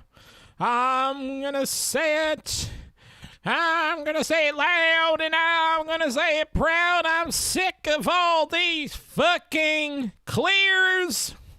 Well, I didn't find it. Sorry, guys. Sorry. If you want to find it, you can find it, but I didn't have luck with that. The person responsible for the firearm clears it in front of. Dankeschön. Nut in my jorts for the. You're so good at doing voices. We got a regular Robin Williams over here. Aw, thanks. Didn't clear it in front of the actor. Okay. I didn't find it. You find me a quote. I can control F it, but I didn't see us. The actor. You don't have to do that. It doesn't say you have to do that. It says that. And yeah, I'm trying to be really fair. I don't remember her saying that this, but it's definitely implied. Anywho, let's just if you find it, you just let me know. If you are, you're allowed to. You should do that. Okay. Where? Show me. Show me where it says should. Show me that word. Hold on. Any actor who is required to stand near the line of fire should be allowed. Should be allowed. Should be allowed. So okay, you said show. No. Or should. Wait, do you understand the difference? Oh, she's lost. She's lost. No, hold on. Do you understand the difference between should do something and should be allowed to do something? Or do you think those are the same thing? I think that absolutely, if a gun is being pointed at a person, there needs to be checks where the this is psychosis. This is psychosis. You're being psychotic. Okay, you're talking. Why is this your new favorite word? Books needs to become a voice actor. Well, hire me before my voice is destroyed by screaming and yelling into this camera. I would love to. It would be fun. It'd be cool to see my or hear my voice on like movies or TV shows or etchy hentai shit. It could be kind of pog, dude. I think I make a good main character. I got some good nut noises, dude. I think I could do it. Yeah, I can do airy. I can do airy. Word. I've never even well, the trick is the voices are real. Exactly. I hear them in my head. I could hire you to whisper insults to me over Discord. That would help. Yeah, pay me $50 an hour, dude. I'm starting to notice more that when I talk with people, they can't engage with the conversation, and you're doing this really fucking annoying thing where instead of answering a question, as soon as I ask you, like, do you think that 1 + 1 = 2? You go, well, 1 + 1 could have this mathematical property where... BX, please shut the fuck up. Oh my God. I hate to be mean to you, but I'm getting sick of you. But she's hot like Lauren Southern, so why should we care? If anybody wants to time that person out, you feel free. Side hustle with voice fun. That sounds kinky, but sure, yeah. You know, other things happen, and I live in California. What up, fair hair? And, you know, I pay all these taxes, and you're saying a whole bunch of random shit that has nothing to do with the question I'm asking. So my question was very simply is, do you think that should is the same thing as should be allowed to? I don't care about your opinions on gun safety or how you think the protocol should be or what you think. I'm just asking, do you think that those two things are the same thing? Should and should be allowed to? Right. Okay. Okay, let's see. This one, there's another one from the SAG Guild that talks about never pointing a gun at anyone. God, this is so good. Psychosis, you're doing it again. Okay, I love what you. Do you it's mean? Been fun. I don't know how many times.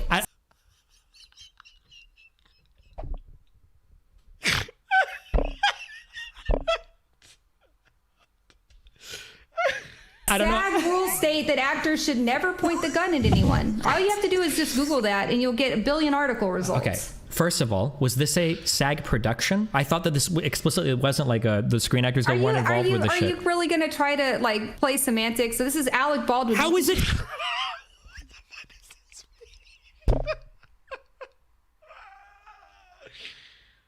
I'm gonna pass out. I'm gonna pass out from this laughing. Holy shit, man! I'm fucking broken, dude. I gotta be real with you guys. I'm broken. This shit's got me cracked up, bro. Oh man.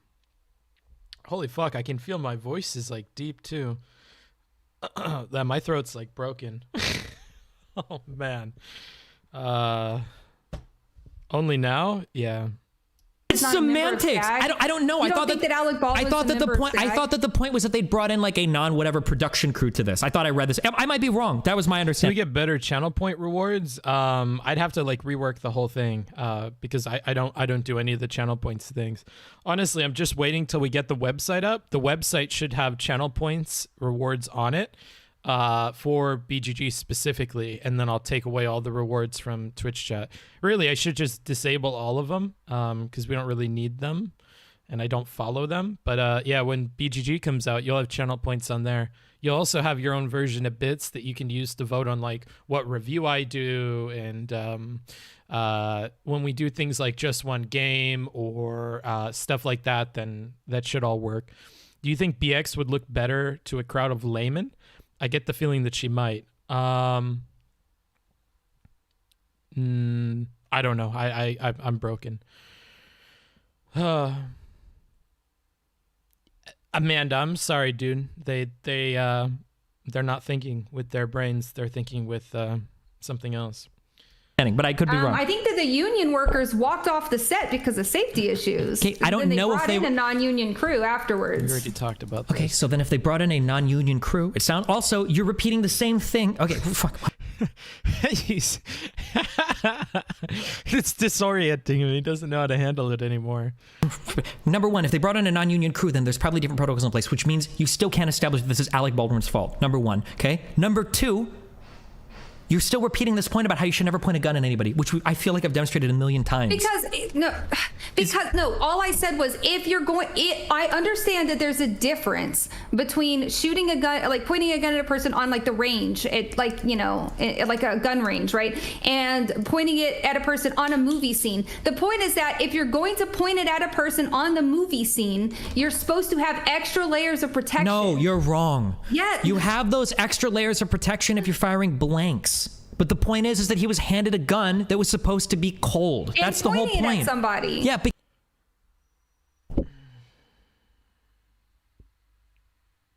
because he thought there was nothing in it. He thought it was empty. He thought it was dry firing. If you or I were in that situation and we tried to make that argument that we thought that there was nothing in the gun, honestly, we probably would not be charged or convicted or go to jail. If I was in a situation, if I was being instructed by somebody else. Same thing with him.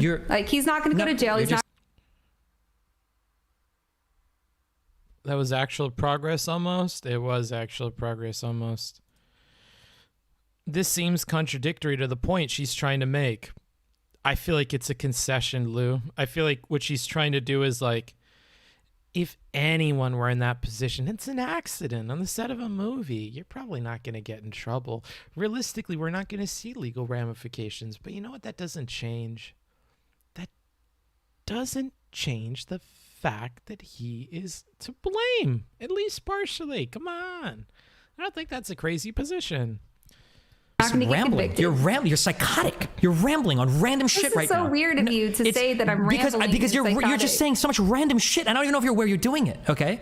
If I'm on a set, okay, and there is a strict line of liability for who's going to be in charge or who's going to fuck up who's going to be fucked up if something goes wrong. If, let's say there's an assistant director and a prop master, and they have 100% of the liability of the safety of those firearms, okay? Not only would I probably not clear the gun given to me by them, if I was one of them and I saw somebody clear a gun, I would smack the fuck out of him and I would say, don't touch my fucking firearm. I'm responsible for what happens to this shit. So I'm going to clear it and I'm going to give it back to you. And if you touch it again, I'm leaving the fucking set. That's what I would say.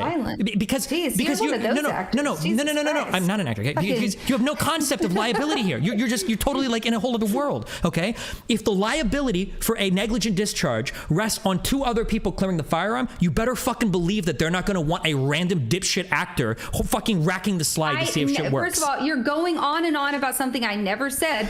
You explicitly said, wouldn't you clear the gun? You said, wouldn't you clear? You asked. You told me. The actor needs to clear the gun. I said the actor needs to see the gun cleared. But that you never. They're not even clearing the gun, so this doesn't matter because the gun has dummy rounds in it. If you make the argument that you should see the dummy rounds go into the gun, that's cool, but we're talking about a clear gun, and this wasn't what happened here. I've always, you can go back to my old VODs and dissect them if you want. Wait, I have always did you not literally? I thought it was stupid. Hold on. I thought it was stupid how many gun industry people harped on the fact that he didn't clear the gun himself. To me, that's silly. Like, I wouldn't want an actor doing that either. That would be ridiculous. There'd be blanks flying everywhere. It would be a huge mess and it would take a lot of time. No, what I said was that the actor should be able to see that the gun is unloaded. No. And he should take that on himself to ask before he points it at a person. Again, the gun in this situation was not unloaded. It would have been clear that it would have been unloaded because it was a revolver and you can see the bullets from the front of the gun.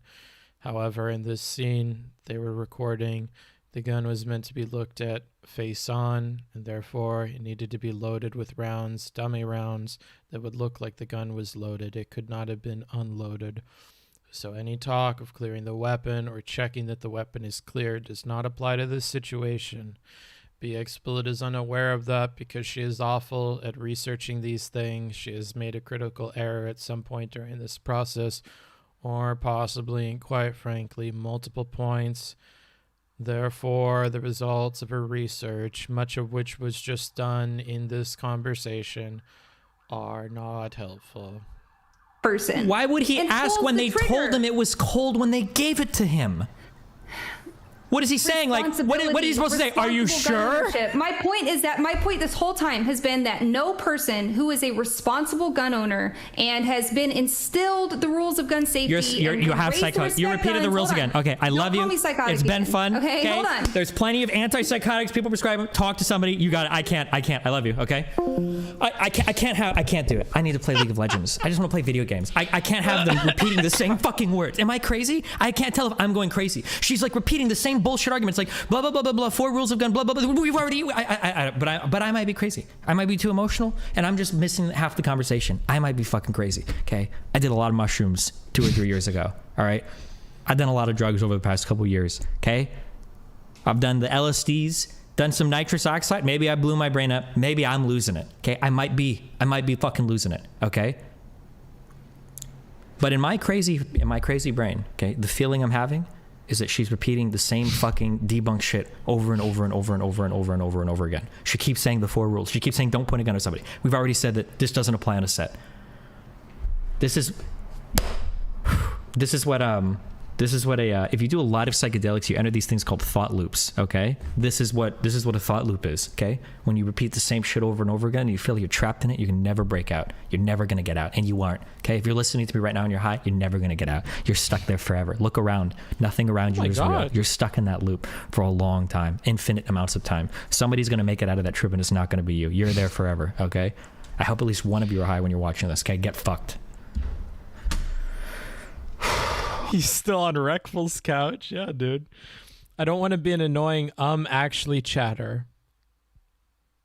But I'm pretty sure they were using one of those old cowboy revolvers where the chamber doesn't actually come out of the gun and you can't see from the front. I'm going to be very calm. And I'm going to make a demand of you, John.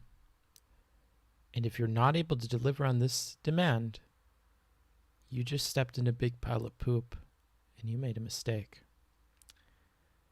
I am going to give you 5 minutes to find me evidence to support this random thought that you've decided to share with us. Go find that for me. Find me an image of the gun that was used on set and an article that describes that as the weapon. Good luck. Your 5 minutes starts now.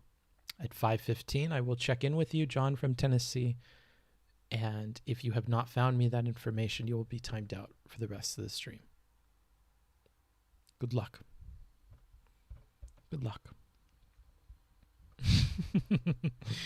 What kind of revolver was it? Oh, we'll see. He's going to find it for me. He's going to find it for me. Yeah, indeed. Well, your fellow chatters are trying to help you, so good luck. Before we move on from this subject, okay, I just want to be ultra fucking clear, okay? It might actually be the case that there was a procedure on set that Alec Baldwin explicitly didn't follow. It might be the case that he is 95% responsible for what happened, okay? It might be the case that he decided to take shortcuts in terms of like how the gun should be handled on set. Maybe, for instance, maybe it comes out and somebody was like earlier when they were handing him a gun, he was like, oh, no, don't, who cares? Don't, you said it's good, right? Assistant director? Yeah, just give me it. It's fine, right? It's fine. And right? It might be the case that it comes out and that is the case. And you know what? If that does happen, I'll be like, yeah, it was. But you sent him a wild goose chase type revolver isn't even relevant. He should have thought about that before he made a boneheaded comment. Alec Baldwin's 100% it was his fault. 100%. Yeah, he fucked up. 100%. There are other people that are responsible too, but it could have stopped with him, right? But that information isn't there yet, okay? That information isn't there. When you explicitly asked her if there was a difference between Supreme, it might actually be relevant. Then why don't you go help John find the gun, bro? Don't fuck with me, Supreme. I've had a very long stream, and you know that I have no qualms about publicly lashing you. So just be careful, bro. Be careful in that chat. And should be allowed to, and she just I'm noticing behaviors from certain people because I'm trying to, I think I said this before, that like I'm trying to be more assertive because I went into cuck mode for 2019 2020 where I'm trying to find this balance between like how do I be like amenable in arguments, like how do I be like approachable, nice, like I'm understanding you, like I'm open and responsive, right?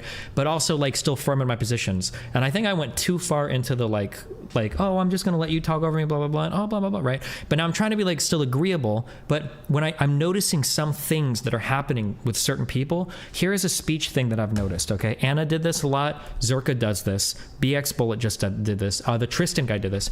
Here's like a dialogue that I'll notice. Okay.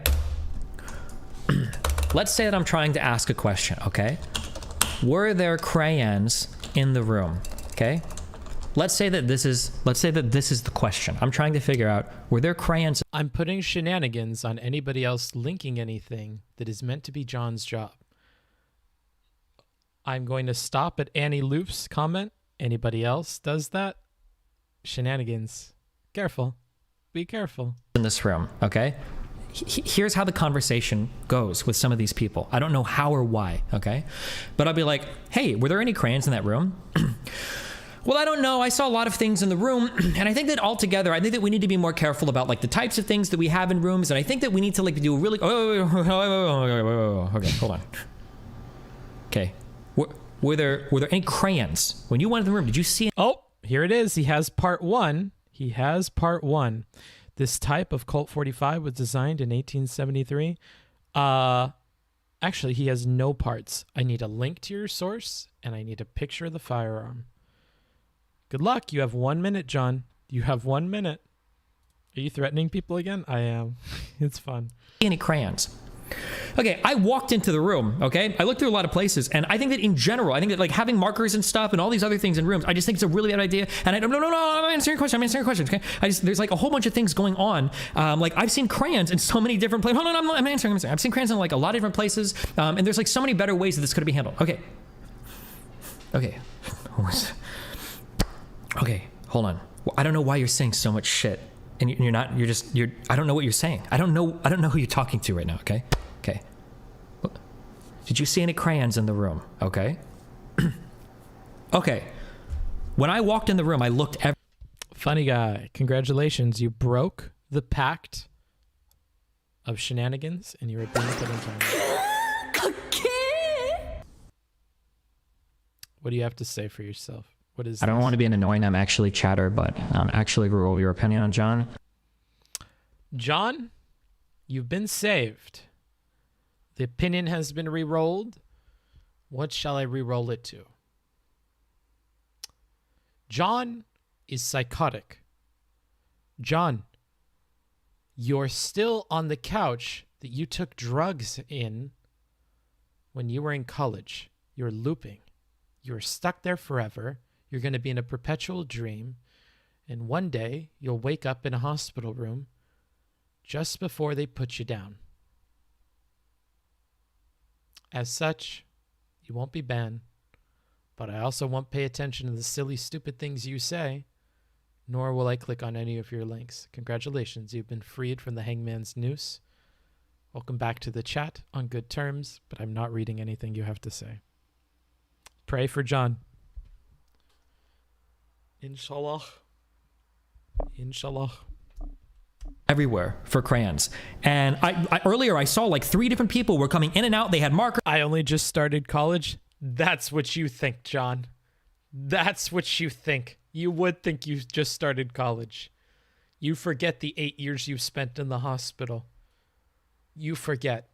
But that's okay. It'll all be going away soon. Don't worry, bro. They had crayons. There were all sorts of other. It's like, and I feel like I've ran into people where when I'm having conversations with them, there's like, I'm done. We made it to the end of this conversation. It's wonderful. Books, I'm still under shenanigans loop. I literally put effort into finding the replica of the gun. Congrats. I didn't ask you to, dumbass. Crisp lettuce, you dumbass. Now, all of this will be going on the Patreon. If you want access to this document with all the comments and the transcription stuff, feel free to give on the Patreon. If you become a noteworthy person, which I think is $5, then you'll get access to all of this and my other document. Let me make sure there's not anything else I was meant to go through here.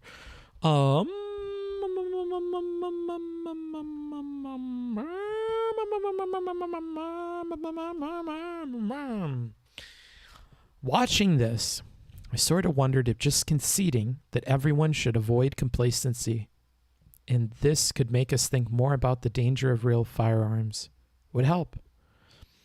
Like agreeing so it doesn't repeat, setting it aside, then continuing.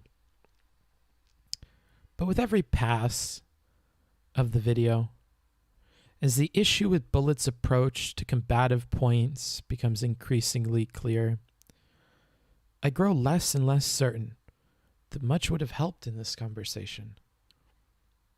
I'm not wholly convinced she'd be willing to concede or change her mind on any of the points she repeats. Evidence and arguments be damned. So, there you go. A sad end to a long stream.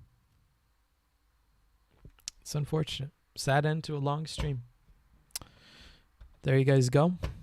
Again, this will all be available on Patreon, so don't worry your pretty little head. Don't you worry your pretty little mind. People throw rocks at things that shine. Great breakdown. CSI Booksmart's best episode. Full research and analysis is like rain in the desert. Well, I'm happy you enjoyed it. Twiddle! Yeah, let's see what else we have in here. Ooh! Not that one. Next one, please. There we go. There we go. That handsome lad.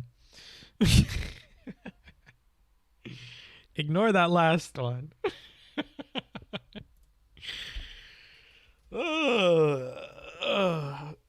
Now for a league marathon? No, bro. No, bro. We're all done.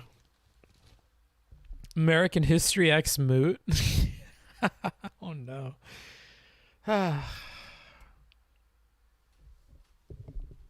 We did it, chat. We did it together. Thank you. Thank you, thank you, thank you. Screenshot from New York Times. Let's see. People throw rocks at things that shine.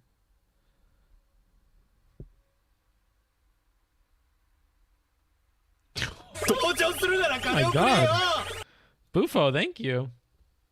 Wow, Bufo forever coming. Roll your roll on John from Tennessee. Oh no, John, I'm so fucking sorry. I'm so fucking sorry. My fingers are escaping me, John. Oh no, John. Oh no. Oh no, I'm going to the Twitch chat, John. Oh no, I'm going to the Twitch chat, John. Oh no, John. Oh, Johnny boy, no. Oh, Johnny boy, no. Oh no. John, no, no, no, no, no, no, no. No, no, no, no, no, no.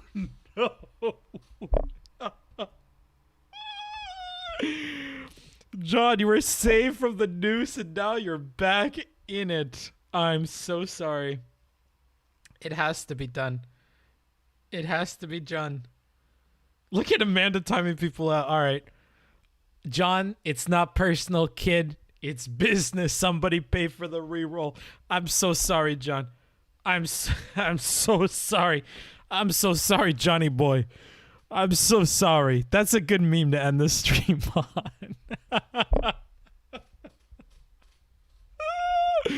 I'm sorry, Johnny boy. They made me do it. I take no pleasure in this, Johnny boy.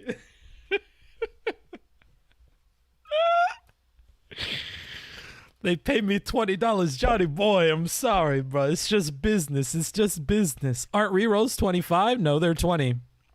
They are 20. 100,000 seconds is 2 days, right? I don't know. I've never done the math. What is? I thought that's like an hour or two.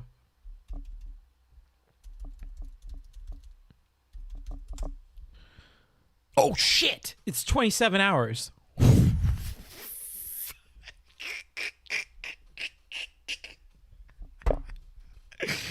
That's okay. I won't be live for another day or two, bro. We'll see John on Monday. We'll see John on Monday, dude. He's not missing out on much. I think he could still watch on YouTube. That's okay. It's not all that bad. Let's not turn this into more than it actually is, okay? He can still watch on YouTube.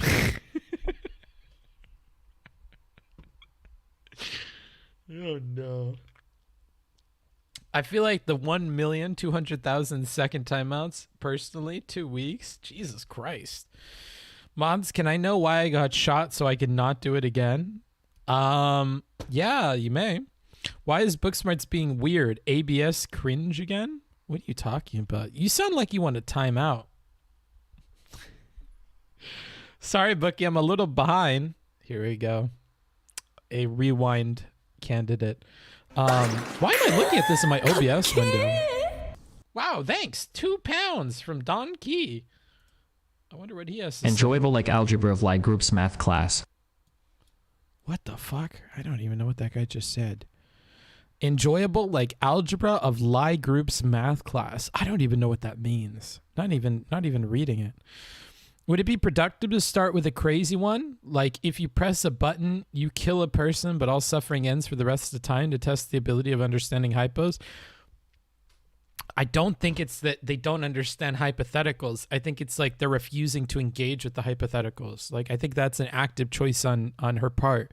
She would rather repeat her point than she would to answer a hypothetical because she thinks it makes it clearer, but it doesn't. How much trash do I have to talk to be sent on a quest for an Imgur link?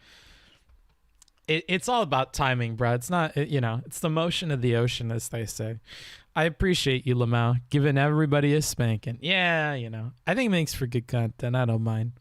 Booksmarts is giving timeouts like Oprah gives out cars. No, Booksmarts is giving timeouts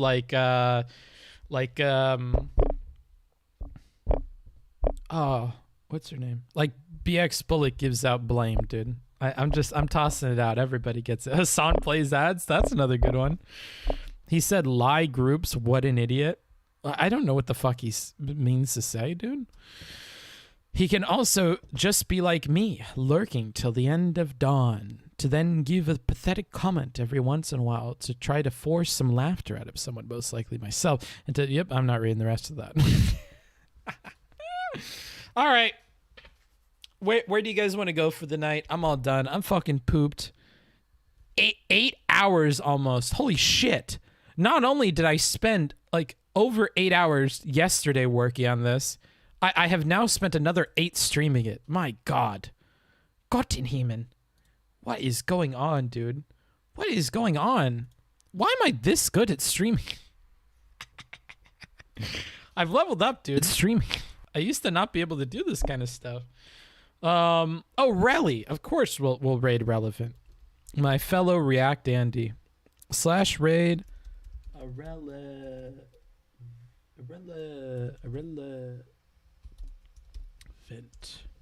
I think that's him. Yeah, there we go. Ica Rules is on? Nope. We're going to Relly. We're going to Relly. Who is your favorite VTuber? $3 from John from Tennessee. Uh-oh. Let's hear what he has to say before I send you guys off. Capitalism has failed me, and now communists pay pigs first to the gulag. We will all.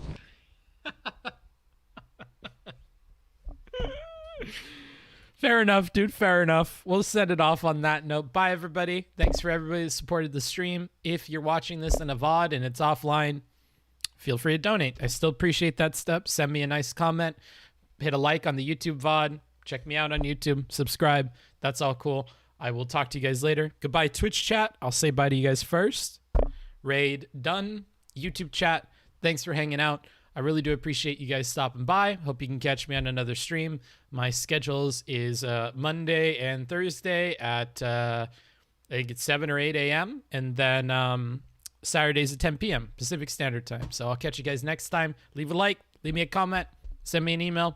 I will talk to you guys later. And bye-bye.